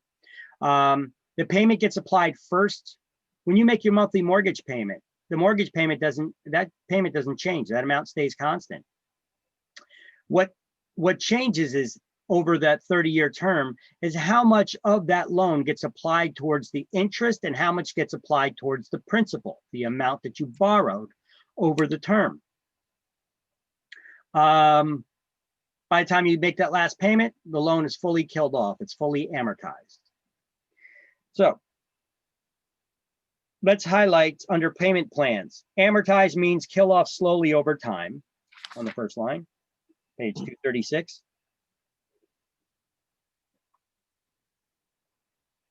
Everybody got that? Yes. Yep. 2 lines down, we're going to highlight regular payments are applied first to the interest owed and the balance is applied to the principal over the term, whatever the term may be. Then go down to where it says fixed rate loans. We have a fully amortized loan, just highlight fully amortized. That means when you pay off the loan, it's been full. When you make the last payment, the loan has been fully paid off. There's no other balance left to pay. The next bullet point, a straight loan. They say a straight payment plan calls for periodic payments of interest only. Highlight the words interest only. And then just beneath it, where it says it in bold, highlight straight loan or straight term loan. What is a straight loan? It's an interest-only loan. You'll never pay off this loan because you're only paying the rent on it. You're never paying down the principal, the amount that you borrowed. This is not meant to be a long-term loan. This is used by investors who fix and flip homes or builders for short building periods where they only want to make the smallest payment possible, which would be the rent, the interest only. And then they'll pay it off when they sell the home. Make sense? Yeah. Yeah. That, Yes, yes. Okay. See, there's a lot of different types of loan programs out there. Because there's a lot of different loan programs, sometimes people use the wrong loan for their intended purpose. Okay, and then they end up turning around and blaming the lender for it because they end up getting screwed somehow. Well, it's because you chose the wrong type of financing for your purpose because you went with the lowest payment possible, perhaps. Now, a partially amortized loan. Well, wait, stop. What does the word amortize mean? To kill off. So to partially amortize means you've only partially killed it off. In these type of loans, they do not fully amortize by the end of the term. So there's usually a larger last final payment that needs to be made. That payment is larger than the rest, and it's called a balloon payment because it balloons in size. Why would the loan not fully amortize? Why would there be a larger payment that's larger than the rest? Well, in this type of loan, your regular monthly payment wouldn't be smaller. This is a way to make your monthly payment smaller throughout the term of the loan because the last payment you make is going to balloon in size and be larger. You're only financing part of the loan and the last payment is going to be a larger payment that you need to make. Okay, that's why somebody would get this type of a loan because the monthly payments on it would be smaller. Bi-weekly mortgages. Here's another type of financing plan. Basically, a lot of people misinterpret this as making two payments a month or 2 monthly mortgage payments a month, but that is not correct. It's making a half payment every 2 weeks. And if you do that, there's actually 26 half payments per year that are made, which is 13 monthly payments. Wait, how many months are there in a year? 12 months and 52 weeks. Oh, so one extra month payment then Yeah. is made by doing this. Month, yeah. See, if you were just to say 2 payments a month, well, you know what? Not all months only have 4 weeks. Some have Right. 5. 5, yeah. So over that period of time, you're actually making extra payments, but it's kind of invisible to you because it's so small, you're not even paying attention. This is great for people who can't save up money and just make one extra payment a year on their mortgage loan. This is a way to do it, and you're ending up doing the same thing, but it's kind of invisible to you. They're like taking a couple pennies here, a couple pennies there, you know, until you're making one extra payment a year that gets applied entirely towards the principal to pay down the principal, the amount that you borrow. And if you do that, then you're lessening a big chunk of how much you need to repay. And therefore you're reducing the amount that they could, of principal that they could charge you interest on. And you know that they make a lot of money on interest, right? So if you do this throughout the term of a 30-year loan, you can reduce the time on a 30-year loan, fixed rate loan, from down to 22 or 23 years, knocking 7 or 8 years off of the loan. Simply by making one extra payment a year that gets applied entirely to the principal. You know, now you could modify your loan and arrange these biweekly payments to be made.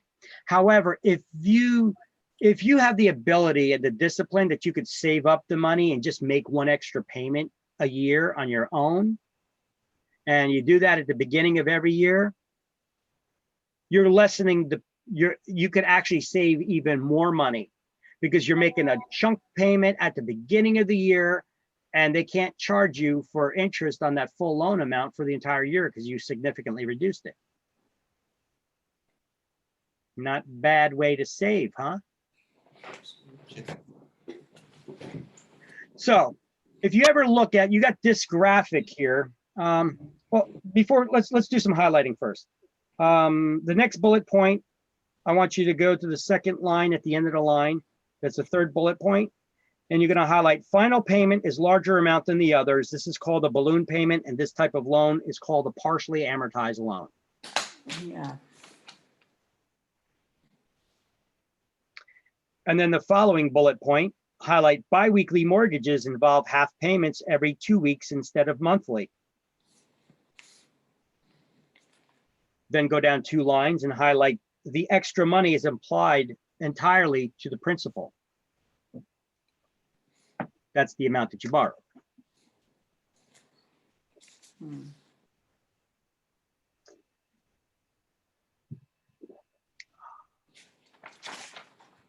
Now you see this graphic on the top of the next page, 237, right? Right. Yeah. Now, the light color part of the bar here at the top, you see that? That's the principal. What is the principal again? It's the amount you borrowed. And the interest is the rent you're paying. So each one of these columns is 1 year in a 30-year mortgage. So in the first year here, when you make your monthly mortgage payment, this is how much of that payment gets applied towards the interest. And this little bit up here is how much gets applied towards the principal. How come they don't just make it 50%, all 50-50? Your monthly mortgage payment is $1,000, 500 goes towards the principal, 500 goes to the interest. Why are they doing it like this, where if your monthly mortgage payment is $1,000, 900 of it goes towards the interest and 100 to the principal? Because they want to obtain their interest first. Why do they want to get their money first, their rent first? How come they're heavy loading it on the early part of the mortgage, but then it switches towards the end of it? How come they don't just make it 50-50 that they apply them every monthly mortgage payment throughout the entire term? They could still get all their money that way. Because you're Just in likely- case you die. Okay, well, that's one reason in case you die, you're but likely- I don't think they're worried about you dying. Not gonna make as much money as you get older? No, they could set it up where they could make just as much money if they had a 50-50 split throughout. So Wow. once again, why do they heavy load it up like this? because you're likely to sell before 30 years. Yes, you're likely to sell before 30 years. Most people do not stay in the home for the full 30-year term. Therefore, they wouldn't collect their full interest. So they're heavy loading their interest up front to get it paid now. Ooh, sneaky, sneaky. On average, how long do people stay in homes for? But it's not all like that, right? Yeah, yep, they are. They load up their interest up front because they know you're not going to stay in it for the long term. Mm. Why? Okay, we know why they do this. Now, what is the average that people stay in homes before they sell? 10 years, 10 maybe? I think anywhere between 10 to 15 to 15. 18 years, 15 to 18 years, I would say. 8, 5, 12. 3. 5 to 7 years on average. Wow. That's why they do it. Years. Wow. Just kidding. And we're starting to see a lot of people at 3. Yeah, I get bored after 3 years. You know what? We live in a more nomadic society these days because we don't make anything in this country. Everything's made over in China these days, right? It's made overseas somewhere. China. We don't, it used to be that, you know what, your grandparents, they used to have, they bought a house, they had a house. It had to be close to where they worked because they're gonna live there the rest of their lives and work at that good job that'll give them a pension. You know, by the way, nobody gives a pension anymore unless you work for the government or you're a member of a union even sometimes. But most of the time, no jobs out there really give pensions anymore. So, and most people don't stay in the job for the whole life. Everybody Not now, too many unions. That's why. There's not too many unions anymore. Well, there are, but you got to know somebody or get in the right place in order to get those types of cushy jobs. You know, I got a friend that works down at the docks in Newark. He got a job down there when he was in high school because his dad worked down at the docks. You know, the dock workers over there. Well, back then that was mostly mob anyway, mafia. But this guy got a job working down at the docks because he knew somebody. You know, you got to know somebody to get one of them jobs at the docks. Why? Was it a great job to work down at the loading docks of a shipping yard? Made money.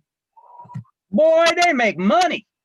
They got the union on them sides, and those unions were strong because they would disappear you if you did not if you did not rule in their way on certain things, benefits that they wanted. So they did have a lot of influence, a lot of muscle back then to get the way that they wanted. So you got those jobs. Listen, you ain't getting fired from them jobs. I mean, you could fall asleep on that job. You ain't getting fired. You ever go down to the docks? A lot of people down there are rude as hell. Okay. They're not worried about losing their jobs and they make good money. You get a lot of people down there. They're drunk on the job. I got friends that work down there at the docks. I got some that are bosses. But this one guy, he got the job by his father when he was in high school down there. He worked at the docks for years, and then he got graduated. They trained him how to drive the crane that loads and unloads those ships. You know, those massive cranes that load and unload the ships. There's one person up there driving that thing and operating it. They got glass floors so that they could see down below what they're doing, raising the giant like tractor trailers in and off of the ship, right? Those loading containers. That guy makes massive money. He makes bank. And that's not even counting the overtime. You know, driving one of those cranes, he's making just off of his base pay and the overtime, he's making on average at least 500,000 a year, $500,000 a year, driving those cranes. I want to be a Yeah. driver. Yeah. I want to do that. So that's why this guy's a staunch union supporter. You know, But then again, depends on your union job. I know contractors that work for unions because they have to work for the union. They have no choice to opt in or out. And well, the union is the one who chooses which workers are going to get the jobs, and there's only limited jobs. So some people who play ball or they like better get the cushy jobs. Some are waiting for months on end and they can't get a job. And then, but because they're a member of the union, they're not allowed to take a job and do a side job on their own because they have to get paid through the union. You know, they got to get paid through that. So, you know, are they good? Well, for some people they're not. Either way, I don't know how we diverted to unions. Anyway, the idea is your grandparents were always living by their house, by where they worked, and they lived there for a long time and would live in that house for 30 years. Then they would leave the house to their kids and their kids would live there. Nowadays, we send our kids to college because we want them to be the bosses. I think somebody And- called me from DR Care. I want to that? talk to, I think, Palak. She's the one who handles the home aid. Okay, let's mute that. I got to remember, guys, mute your microphones when you're talking on your other conversations there. Hopefully you shouldn't be, but so the modern day now, people are boss. Everybody wants to be the boss, right? We work from home. We could you don't have to live near the place where you work because you're not have to be in a factory that's assembling anything. People can work remotely. We could travel a little bit more. So people tend to sell their homes off and they don't live in that same house for the full 30-year term is the bottom line there. All right. So adjustable rate mortgages, ARMs, we're going to learn about now. Now, ARMs, adjustable rate mortgages, they shift the risk or reward of the changing interest rate from the lender to the borrower. If the interest rates go up, the borrower pays more. If the interest rate goes down, the borrower pays less. Now, because most lending out there, or all lending, is risk-based, what's the risk to the lender here? High or low? Hi, Low. really? They're passing on the risk or reward. See, if you get a fixed rate loan and interest rates go up, if you get a fixed rate loan at 4% and interest rates go up, the bank's got to honor your 4%, even though they could be collecting more money on those from those loans otherwise. However, if they give you an adjustable rate mortgage, they don't care. Whatever, they'll give you whatever that loan at whatever the going rate is, because if rates go up, guess what? You're going to pay a higher rate. If rates go down, you'll pay a lower rate. They don't care about the rates fluctuating up or down. There's no money that they're going to lose on it because they're passing on all those costs to you, the risk or reward. So it's low risk to the lender. Now, so therefore, your monthly mortgage payment is generally going to be lower with adjustable rate mortgages. Now, adjustable, now we're going to go over the anatomy of adjustable rate mortgages here. And here's the anatomy on how they work. Some people are like, you don't want those adjustable rate mortgages. Those rates are always up and going up and down. You never know what your rate's going to be. Wrong, wrong, wrong. Adjustable rate mortgages are usually adjusted once a year on the anniversary of the loan. They're not fluctuating from day to day. And aren't they normally fixed for a certain amount of years? Well, they could be, but that's getting into a little bit of a variant of it. Let's just go first on the basic concept of the anatomy of the adjustable rate mortgage, and then we could talk about that a little bit, okay? Okay. So the basics of an adjustable rate mortgage is what determines now, so that we know that they only get adjusted once a year. But what determines if the rate goes up or down? Well, they're usually tied to some sort of an index. And a lot of lenders, they could use different indexes, but a lot of lenders use the 1-year US Treasury bill. If the interest rate on the Treasury bill goes up or down, that'll determine whether the rate goes up or down on your loan. Now, if it costs a lender 2% to lend money to you, and they want to make 2% off the loan, how much do they need to charge you? 4%. 4%. That's referred to as the margin. That 2% markup is the margin in order for them to make money. It's the cost of borrowing money. It's the difference between the cost of borrowing money and lending it. That's the markup. on the rate. Because remember, they're lending you someone else's money, their depositors' money. And they got to mark it up because look, they got to pay their depositors some money on it. So they need to make some money on top of that. They have to load it on top of that. Now, the cost of borrowing the money is usually based off of what we refer to as the AFR, the applicable federal rate. Now, some people say you don't want those adjustable rate mortgages. Those rates can shoot up like a rocket. What if the index shoots up? Can your interest rate go skyrocket in 1 year? Because when it gets adjusted that 1 year? No. There's actually a cap on the maximum that the interest rate can go up in any single adjustment period. Okay, here. I got a tube of red ink here. Okay. There's a cap on it. Okay. The cap is the maximum that the interest rate can go up in any single adjustment period, right? So the cap is preventing it, this ink from, if I squeeze it, from flying out any higher, right? Now what if I take this cap off and if I squeeze it real hard, what's the highest that ink can hit?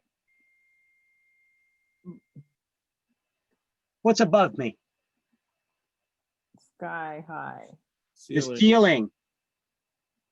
The ceiling is the highest. The ceiling is like a lifetime cap on a loan. That's the highest that this ink will go.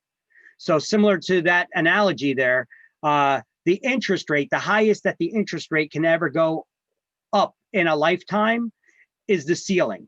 It's called the ceiling. We have a cap, which is the highest the interest rate can raise in any single adjustment period. And then there's a lifetime cap on the loan that's called a ceiling. It's the highest the interest rate can go up over the life of the loan. Okay. And when you get one of these adjustable rate mortgages, sometimes people say, oh, you never know, how much you're going to pay. Those rates can go up and you'll never know. No, that's not true. They actually, when you go and you sign the loan papers, on one of those documents that you sign, they spell out a worst case scenario, what the highest monthly payment you would ever make if using the highest interest rate that you could possibly pay on that loan. That's according to the ceiling. What's the worst case scenario? What would your mortgage payment go up to in the worst case scenario over the life of the loan? What's the highest amount that you would be paying? So they actually spell it out for you in a worst case scenario. And they do it in numbers that say, if you got a piece of paper like this, those numbers are about this font size. That's huge. Look at that. If you look at it in relation to the paper, what is that? It's almost a third of the size of the paper, isn't it? So people who say, oh, no, I never seen that. You're lying. Or you're blind as a bat because you actually have to sign that page. All right. So adjustable rate mortgages. Now there's a little bit of a variance to this. Sometimes there's teaser rates. Sometimes you could get them fixed for a period of time. They call them teaser rates. They'll actually be below market interest rates in an introductory period. That could be like the first year is fixed. The first year, 3 year, 5 years, or 7 years, depending on the loan. That could be fixed. Now, sometimes you got these, what they call a 3-2-1 arm. It's basically fixed for the first year at a super low introductory rate that's below market rates. If they lend you money at below market rates, then they're not even collecting enough money to collect the interest that they should be charging there for the money that they're borrowing to lend to you. So for a period of time, they're in a situation that's called negative amortization. Once again, what does the word amortization mean? Kill off. Kill off slowly over time. And if it's negative amortization, that's the opposite of killing off. What does that mean? If you're not killing off the debt, you're building it up. You're building, yeah. How could you possibly be building up debt? Well, if the monthly payment isn't even enough to pay the rent due, they take the shortfall on the rent borrow that money and they add it to the principal. So now next month, you're paying interest on the unpaid interest from the previous month. That's a bad situation. You're paying interest on the interest. That's not good, right? So they call that negative amortization. You could get in a real bad way if they allow that to continue for too long. So they have to be careful when they do that. Now, usually when banks do this on that introductory period, it's the bank who's eating that loss. But they know they'll make up for it in the long term with the interest money that they're going to make. It's a teaser rate, usually just for a year like that. And then after the year, it'll go up to another fixed rate that's higher, and then higher, and then it becomes adjustable. Okay, so there's also other types of loans that have situations where you could enter a negative amortization. You need to know this term, negative amortization. When the monthly payment isn't even enough to cover the interest owed. That's the definition. In the book, let's do some highlighting. Page 237, highlight adjustable rate mortgages, shift the risk or reward of changing interest rates from the lender to the borrower.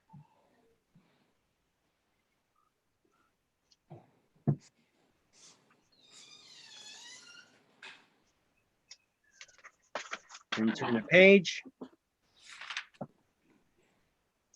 And on the page 238, you're going to go down to ceiling and highlight the ceiling is sometimes called the lifetime cap, the maximum that the interest rate can ever go up in any single adjustment period.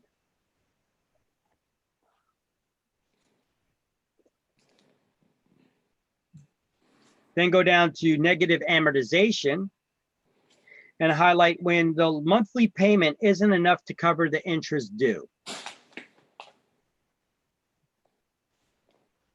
And highlight the title, negative amortization as well. So that's negative amortization.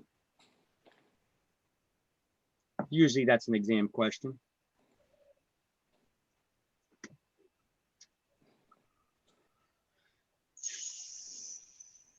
Now, typically adjustable rate mortgages are assumable. What does that mean? It means somebody can just take over your loan. How come most loans aren't assumable?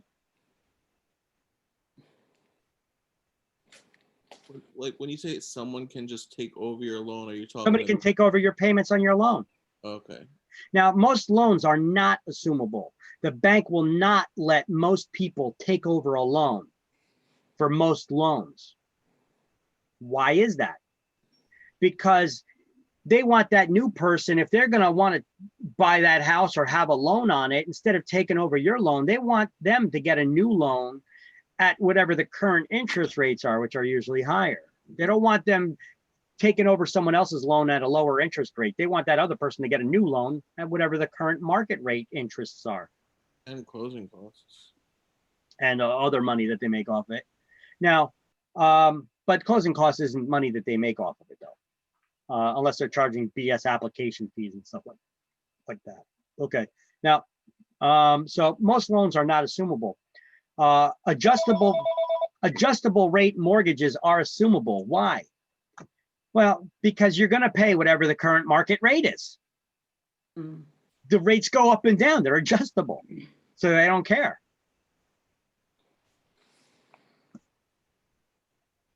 Now, these adjustable rate mortgages, a lot of people also say, you know what? The mortgage meltdown happened because of adjustable rate mortgages. No, it didn't.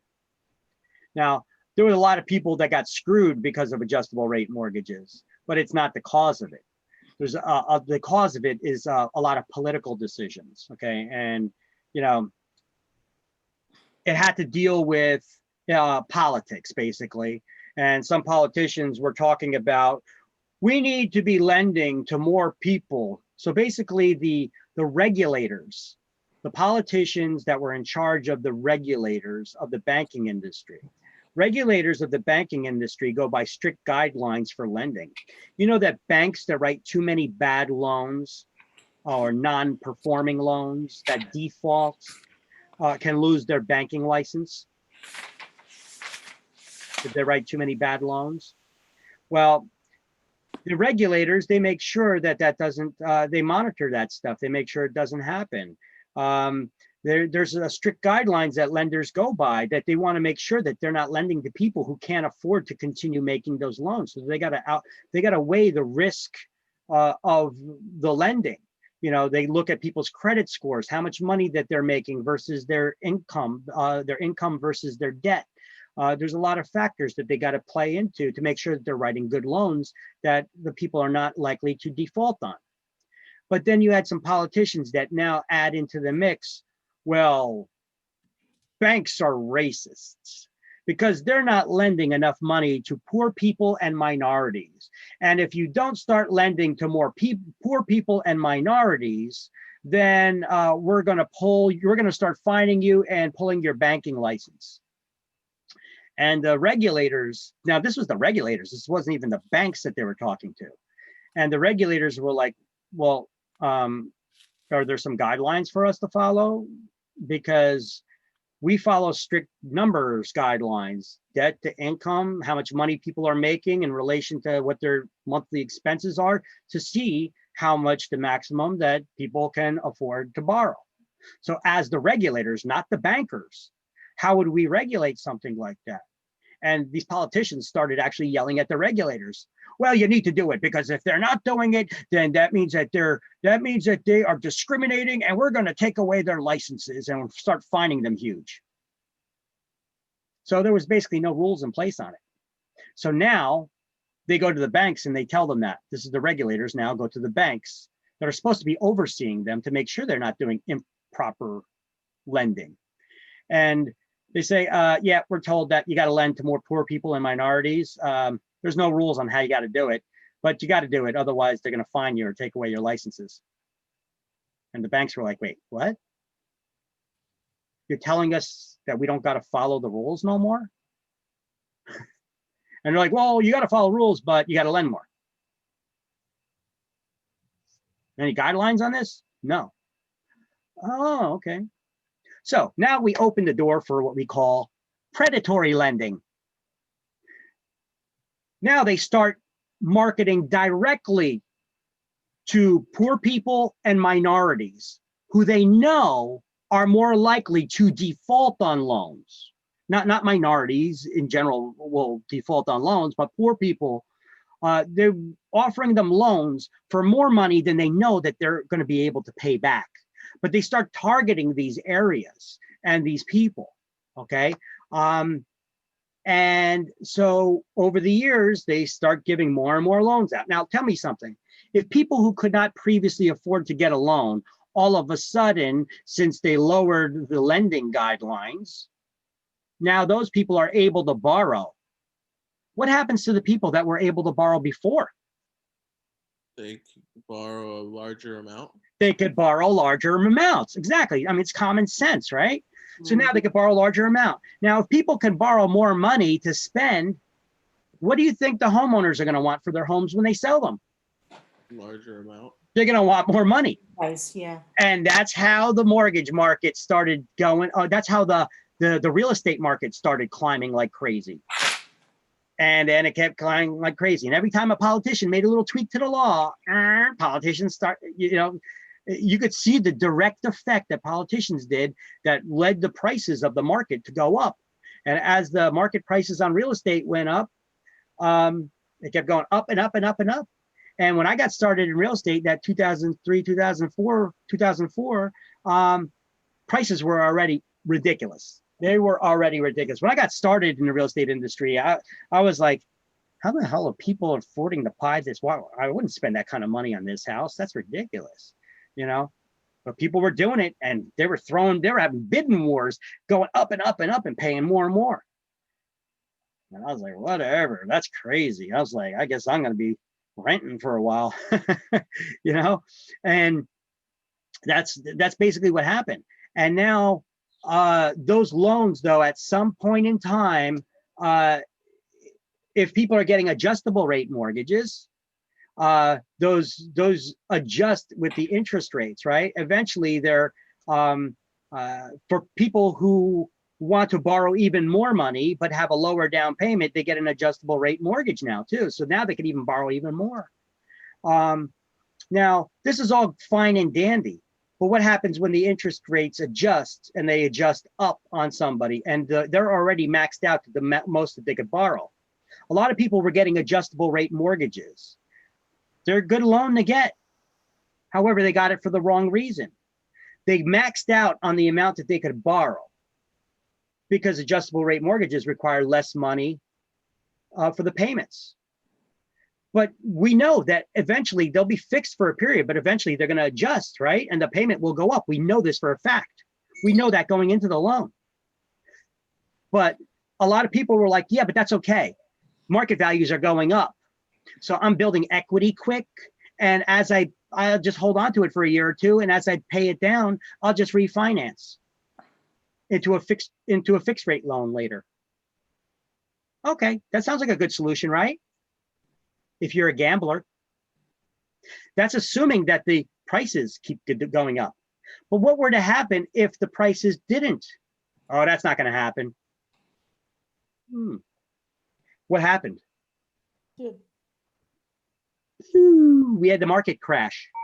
Now, all those people after the market crash, it's not the loan that caused the market to crash, but it's the loans. Some of these loans helped it crash harder because those people who were gambling and got these loans, when the prices went down, are they able to refinance into a fixed rate loan now? No. What lender in their right mind would loan you more money on for a home than it's currently worth when the prices drop? So the people were not able to refinance into fixed rate loans. And if that happens, what happens when the payment goes up? When they are already maxed out at what they could pay? They're not going to afford to make the payments. So they default. And then there's foreclosures and short sales. And then it starts all tumbling downhill. The house of bricks, or the house of cards continues to tumble down, right? 2008. Well, it started in 2006, actually, that crash, the market crash. It really started crumbling. Those floors started really crashing down on each other when around the 2008, 2009, right? Yeah. But it started that peak was in 2006, 2007 is when it started going down. 2008 started picking up steam, 2009, 2010 even, boom, boom, boom, boom, boom, right? So these were good for short-term ownership. And then you refi into a fixed rate loan, but it is a gamble, is it not? Just showed you an example of it being a gamble. Now, there's also hybrid mortgage loans. These are combination fixed and adjustable rate loans, which I told you they're fixed for a couple of years, and then they're adjustable. Then they become adjustable after that. That's weird. Now we have something called the straight loan. We know a straight loan is an interest-only loan. We already went over that. These are good. These are not for long-term ownership. These are only good for builders or people who are fixing and flipping houses. Yeah, so some interest-only loans are they're for a certain fixed term. They're for a certain term. They're straight that you only pay interest only for a certain period of time. This is how builders loans work. A builder is given a loan from a bank. They have to give that bank an estimate of how long it'll take them to build the house, then to market it, and then when do they anticipate selling it by. They got to give them a ballpark figure. And these loans will be based on that. So the straight loan is an interest-only loan for that builder until that anticipated time where they anticipated them selling it. And if they didn't sell it by then the payment will increase on them. Not only does the payment increase, the builder will be given a fine. Could be in the thousands of dollars for every month that they keep having that loan that's not paid back. All right, so what is interest? Now we're going to get into the interest. Once again, we're going to highlight at the bottom of the page, 239, is a charge for the use of someone else's money. It's called interest. And then right above it, in quotes, the rent.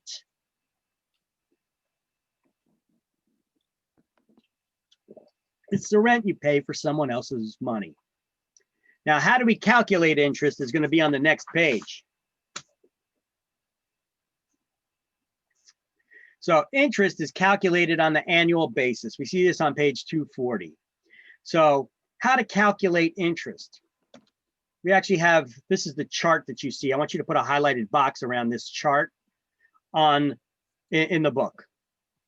And then right alongside of it, how interest is calculated.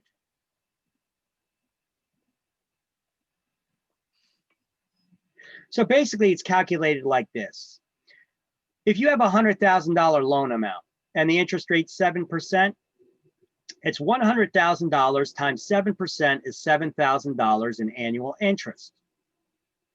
So how much am I paying monthly in interest? Divided by 12. And that tells you what your first month's interest is on that loan.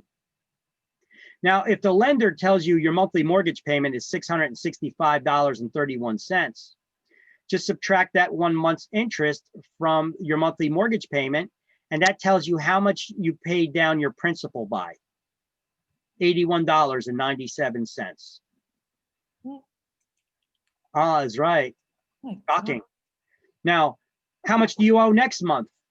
Well, you paid this much down off your principal. The principal's 100,000. 100,000 minus 81.97. Next month's balance is going to be 99,918.03. So, how do you find out how much of your monthly mortgage payment goes towards the principal next month? We'll start off at step 1 again, but then use this amount, 99,918.03 times 7% divided by 12. Subtract that from your monthly payment, and so on and so on. If you do this over and over again, they call this a amortization chart. And a lender will do that, and they'll give a borrower, when you go get a loan, they'll give you an amortization chart that they prepare for. If it's a 30-year loan, how many months are there in 30 years? 12 months times 30. 360. 360. 360 months in a 30-year loan. Okay, so they do this calculation 360 times. And that's your amortization chart. Okay, so or amortization schedule. So we just showed you how interest is calculated on that following page. I'm going to write here, see next slide as well. Sorry about that. I know you lost it for a sec here. Let me throw it back up there. I'm just making tweaks. All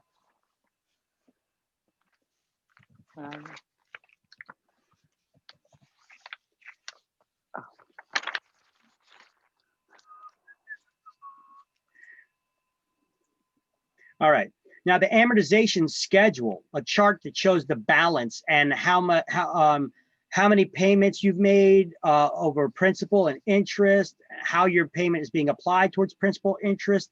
You can look at it at any particular month within that 30-year period, that 30-year term, and you could see exactly what your balance would be, how much you paid in principal, how much you paid in interest during any point over that 30-year term in advance, because they calculated it for you. That's called an amortization schedule. It shows what was paid, what is owed, and what the balance is. Points. What is a point? Well, first of all, in the book, you put a highlighted box around the these 4 steps, and you wrote next to it how interest is calculated. Yeah. Okay. So a point. Let me see. Where's a point? Well, let me just first explain it. A point, sometimes it could be called discount points. A point is prepaid interest on a loan. And the interest you pay on your loan is tax deductible by the borrower in the year it is paid. Each point, here's the math of it, each point is equal to 1% of the loan amount, not the purchase price, but the loan amount. Here, let me make an adjustment to this.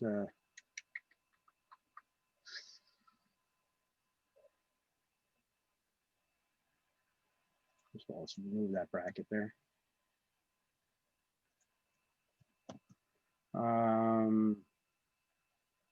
Of the loan amount, not the purchase price, but the loan amount. And it may be paid by either the buyer or the seller when you're negotiating. Now, it's tax deductible. Interest is tax deductible. The interest that the borrower pays in the year that they pay it is tax deductible by the borrower in the year that it is paid. It doesn't matter who paid it. You could negotiate in contract negotiations, you could negotiate that the seller pays some of the buyer's interest on the loan. Does the seller get to write it off in their taxes? No. It's the buyer's loan. It's the buyer who's going to get the tax interest paid statement from their lender at the end of the year so that they could write it off on their taxes. So therefore, it is the borrower who gets the benefit. And if you're able to negotiate that for your client, you're able to negotiate the seller pays interest on the buyer's loan. So it's prepaid interest on the buyer's loan that the buyer can also deduct in their taxes. That's a win-win for the buyer. Good for you. You are good if you could do that. Now, the term rate lock, what is a rate lock? Well, lenders will typically lock in those rates, because rates are always going up or down, even throughout the day. Interest rates, they're going up and down. They fluctuate constantly. However, when you actually put in the application for the loan, the lender will lock in the rate for you at whatever interest rate. And they'll typically give you a free rate lock for 30 to 60 days. On average, how long does it take you to close the loan?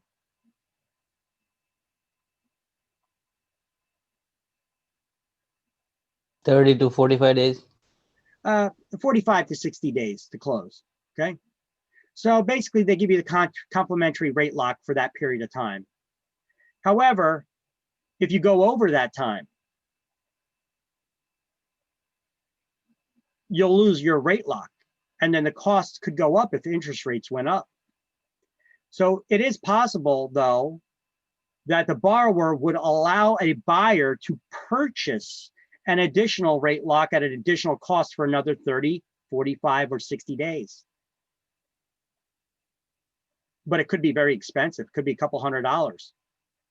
So if you do that, basically you as the real estate agent, you need to make sure that after you get under contract, that you get this contract going and you keep the transaction going smoothly. Everybody's communicating through attorney review. We want to make sure that after attorney review is done, that inspections are getting done, appraisals are getting done. We're addressing any issues that pop up. We want to keep that transaction smoothing. We don't want anything to stall in the transaction, because the longer that it takes, the larger the possibility of our borrower losing their rate lock, and they'll have to buy an additional rate lock if they want to keep it. Now, if rates go down, they could pay a lower rate, but if rates go up, they're going to have to pay to lock in a rate. Otherwise, they lose the rate lock. All right. We went over how this is calculated.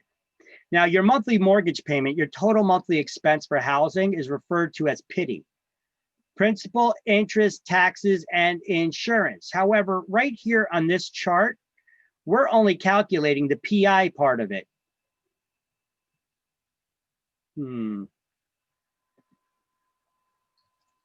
So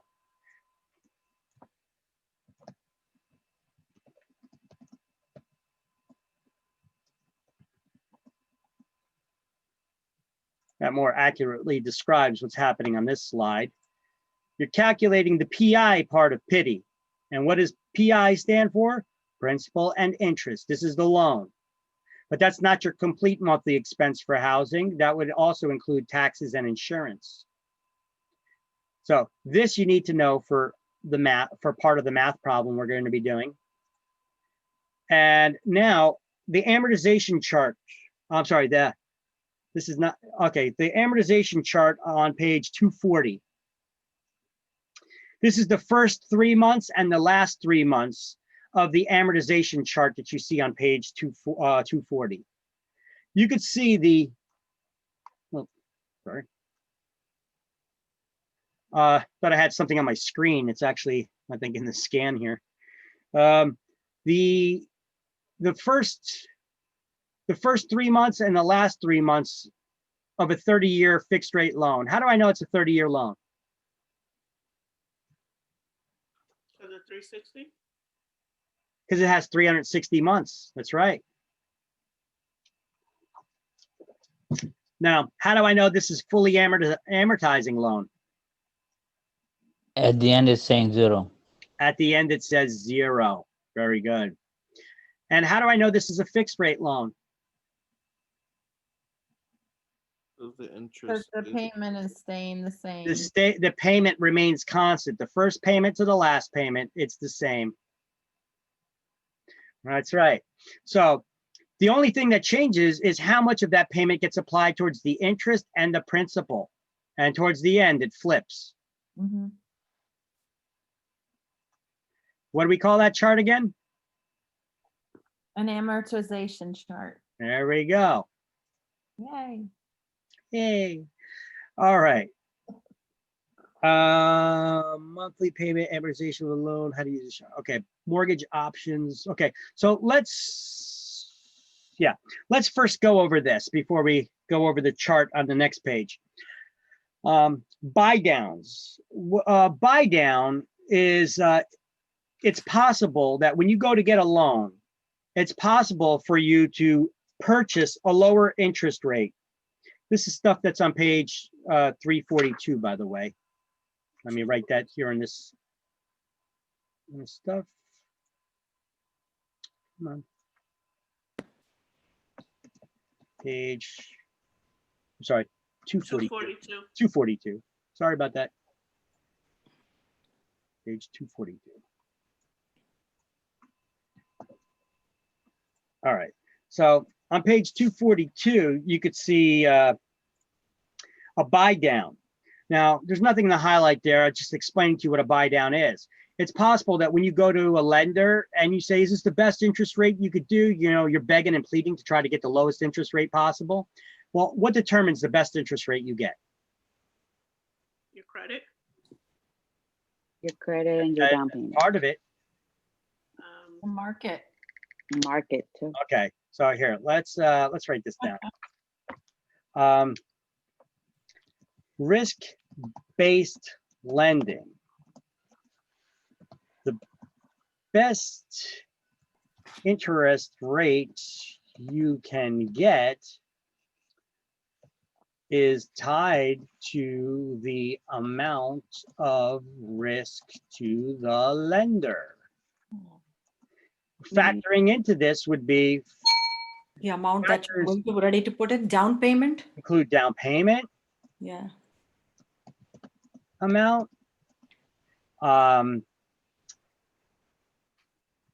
FICO credit score,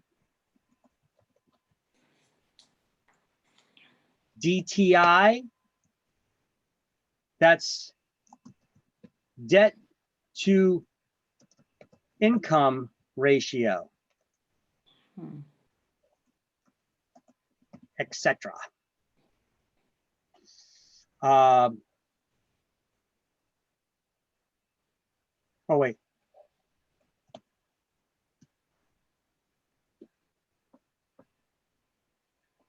Value and condition of the property.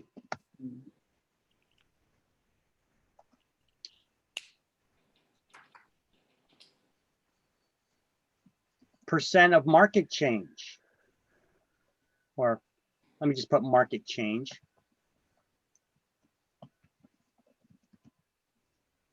You know, is the market going up, down, or is it staying flat pretty much? You know, these are a lot of factors that they take into consideration. Market change. I'm going to say local market change.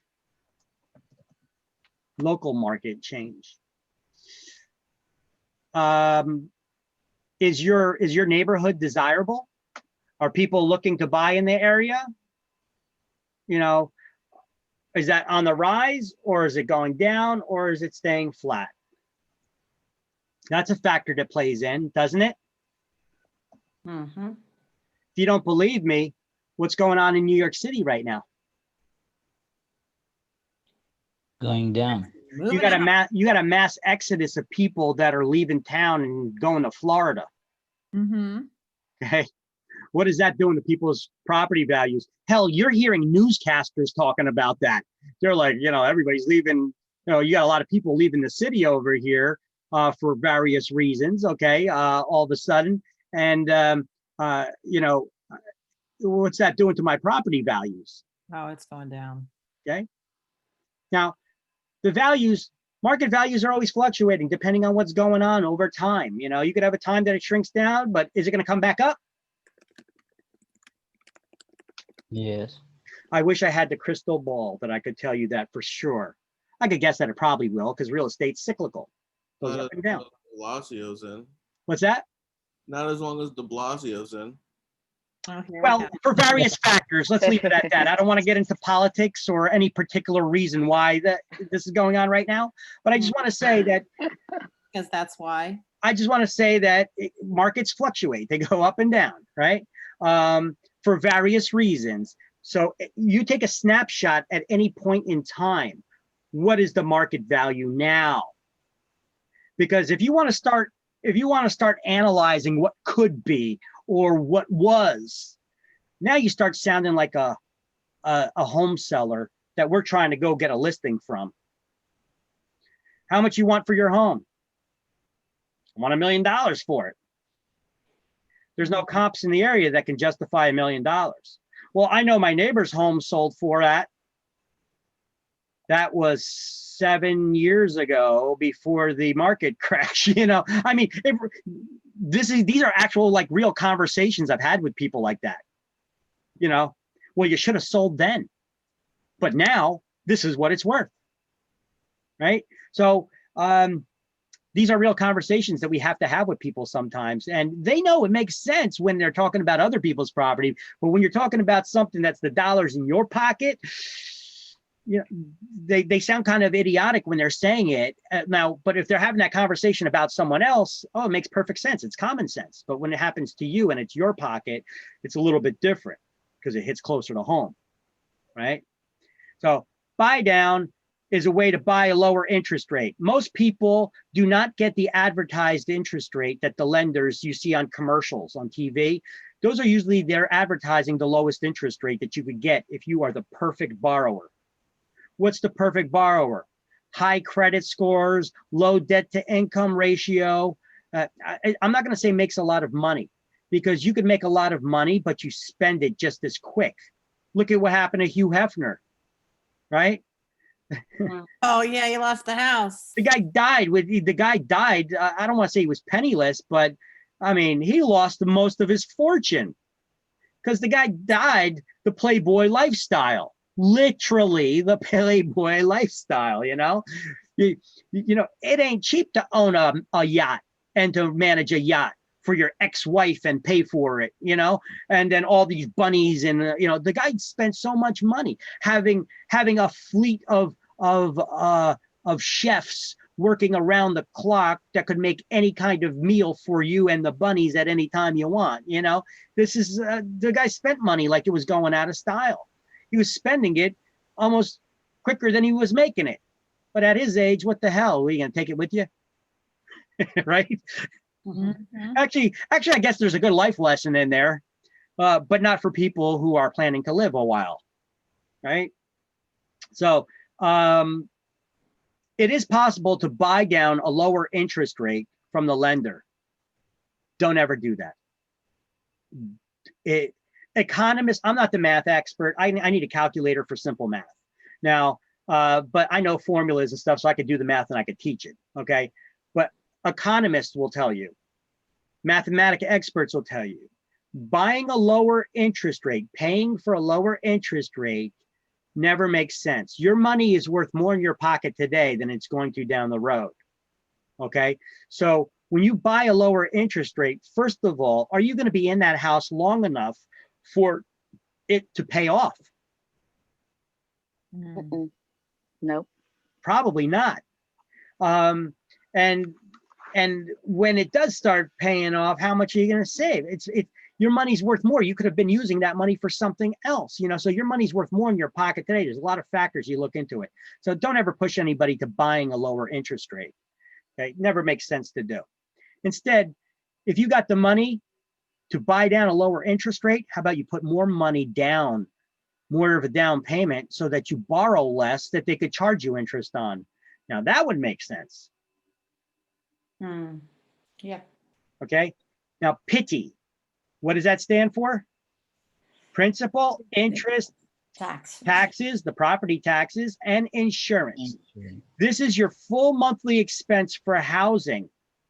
Now, mortgage loans that include all of these important bills are known as budget loans.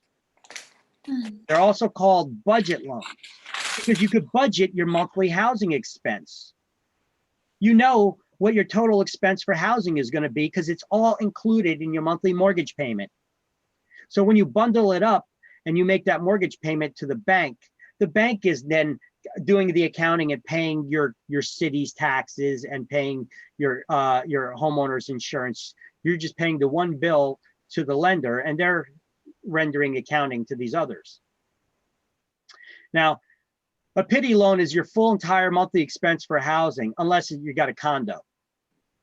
Any HOA fees, you got to add that into the calculation as well, because that could affect how much you could borrow. RESPA, the Real Estate Settlement Procedures Act, limits the amount of reserves that a lender may charge a borrower.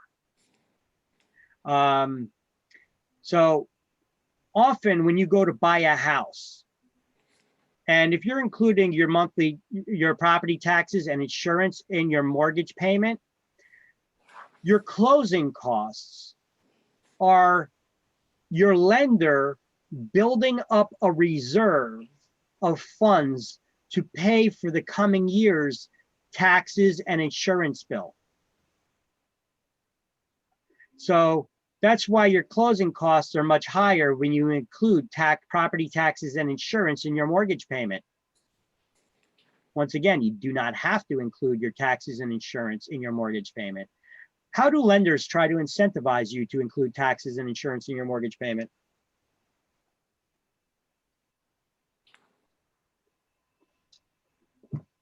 They offer you an 0.8% discount on your interest rate.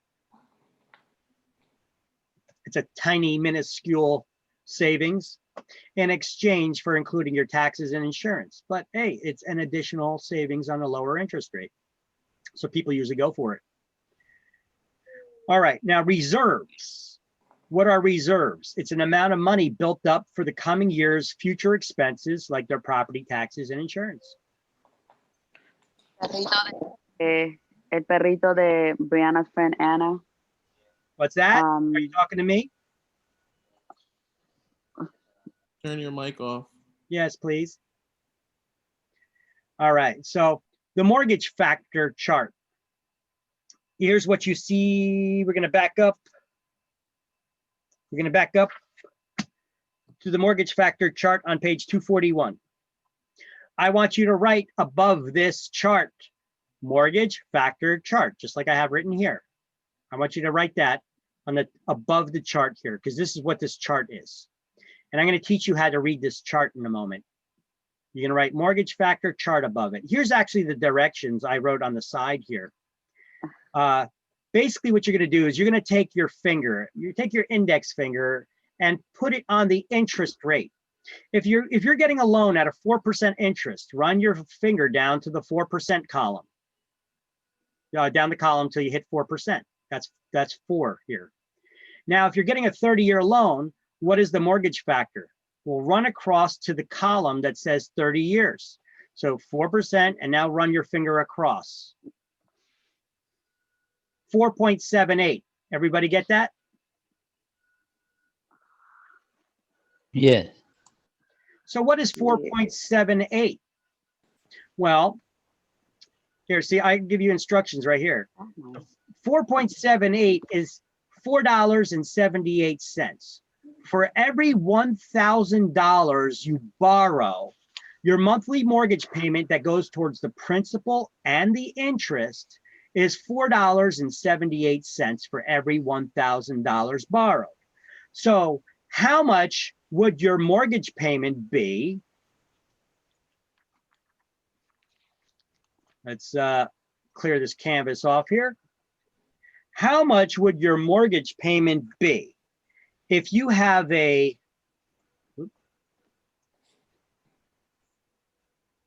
if you have a 4% loan, right? That's your 4%, or that's for your 4% rate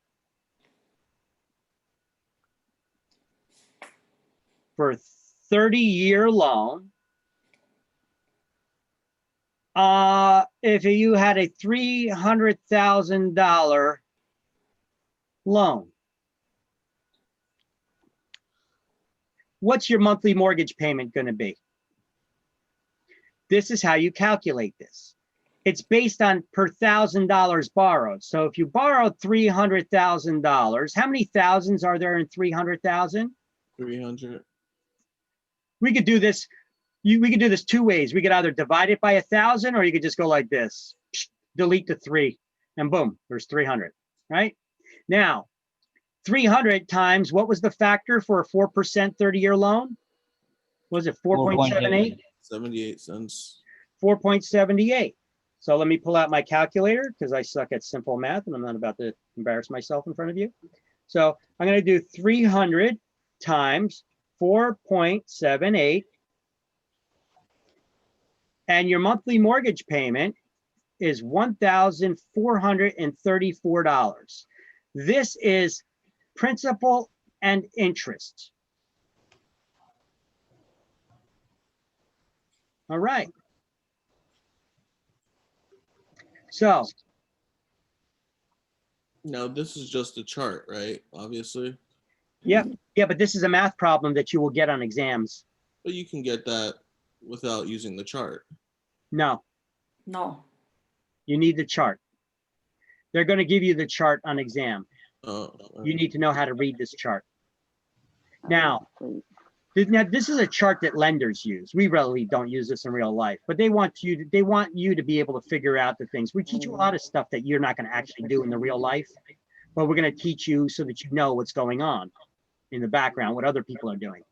Now, if this is your monthly mortgage payment for a $300,000 loan, I have a question for you. How much of this monthly payment goes towards the principal? Well, in order to calculate that, here's the formula. PI minus I equals the P. So how do we calculate interest? I'll tell you. Go back a couple slides here.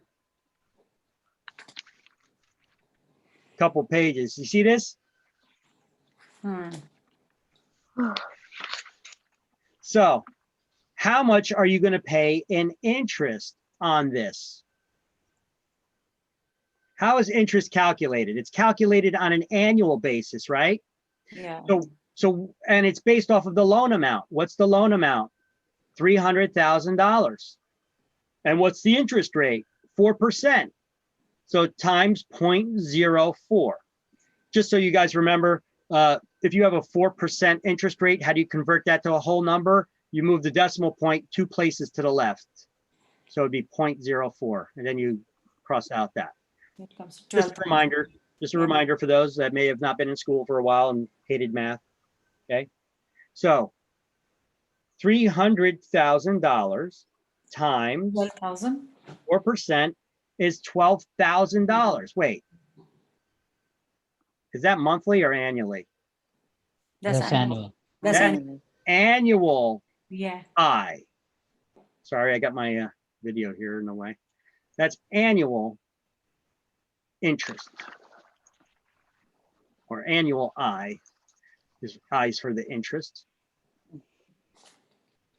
So what do we got to do to figure out the monthly? We divide it by 12. Yeah, so it comes to 1,000. So it comes to $1,000 is your I. So now we plug this in over here. So how much is our principal? We paid down in the first month only. This isn't for every month. This is only for that first monthly mortgage payment. $434 of that $1,434 went to pay down our mortgage payment. Went to pay down our principal, the amount that we borrowed. So how much do we owe? $300,000 minus $434.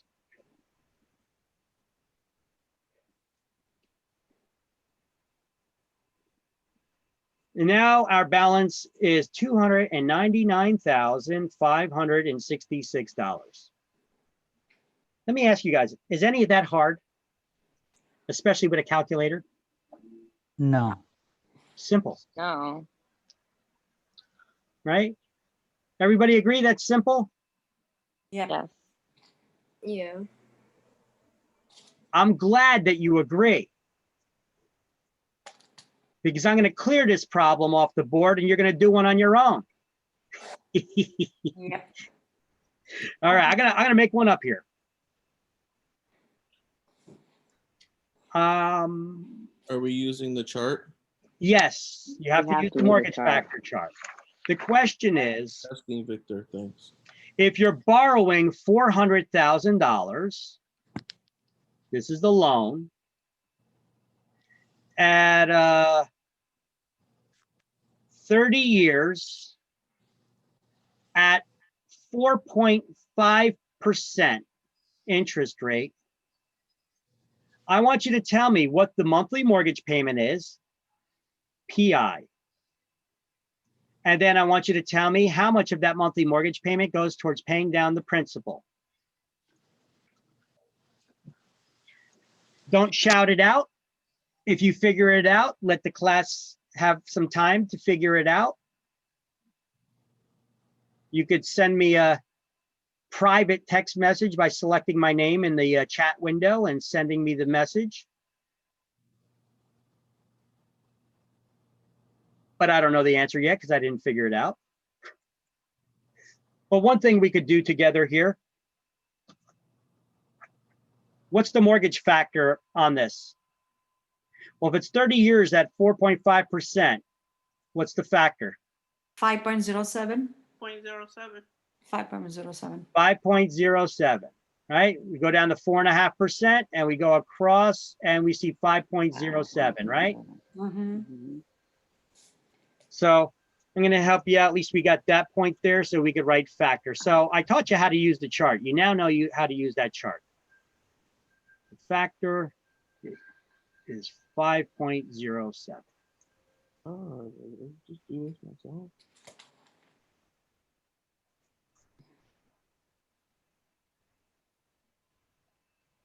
And what number do you want?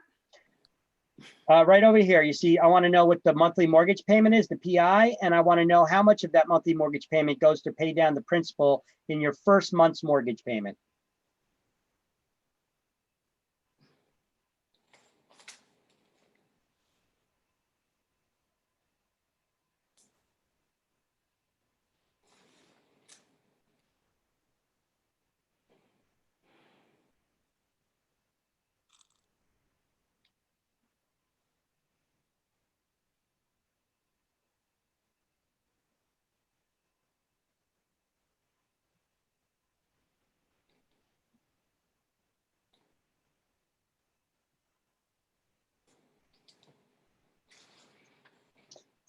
I got it figured out. If you message me, don't say it out loud. I can tell you if you got it right or not. You send me a private message in the chat window.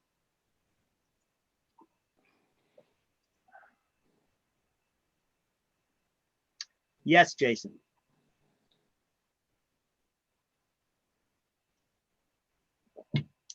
That's your principal. So I'm assuming if you got the principal, then you got the PI right. Oh, yeah.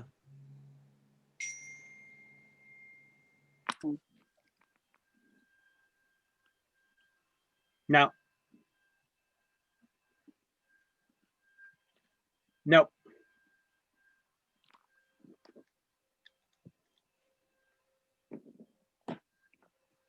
As your messages come up to me private, I'm just going to answer nope, nope, yes, nope. Okay. So far, Jason is the only one that got it.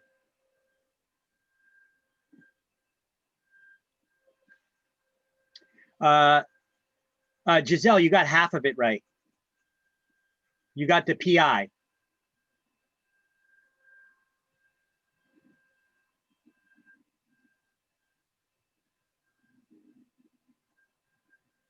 Just need to figure out the principal now. In order to do that, you use the chart on page 240 to figure out the interest and subtract the interest from the monthly PI, and then you'll get the answer.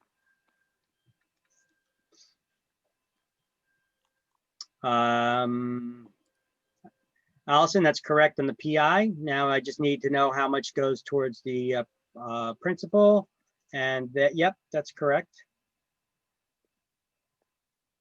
Nope.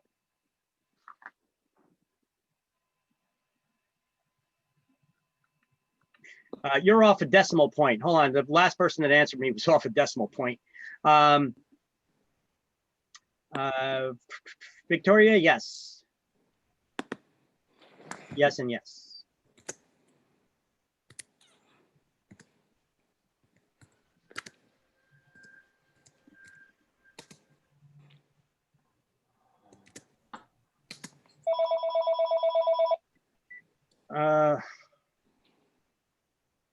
No and no. Okay.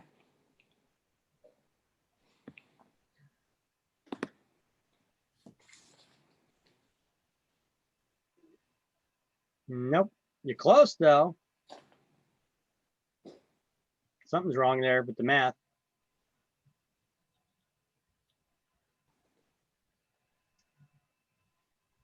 Give you guys another minute on it and then I'll work it out on the board.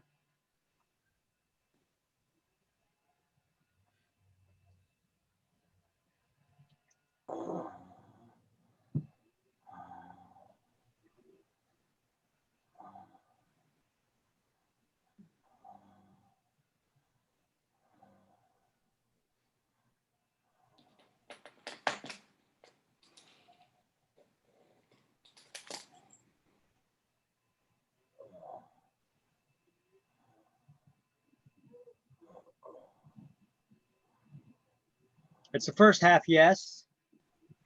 Okay, yeah. When you get lost in your numbers, you guys got to remember, you know how I annotate my math? Next to each number, how I wrote PI or I or annual I. That way you don't get lost in your numbers. You have to do that because this is simple math, but it's easy to get lost in the numbers. Make sure as you're working it out, you're writing next to the number what it is. All right, I'm going to start working it out on the board. You could keep working it out, trying it on your own there, and I'm going to, as I work it out on the board. So the first step is to figure out what our monthly mortgage payment is, the principal and interest. To do that, it's based on per $1,000 borrowed, and we are borrowing 400,000.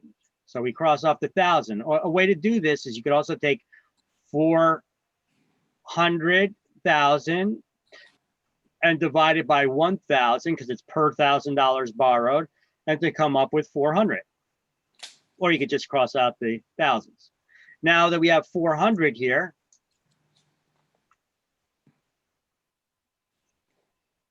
we're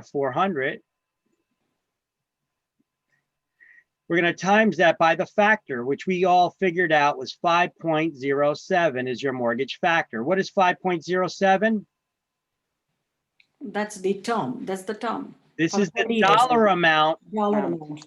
per 1,000 borrowed,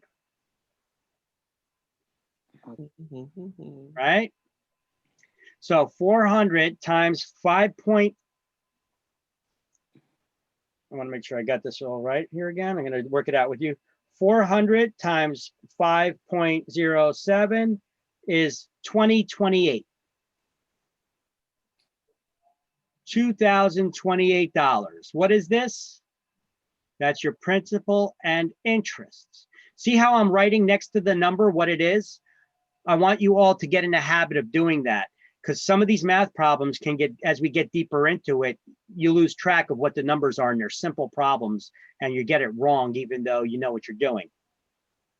Now, how do we factor in? So the answer here, 2028. So the next question was, how much of that goes towards the principal? Well, in order to figure that out, we got to take our loan amount. We got to figure out the interest, because this formula is this. You got to subtract the interest from the principal and interest, and you're left with the principal, right? That's the formula. Here's the formula right here. PI minus I equals P. So let's figure out what the I is, the interest. You take the loan amount of $400,000 times it by the interest rate, which is in the question, 4.5%.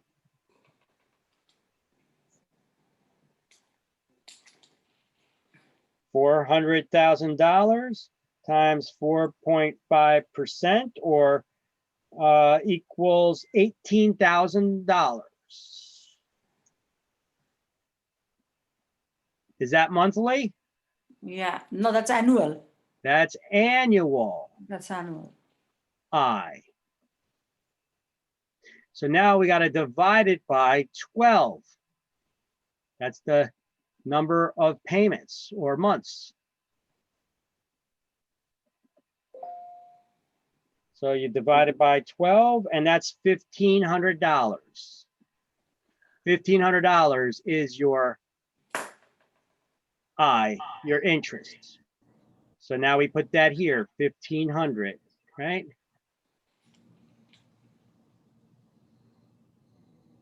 And we subtract that. And then we're left with the principal. So 2028 minus 1,500 equals $528.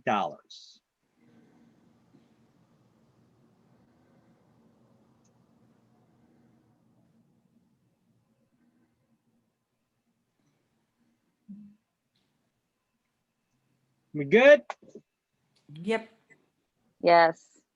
So we got two formulas there that we need to figure out. First of all, we need to learn how to read the mortgage factor chart to come up with the factor here. Whoop. Anyway, I drew a line through it. Anyway, to learn the factor 5.07.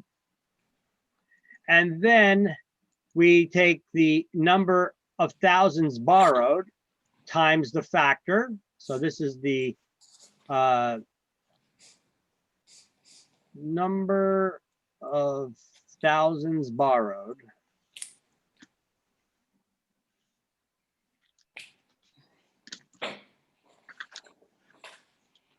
times the factor. It's a dollar amount per $1,000 borrowed.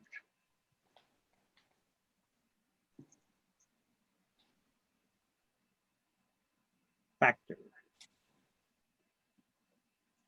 Okay. So this is per number of thousands borrowed times the factor. Yeah, actually, let me just write it. And this is to find the interest. This is the factor, helps you. Factor is the principal and interest. That's the monthly mortgage payment, the PI, the principal and the interest. Or here, I'll just write PI there again. Okay. Thank you. PI. Okay, so number of thousands borrowed times the factor, which is the principal and interest, gives you the monthly principal and PI monthly. This is the factor PI. To be more accurate, I will write it's the PI per 1,000 borrowed.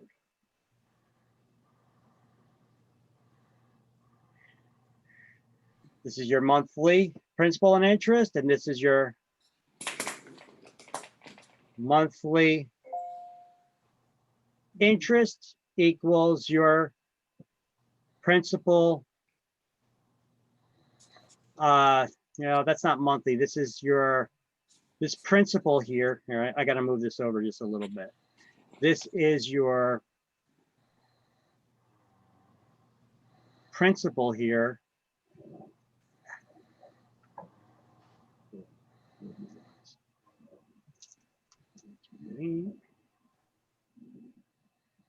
This is your principal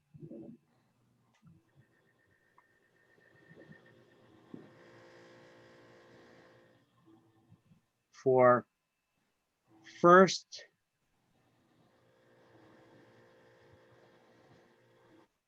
mortgage payment. That's for the first monthly mortgage payment.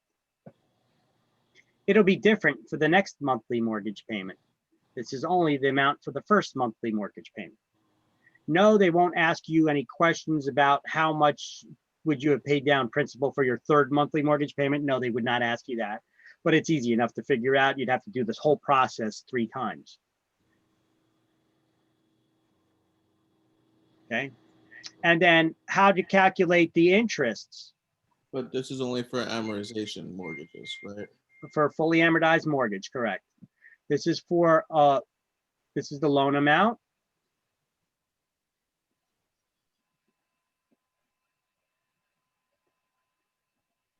Times the interest rate.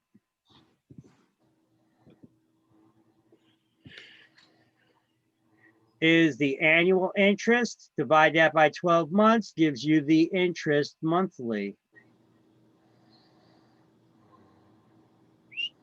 And there you go. Then you move that over there. So that's the whole formula right there. If y'all want to snap a picture of it, that's fine. But I believe I also have it in the math how-to study guide. But here you've got the, you got that here. Let me clean this up, actually. Let me redo this because this is a mess. So this is the factor from the chart.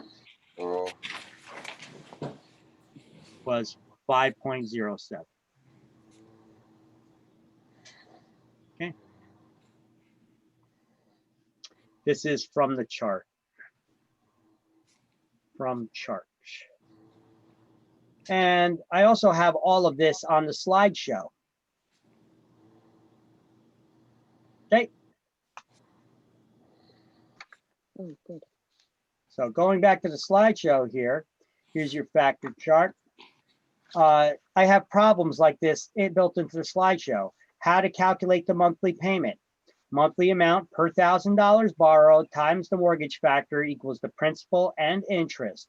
Use the chart on page 241 to find the factor. How do we calculate the monthly interest? It's the loan amount times the interest rate equals the annual interest. Annual interest divided by 12 months, the monthly equals the monthly interest. Monthly principal paid. How do we calculate monthly principal paid? Subtract the monthly interest from the monthly mortgage payment. The PI minus principal and interest minus the monthly interest will give you the principal. And here's another problem I gave that was similar to the one that we gave. Loan amount, calculating the principal and interest, calculating the monthly principal payment, calculating the monthly interest. I got it all here on this slide as well. Good? Good. Yes, yes. Everybody good? As long as that's the Yeah. same. That's fine. Yes. Yeah. You get it. You just gotta look at it. It's what, 2-3 simple steps Just got to remember how to read the factor chart. That's one step. How do you calculate the interest? It's the full loan amount. The full loan amount, here we go, calculating monthly interest, full loan amount times the interest rate equals the annual interest, divide that by 12 equals the monthly interest. To calculate the monthly mortgage payment, principal and interest, it's the here we go, calculate principal and interest is the loan amount per thousands borrowed, times the factor equals the PI, the 2148. So 2148 minus the interest monthly equals the principal. All right. Here's another math problem that I had up here. Calculating pity. Whoa, what is pity? We calculated PI and we calculated the P. Now we got to add in the TI. Oh man. Yeah, it ain't that hard. It ain't that hard. Relax. Relax. Look, the problem, going back to the problem we already did. See this one on the board? If I ask you now how to calculate pity, PITI, what does that stand for? Principal. Interest, Interest, taxes, insurance. Principal, interest, property taxes, and insurance. Correct. So how do you calculate that? Well, if I got to give you more information, first of all, if I told you that the taxes on the property, the annual taxes on the property, let's see, the average taxes in New Jersey, what are they? $9,000? Yeah. And let's just say that the annual insurance on this property is $800. All you got to do is this. Add the taxes plus the insurance. That's Divided by- $9,800. Divided by 12. Divided by 12. Hold on, I got to move I got some controls. The Zoom controls are in my way. I have to move the stuff out of the area. All right, now let me do my calculator here. So 9,800 divided by 12 months. That's $816.67, let's say. Okay. So if we have our PI here of 2028, that's our PI. And this is our monthly TI.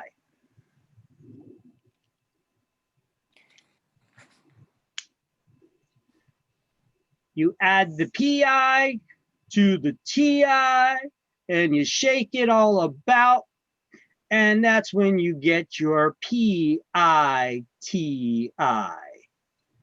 So 8, whatever, plus 2028 is $2,844, and I'm going to round it up to 67 cents. That's your pity. That's your month. This is your total monthly expense for housing. That's your pity expense. Principal, interest, taxes, and insurance.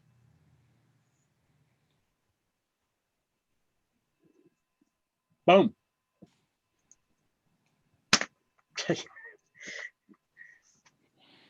All right. That weren't too hard, were it?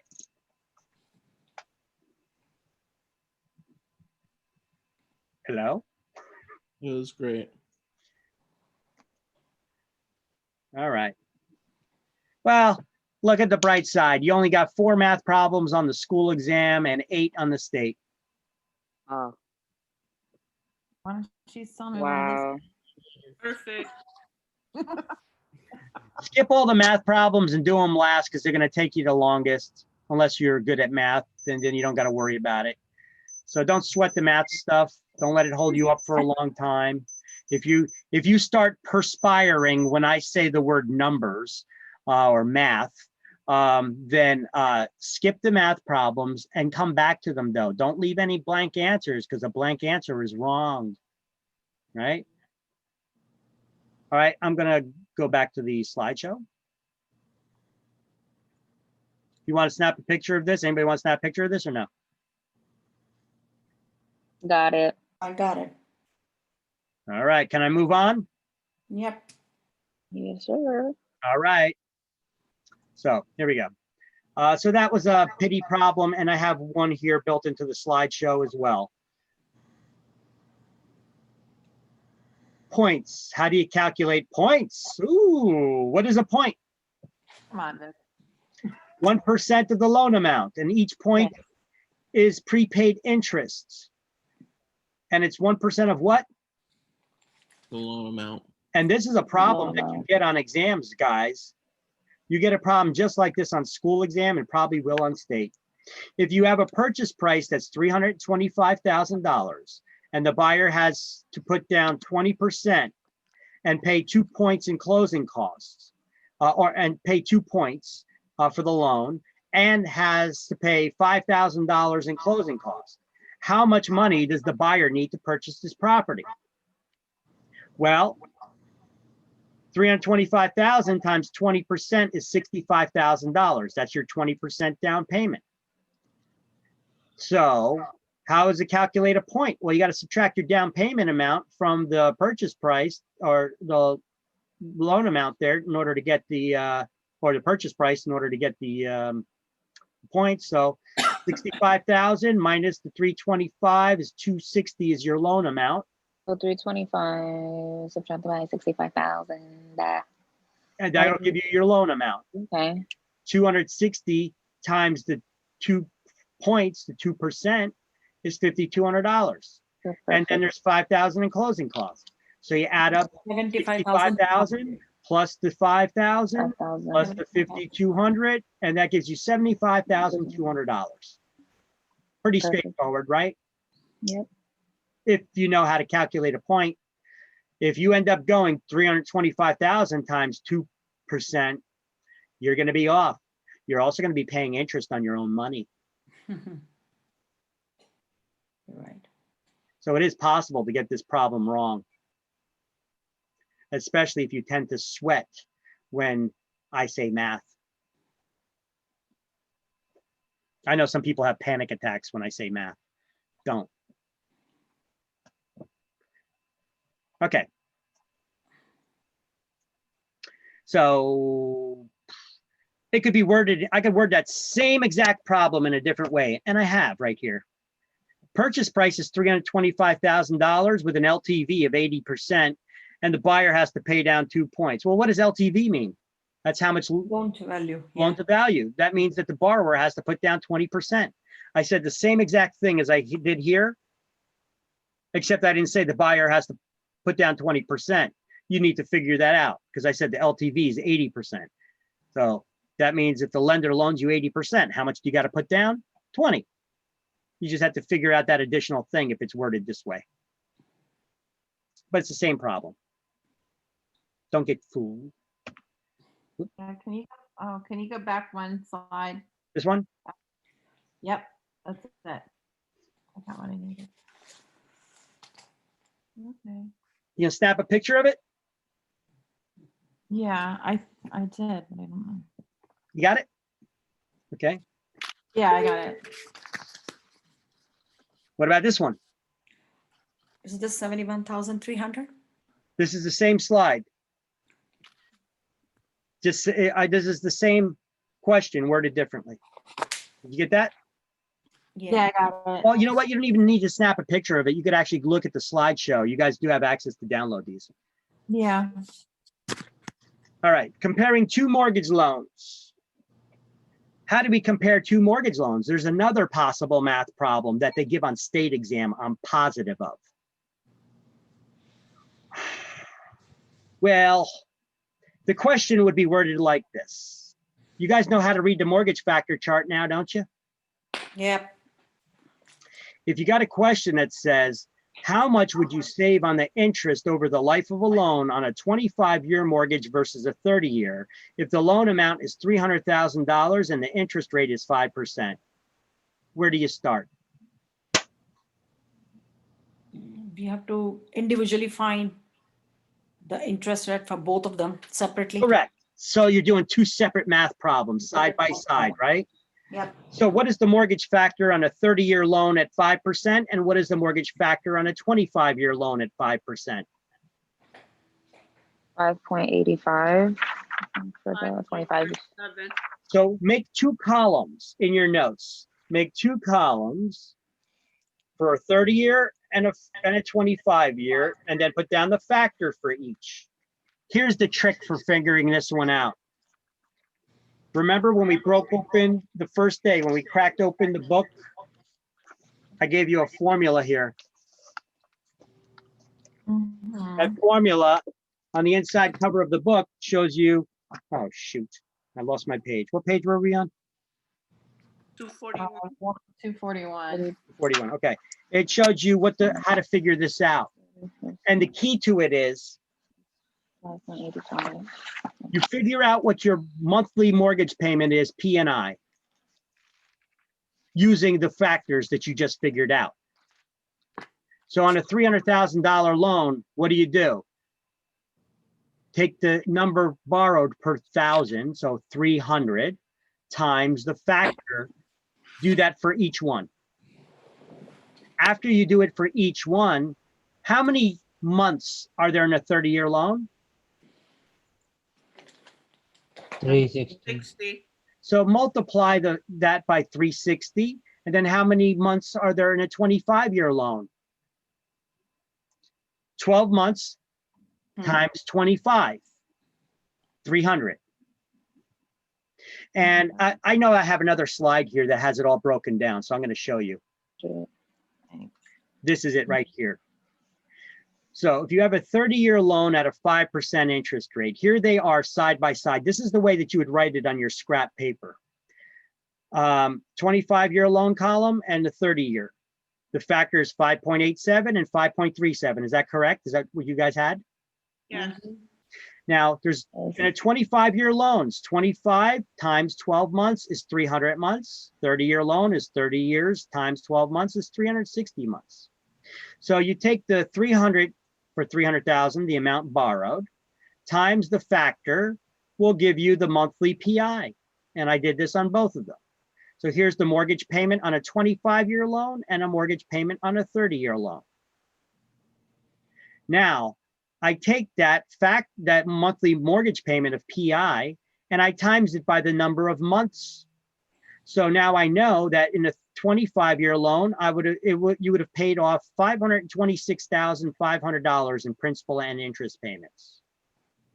So how much does that work out to in interest?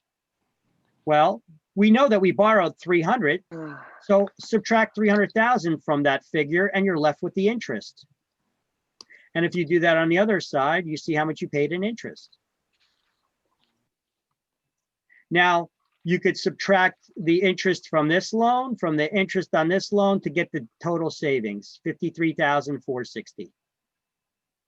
You could have also gotten the same answer if you just subtracted 579,960 from 526,500. That would have given you the same answer. That's a shortcut, but you wouldn't have known how much you would have paid in interest on each loan. Okay.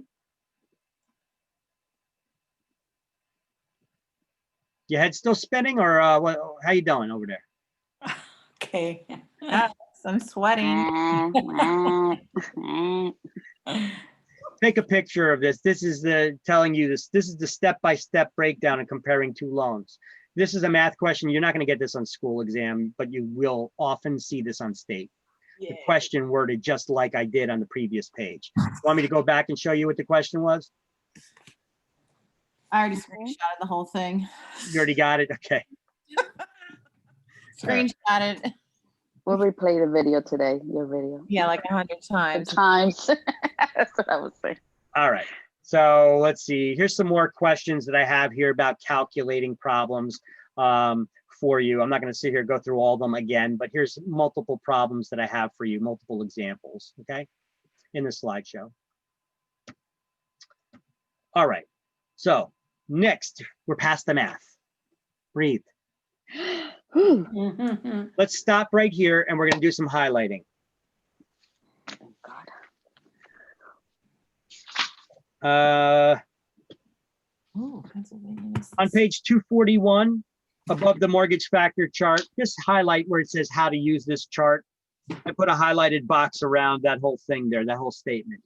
If you're not using the notes, the slideshow to figure it out, or your screen prints there. And then underneath where it says points, highlight the word points on the third line. And on that same line, highlight each point is 1% of the new loan.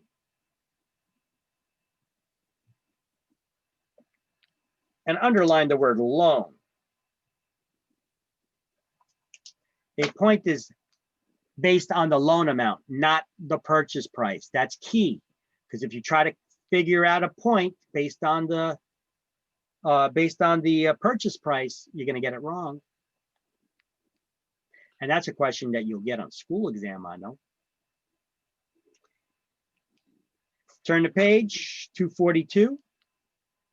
Highlights on the second line, points are interest payments. Points are interest payments, income tax deductible.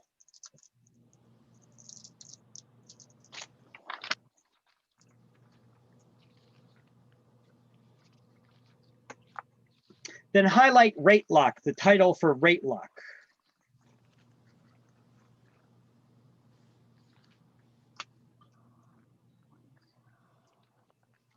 And then at the end of the first line, highlight the opportunity to lock in a quoted rate.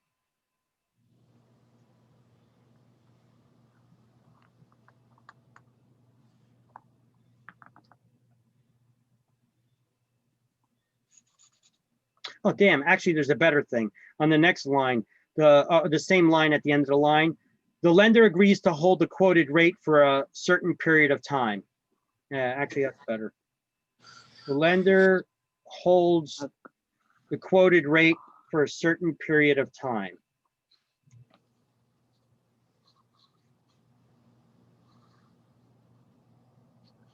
And then in the margin, right, for a fee, for an additional fee that can be extended.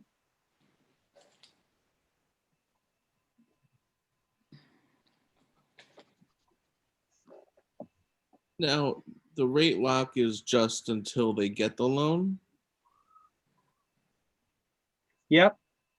Well, no. Does this Yeah, the rate lock is for a period of time till you get the loan, and now you'll have the loan at that rate. Okay. But if you don't close on the loan and the rates still continue to fluctuate, you could try to pay additional money to try to lock in it for a longer period until you get to close on the loan and get it at that rate. Mm. So for an additional fee, the rate lock can be extended.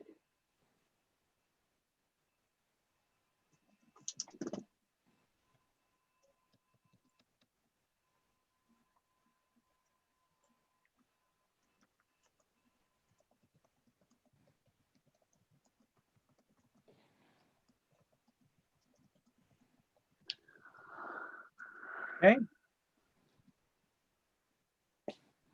I told you never do the buy down, but it's a way to purchase a lower interest rate. Tax and insurance reserves. At the end of that paragraph, highlight principal, interest, taxes, and insurance reserves, pity.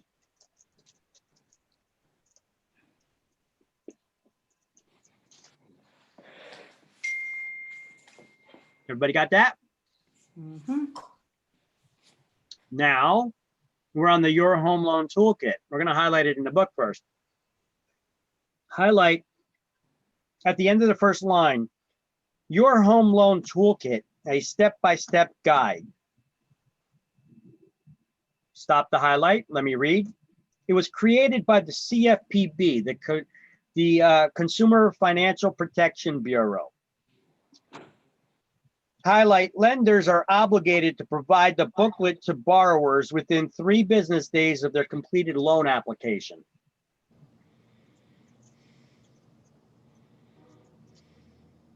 Now, let me tell you something. This booklet was always around. It was created by HUD. The CFPB is a new Department of State. Some people called it the new department, the 4th branch of government, because it wasn't overseen by anybody, not answerable to the president or Congress, that could create their own rules, their own fines. They collect those fines, and then that monster grows, and they're not overseen by anybody. Okay. This is a big argument that came about when the Obama administration created this. They're like, they're not answerable to anybody. That's like creating a new branch of government. So it has been argued, litigated, changed around a bit. They are now answerable to the president. This has just recently been changed. President Trump argued this and had this changed. They are answerable to the president and Congress now. Previously, they were not.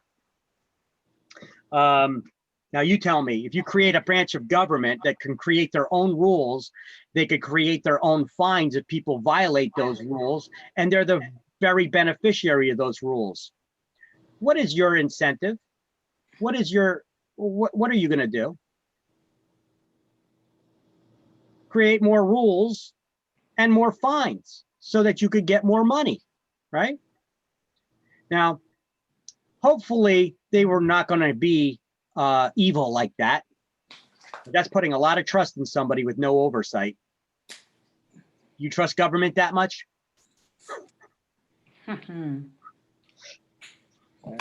Okay. I trust nobody.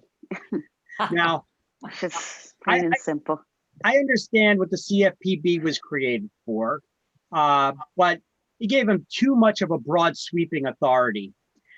The CFPB has actually took on a lot of the obligations that HUD previously had. And they took on a lot of the documents that HUD already created. So to try to justify their existence, they renamed some of these documents and they merged some and gave them a new name. In addition to, they made some of their own. But unfortunately for you guys, you need to know the old documents, the name of the old documents that we don't use anymore, and the name of the new document that replaced it, as well as the timelines that are required where the lender's required to give these documents to the consumer. I don't know why, but we have to know this. All right. So the Your Home Loan Toolkit, it's a document that's always been around. They just renamed it. It's a step-by-step guide that explains for buyers who are shopping for loans how to compare loan costs, and it explains to them the home buying process. It's not a bad read. I got the links to them here that explains to you how this works. I have 2 links to well, the first link is for the CFPB. That's the to the toolkit, the Consumer Financial Protection Bureau website toolkit. And if you go there, it's available in English and Spanish. And then there's another link here for a great new home buyer's guide that the state of New Jersey recently created. It's called it's from the New Jersey Real Estate Commission Home Buyer's Guide, the NJREC, that's the New Jersey Real Estate Commission. They created a home buyer's guide as well, and I have a link to it here. It's not a bad idea to add these links to your websites for content. They are already on the Word document for the class links. Okay. Now, this Your Home Loan Toolkit, when are lenders required to give it? They're required to give it to borrowers within 3 days of their completed loan application. And they give you an acronym here called ALIENS, which on page 262 would explain what ALIENS is. Now, the interesting thing is the lenders are required to give this booklet to the borrower, but nobody's required to explain it. But if the lender doesn't give it to the borrower, the CFPB will give fines to the lender for not giving it. Just another one of those rules they created. All right. So aliens is an acronym. It says that the lender is required to provide this booklet to borrowers within 3 business days of their completed loan application. When is the loan application considered complete? When the aliens have landed. I'm not joking. When aliens are present. Alien stands for, well, do I have it here?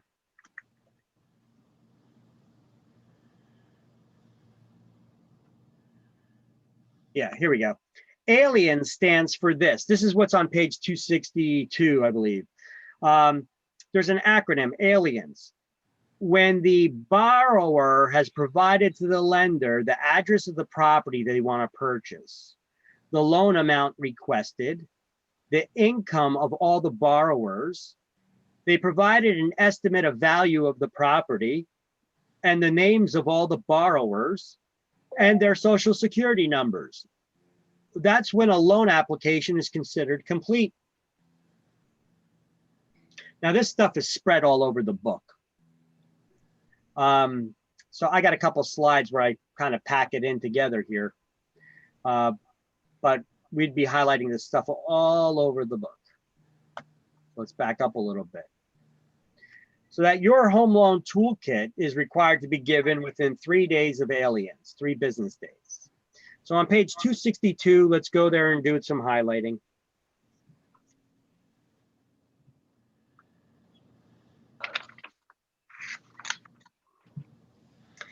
And you see that bulleted list with aliens, just highlight straight down all the first letters so that it spells aliens in there, in that row. It says borrowers are encouraged to meet with several lenders to discuss different types of loans at the initial meeting.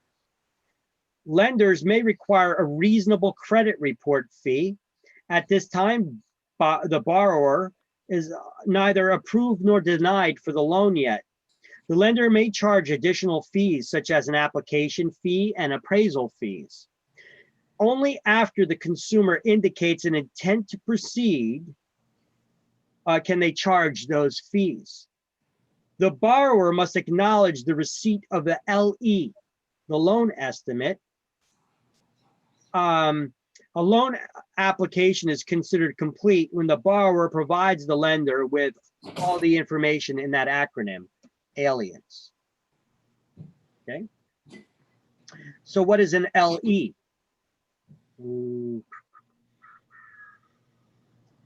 Well, you said loan. Here we go. On the slide in front of you, topics explain value for shopping several lenders, how to avoid pitfalls, and the loan estimate is the LE. And there's a closing disclosure called the CD. All right. So the loan estimate is at the time that the borrower is shopping for a loan and they put in an application for a loan. The lender will quote to them what their estimated closing costs are going to be. Now, this is at the very beginning before they even, get deep into the transaction. They're only shopping for the loan at this point. The lender gives them a loan estimate, referred to as the LE. Now, the LE replaces a document that used to be called the GFE, the good faith estimate. So next to where it says loan estimate here, LE, right in the book, replaces the GFE.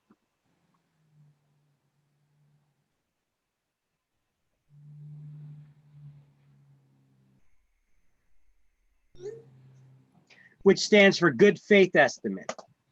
It basically did the same thing. They just renamed it.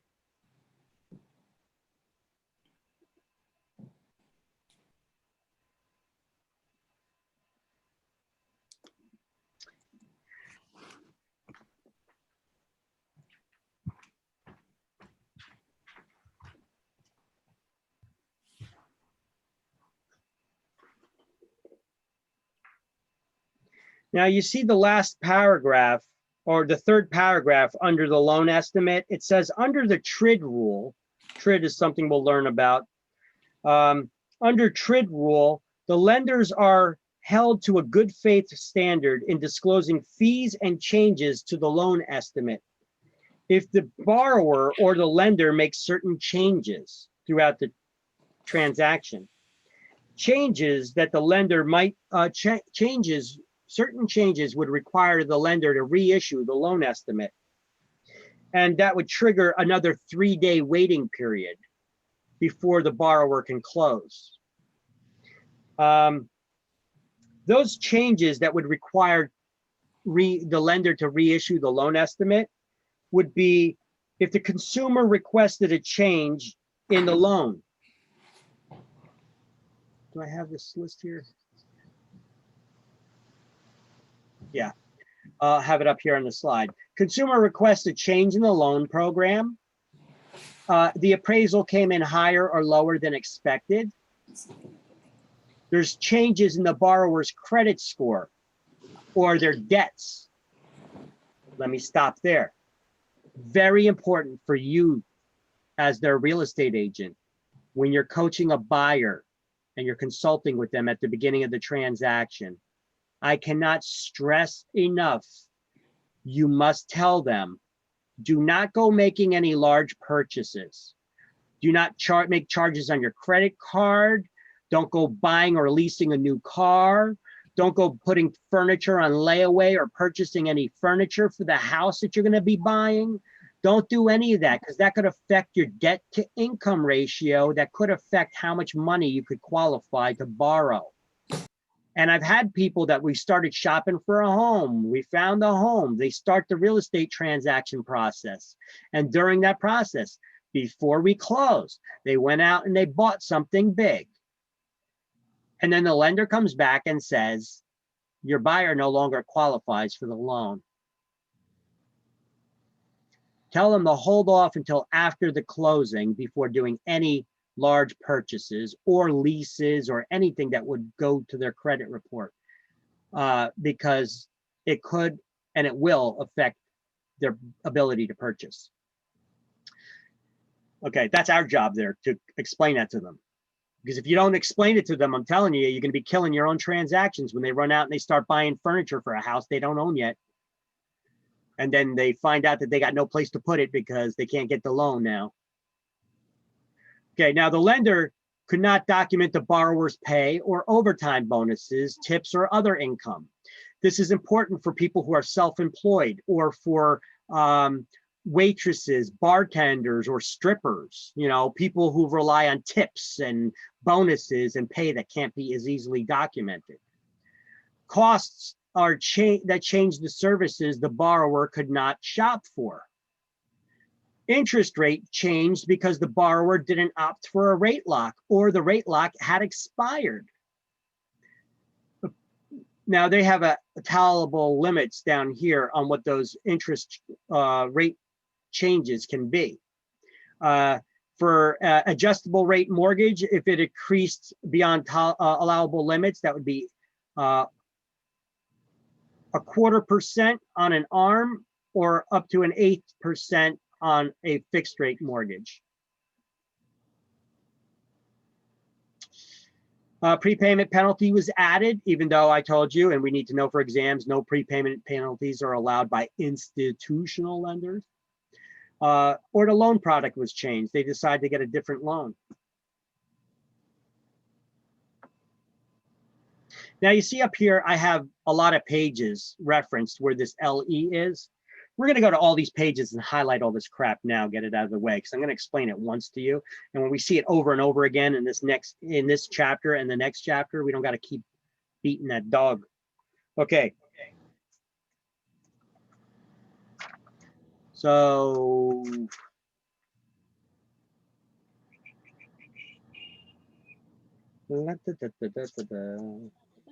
let's go to page, we are on page 260, go to page 261.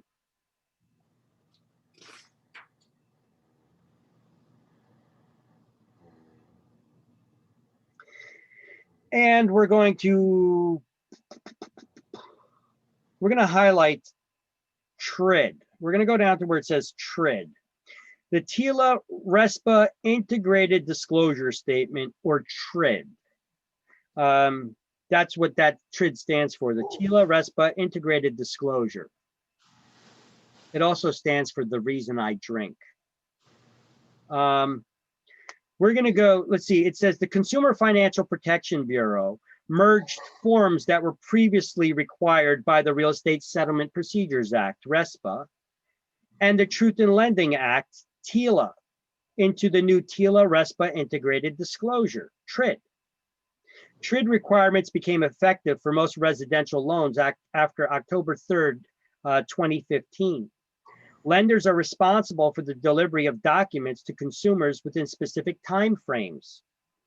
Lenders are liable if certain costs exceed the tolerance limitations of TRID. So basically, at the beginning of the loan application, the lender gives the borrower the LE, an estimate of what their closing costs are going to be. Now, at the actual closing, they're given a CD, the closing disclosure, which shows them what the actual closing costs are. If the difference between the LE and the CD exceed the tolerance, I think it's by 10%, then the borrower does not have to close on the loan. And they have to be given a period of time where they could decide that. I think it's 10 days. All right. Okay, so TRID is by the Consumer Protection Bureau. Here's the thing about this: establishes between the differences between the LE and the CD. Here's where you could read up more on it if you'd like to, but you got enough stuff to worry about right now. I said we're going to highlight everything on those pages. So to page 261 to 267. On page 262, we highlighted the loan estimate and we wrote replaces the GFE. On page 267, go there and highlight changes that do not trigger delays in the closing. Would be things like unexpected discoveries during the final walkthrough, or necessary changes for final prorations of figures at the closing. So borrowers are expected to compare their LE, the loan estimate, to the CD that the lender will provide at least 3 business days before closing to them. So when is the CD given to the borrower? Closing. 3 days before closing. And then again at closing. All right. 261, are we highlighting everything under TRID? No, we highlighted just changes that do not trigger delays. And we highlighted the LE stuff. We're on page 267 now.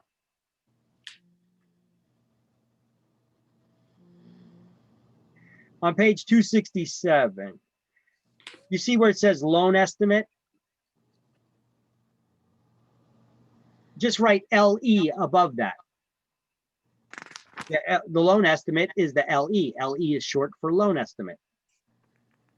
And after that, write replaces the GFE, the good faith estimate, like it says on this slide, GFE, good faith estimate.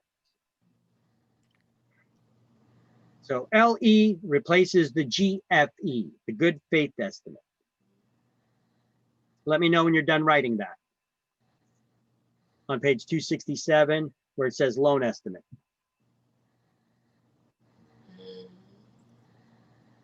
Yeah. Now in that paragraph, is everybody done writing it? Yes. Now in that paragraph, the second sentence, I want you to highlight The LE must be delivered or placed in the mail no later than the 3rd business day after the lender has received the completed application from the borrower. There must be at least 7 business days between the delivery of the loan estimate and the closing. And that's what we have on the slide in front of us here. The LE is a loan estimate. It replaces the good faith estimate. It's a disclosure of estimated loan cost, must be provided to the borrower within 3 business days to the borrower after they completed the loan application, which is aliens, right? That's when their loan application is considered completed. But it must be given at least 7 business days between the time the LE is given to the borrower and the closing takes place. Now, why would they put that in there? I mean, the LE is the first thing that they give them once they start shopping for a loan. Why would they have to also have, say, at least 7 business days? I mean, it's going to be a long time before you close, isn't it? In case they made any large purchases. Or there's any other changes that we read on the previous page that would trigger, page 262, we had all those changes that would trigger issuing a new LE. So if any of those changes triggered the reissuing of the LE, it could make it longer before you close, right? And the law requires that because that's the way they rewrote these laws.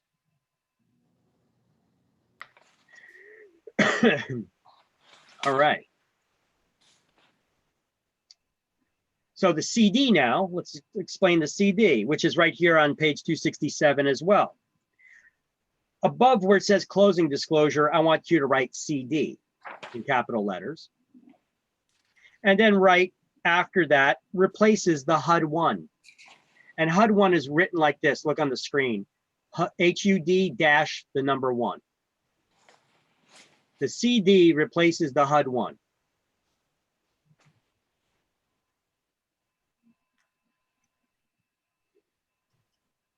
Okay. And then you're going to highlight the second sentence. The CD must be delivered to the consumer no later than 3 business days before the consumer signs the loan. And where do they sign the loan documents? At the closing table of the real estate transaction.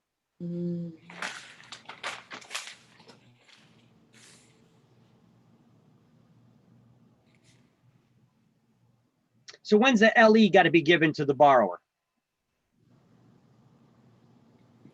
3 days. 3 days before close. No, the LE, the loan estimate. 3 days within that signing of the application. Within 3 days of aliens. Aliens, yes. Their completed loan application when they provided all the information, not just the signing of any document. Yes, completed the application. Okay. But at least 7 days before closing, right? What is the document that the LE replaced? Good faith estimate. The GFE, the good faith estimate, correct. And the CD is the closing disclosure that replaces what document? HUD1. The HUD1. HUD1. And when does that need to be given to the borrower?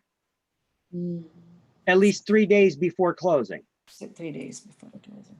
Now, what is the purpose of the CD, the closing disclosure that used to be called the HUD1? Well, Real Estate Settlement Procedures Act, RESPA, says that it's a disclosure of all the actual closing costs involved in the real estate transaction, accounting for every penny so the consumer is aware of all the settlement costs.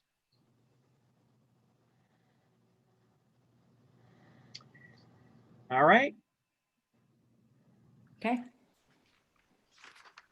Now go to page 354. We're going to have the sign highlight something one more place. 354. 353, 354. 353, 354.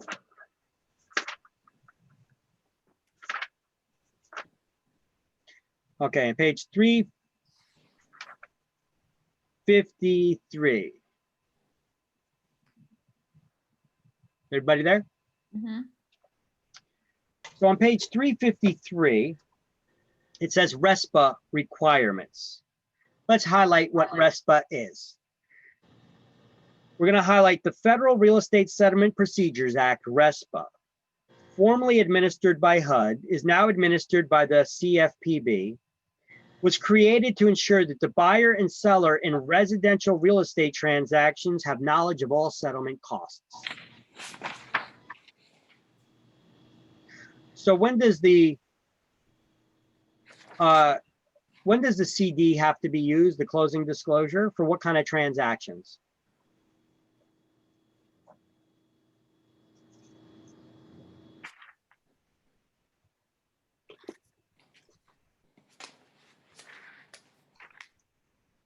Hello? For the application purpose, that's when the closing disclosure is provided. For what kind of transactions? For what kind of properties? Residential. It's only required for residential. Mhm. And if they're getting a mortgage loan, a first loan, First it's not loan. required for refinancing homes you already own. Mhm. It's not required for cash purchases, right? Mhm. Here. RESPA requirements apply when the purchase is financed by a federally related mortgage loan. And so what's a federally related mortgage loan? Those that are made by banks or other lending institutions whose deposits are insured by the FDIC or FSLIC, insured by the FHA or guaranteed by the VA, made by the REC-D, the former Farmer Home Loan Administration, administered by HUD, or intended to be sold by the lender to Fannie Mae, Ginnie Mae, or Freddie Mac. Highlight, RESPA regulations apply only to transactions involving new first mortgage loans, meaning not for refis or cash transactions. That's what that means.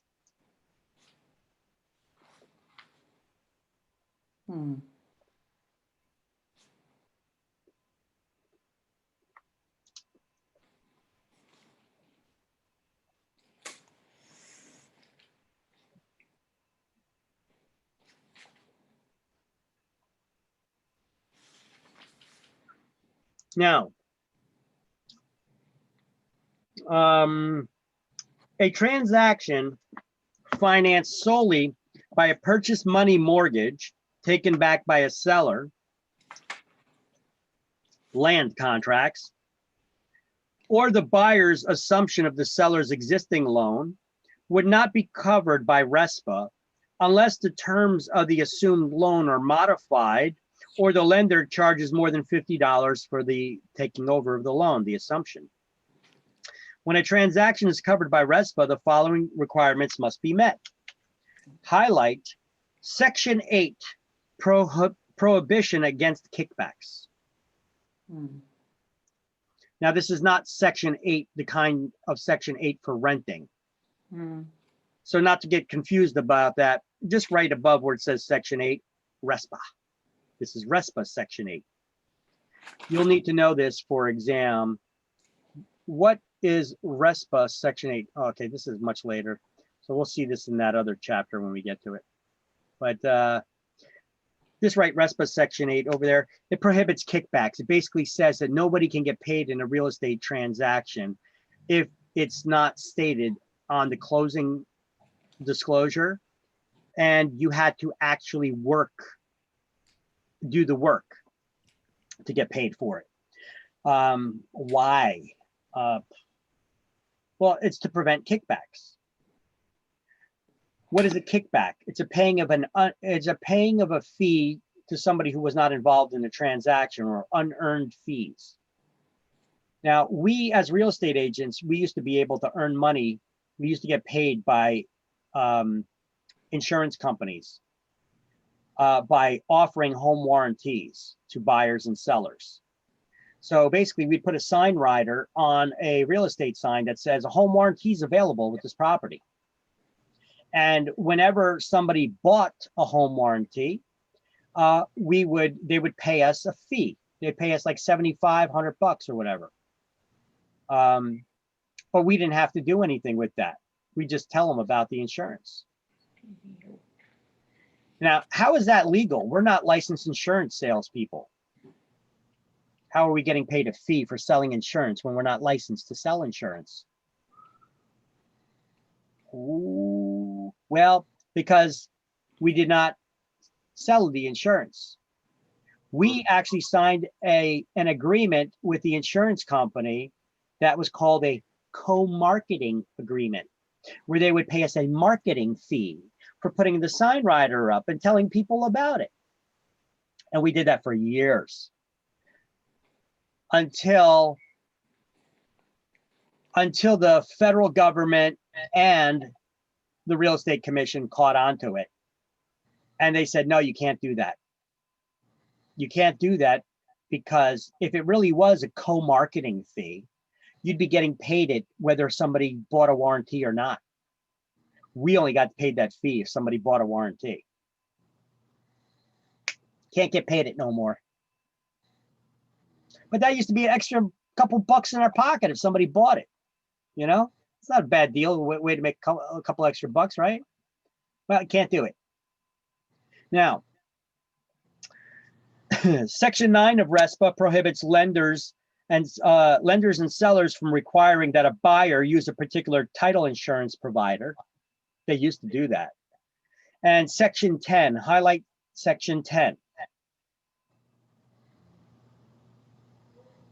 And we're going to highlight the last line that says, at least once a year, lenders must return overages of $50 or more. Well, what are they talking about? Well, lenders are not required to maintain escrow accounts for to fund property taxes and insurance, you know, if they're included in the loan.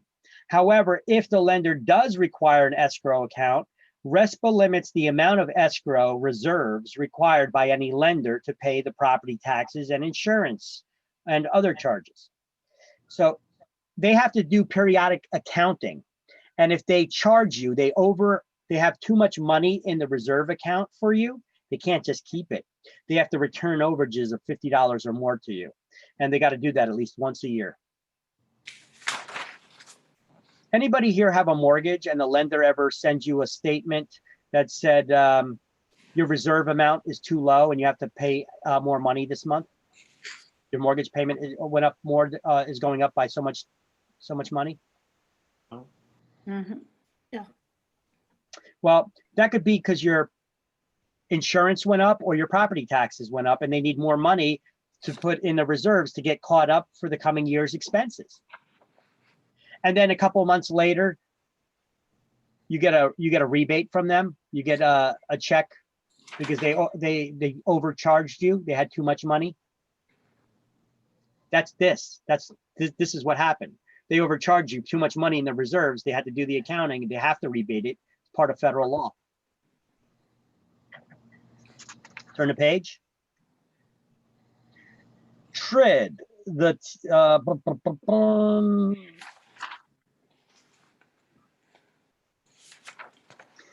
So the CFPB, the Consumer Financial Protection Bureau, merged forms previously required by RESPA and the Truth in Lending Act and TILA into the new TILA-RESPA Integrated Disclosure TRID statement, but it only applies to federally related first and second mortgages used to buy residential property, to purchase, not for refis. And they do not apply to the following: home line HELOCs, home line of equity credit, mortgages secured by mobile homes or movable dwellings, reverse mortgages, cash transactions, or loans for commercial purposes. All right. Let's go to the next paragraph, and we're going to highlight under the TRID rule, the lender is required to provide the 5-page CD, the closing disclosure, at least 3 business days before closing, with a minimum of 7 business days between the issuance of the loan estimate and the closing.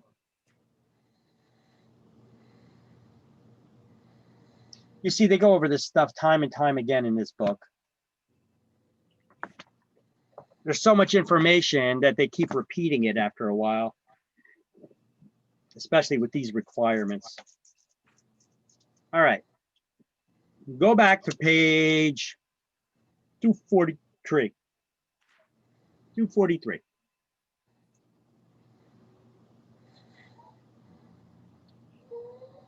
How you guys feeling? How you doing? Fried yet? A Overwhelmed. little bit. Yeah, What do you want? I'm gonna like these right, chapters.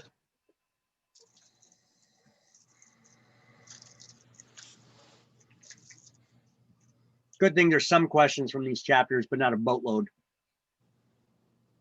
Good to know. There's a lot of information in it, though. That's for sure. All right. Conventional insured and guaranteed loans.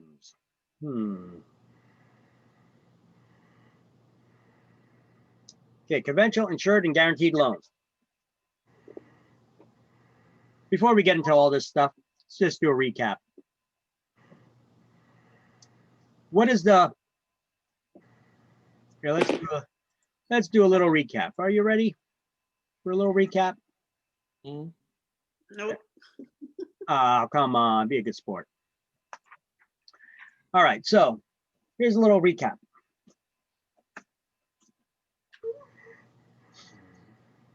The LE, well, what the hell is this in red? Hold on a sec. Clear my canvas, move my zoom controls because they're in the way again. And let me zoom in the pots. All right, so the LE, the loan estimate,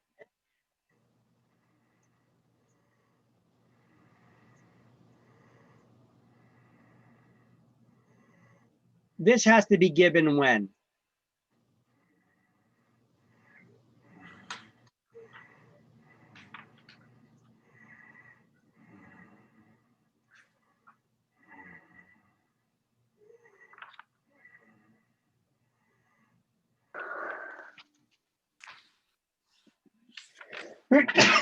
Excuse me.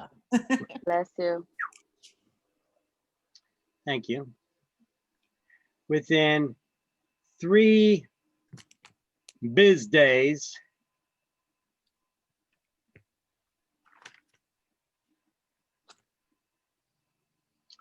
of completed loan application.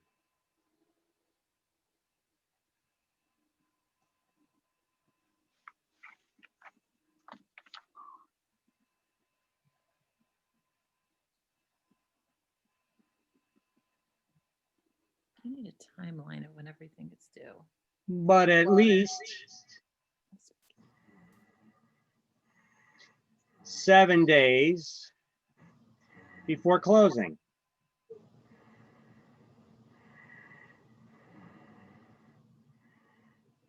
Right?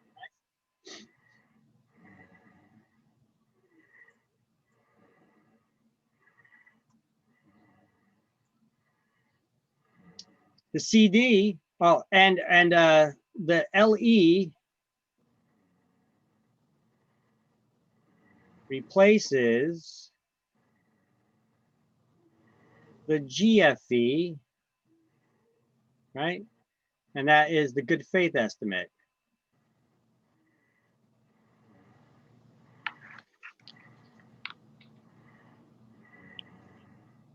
Right? Now, the CD, it's the closing disclosure.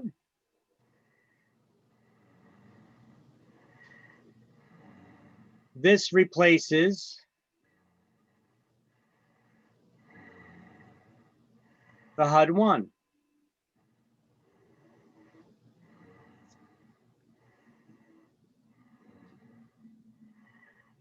The HUD-1 RESPA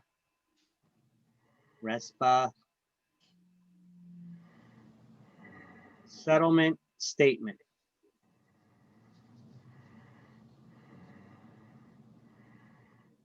Which is a disclosure of all the which is a disclosure of all the settlement costs. All right.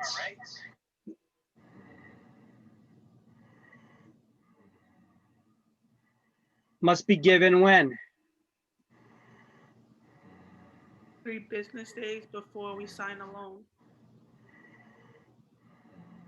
3 business days before closing.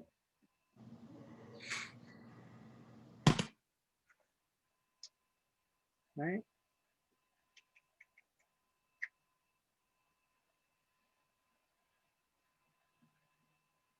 All right, there you go. You got that. All right. What else needs to be given within 3 business days of the completed loan application? CD. No. CD got to be given 3 days before the closing.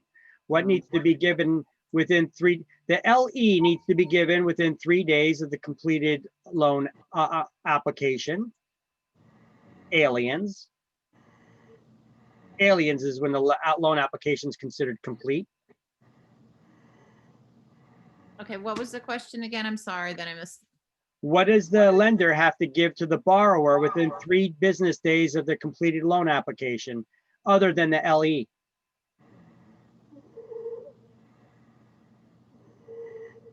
I guess the GFE. Let me write it above. The GFE. RESPA closing pamphlet, I think. Toolkit. Your home loan toolkit. Remember that? Oh, Guide. The toolkit, the guide for buyers to shop for and compare loans.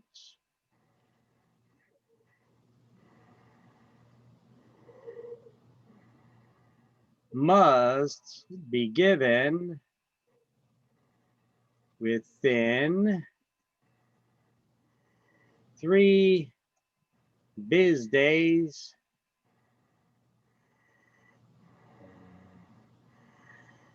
of aliens.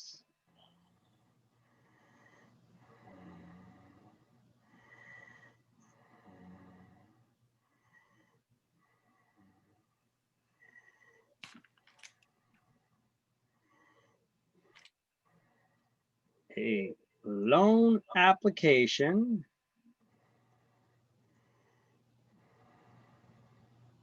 is considered complete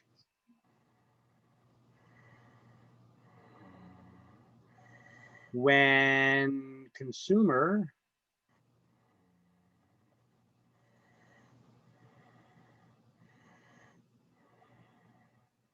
provides all the information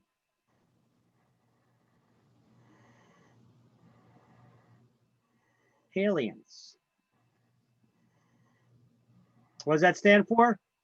Address of the property, the loan amount requested, provide the income of all the borrowers, the estimated value of the property, the names of all the borrowers, and their social security numbers. That's aliens, right? It's an S. Damn it. It's all messed up.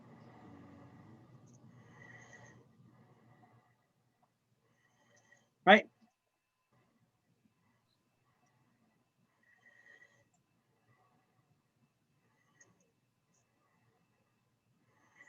Got that? Everybody got that? Yes. I got a question for you. What's a business day?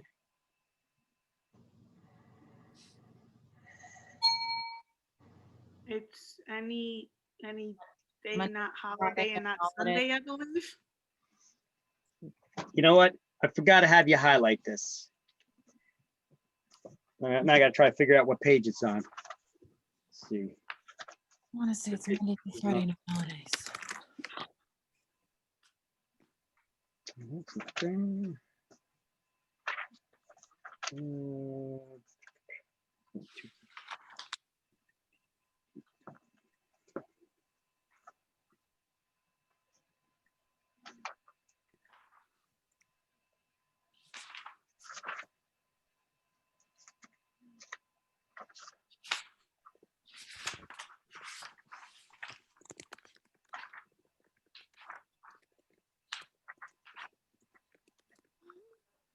It's on 267. Yeah. Yeah, on 267, you see it says business days. Put a bracket around it with your pen. What's a business day? A lot of people think it's Monday through Friday. You don't include weekends or legal holidays, right? Well, that's one definition. The other definition is, let's see, it says two definitions exist for a business day. One definition of a business day is any day that the lender's open for business. And the other definition is any calendar day except for Sunday and federal legal holidays.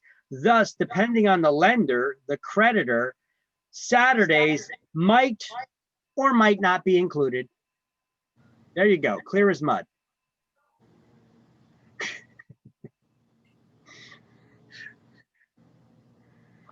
It depends on the lender. It depends. There's nothing there we need to study. It's just a little factoid for you to know. It depends on the lender. This is what you need to know for exams. Toolkit given within 3 business days of their completed loan application. They got to have it in the mail. They got to drop it in the mail to the consumer at least 3 business days after their completed loan application. They also need to give them the LE within 3 business days of their completed loan application.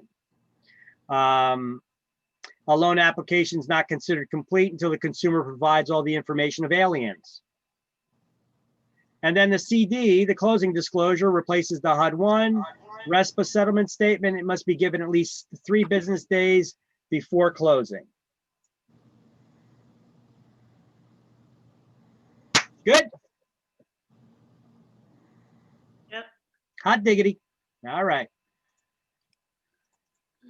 Boom. Let's do a little more learning. Are you ready?